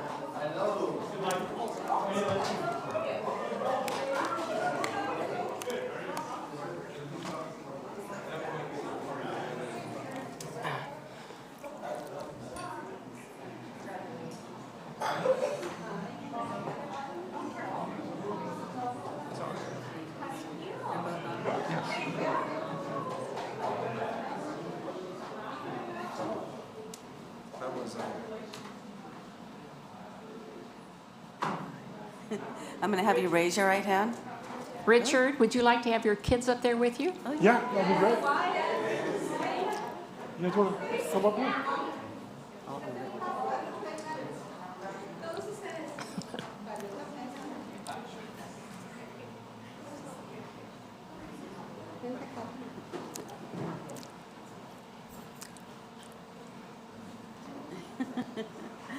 All right, you have your hand raised, and I'm going to have you repeat after me. I, and please state your name, I, Ricardo Batalla, do solemnly swear do solemnly swear that I will support and defend that I will support and defend the Constitution of the United the States Constitution of the United States and the Constitution of the State of California and the Constitution of the State of California against all enemies, foreign and domestic, against all enemies, foreign and domestic, foreign and domestic, that I will bear true faith and allegiance, that I will bear true faith and allegiance, I'm sorry, it was a long night. I will that I will bear bear true faith and allegiance true faith and allegiance to the Constitution of the United States to the Constitution of the United States and the Constitution of the State of California, and the Constitution of the State of California, that I take this obligation freely that I take this obligation freely without any mental reservation without any mental reservation or purpose of evasion, or purpose of evasion, and that I will well and faithfully and that I will well faithfully discharge the duties discharge the duties upon which I am about to enter in which upon I will be upon which I am about to enter in which upon which I am about to enter. So help me God. So help me God. Congratulations. Thank you.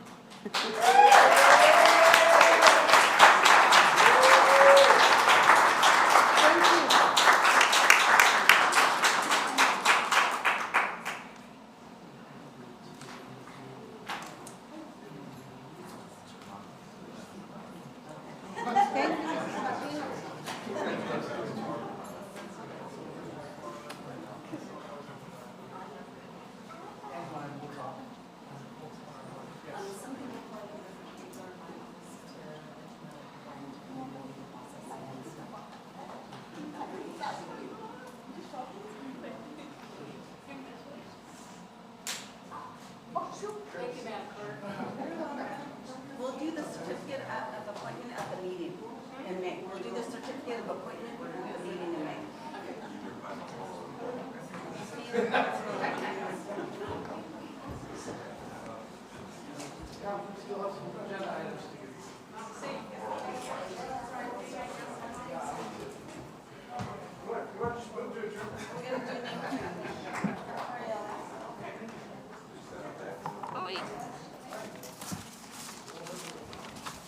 Okay, you guys, we're not finished yet. Almost. Almost. Next will be a report by Dave Rollins, our city manager. Thank you, Madam Mayor and Council, and congratulations on your appointment tonight. A couple items for the upcoming City Council meeting on May 5th. We'll have a report on SB1 report on road maintenance. We'll have the annual AB 2561 report from Human Resources, talking about our workforce vacancies. General plan adoption, appointment to the Block Grants Advisory Committee, and also City Council vacancies for outside boards to be on there as well for you. And that's all I have for tonight. It's late. So now we'll go over the oral reports of council members. Who wants to start? Want to start, Ms. I can Sutton? start. Okay. On March 6th, went to Read Across America at Taylor School. March 11th, I went to the SB sub-regional meeting in Solvang.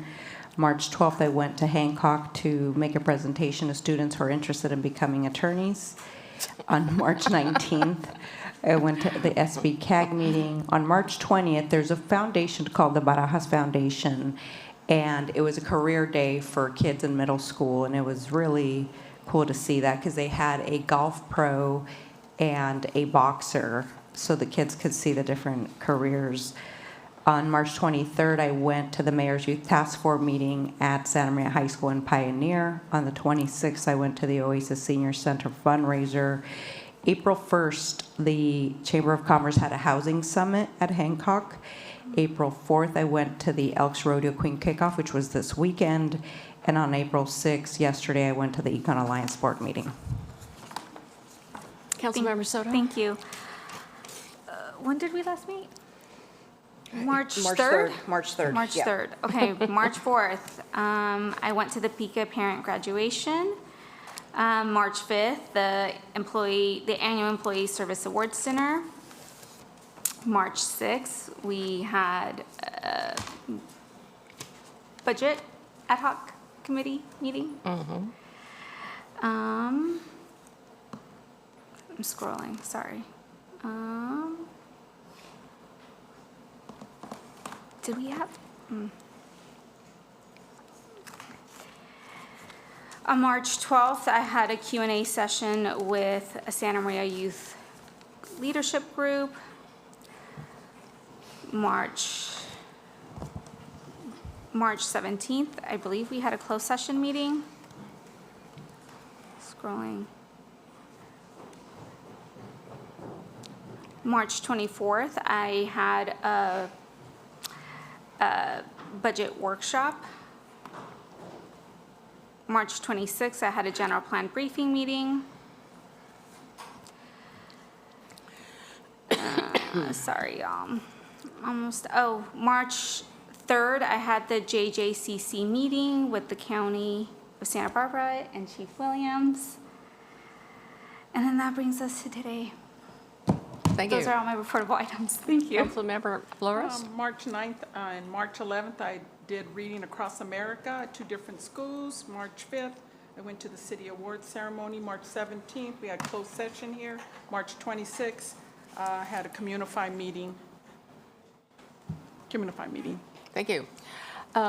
March 3rd, I did the Ben Hayes Show in the morning and did Fighting Back Coalition meeting.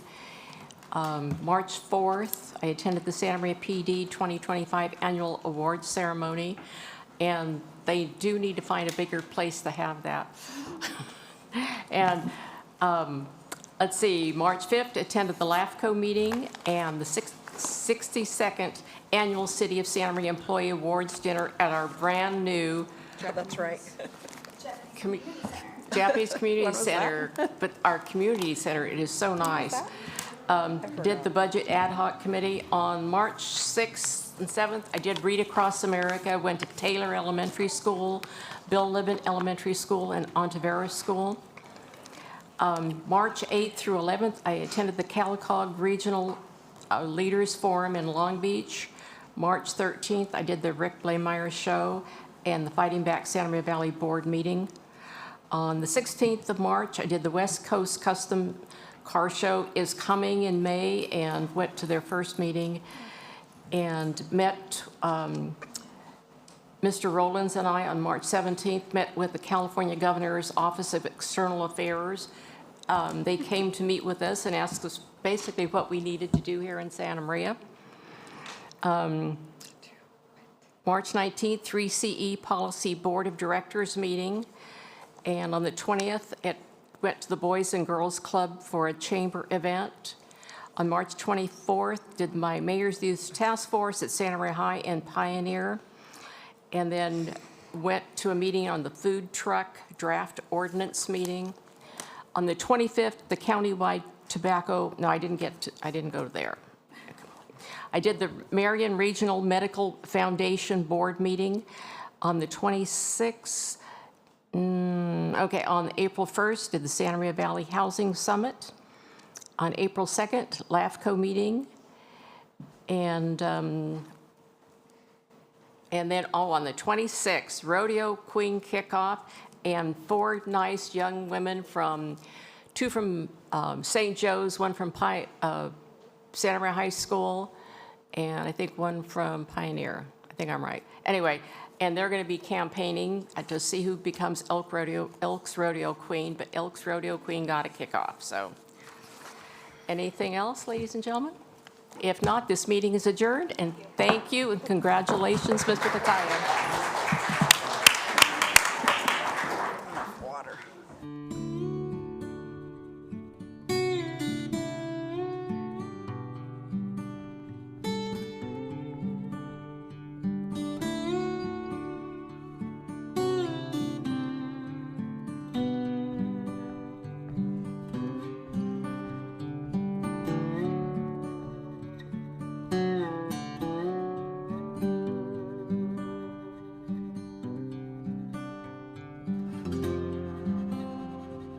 you.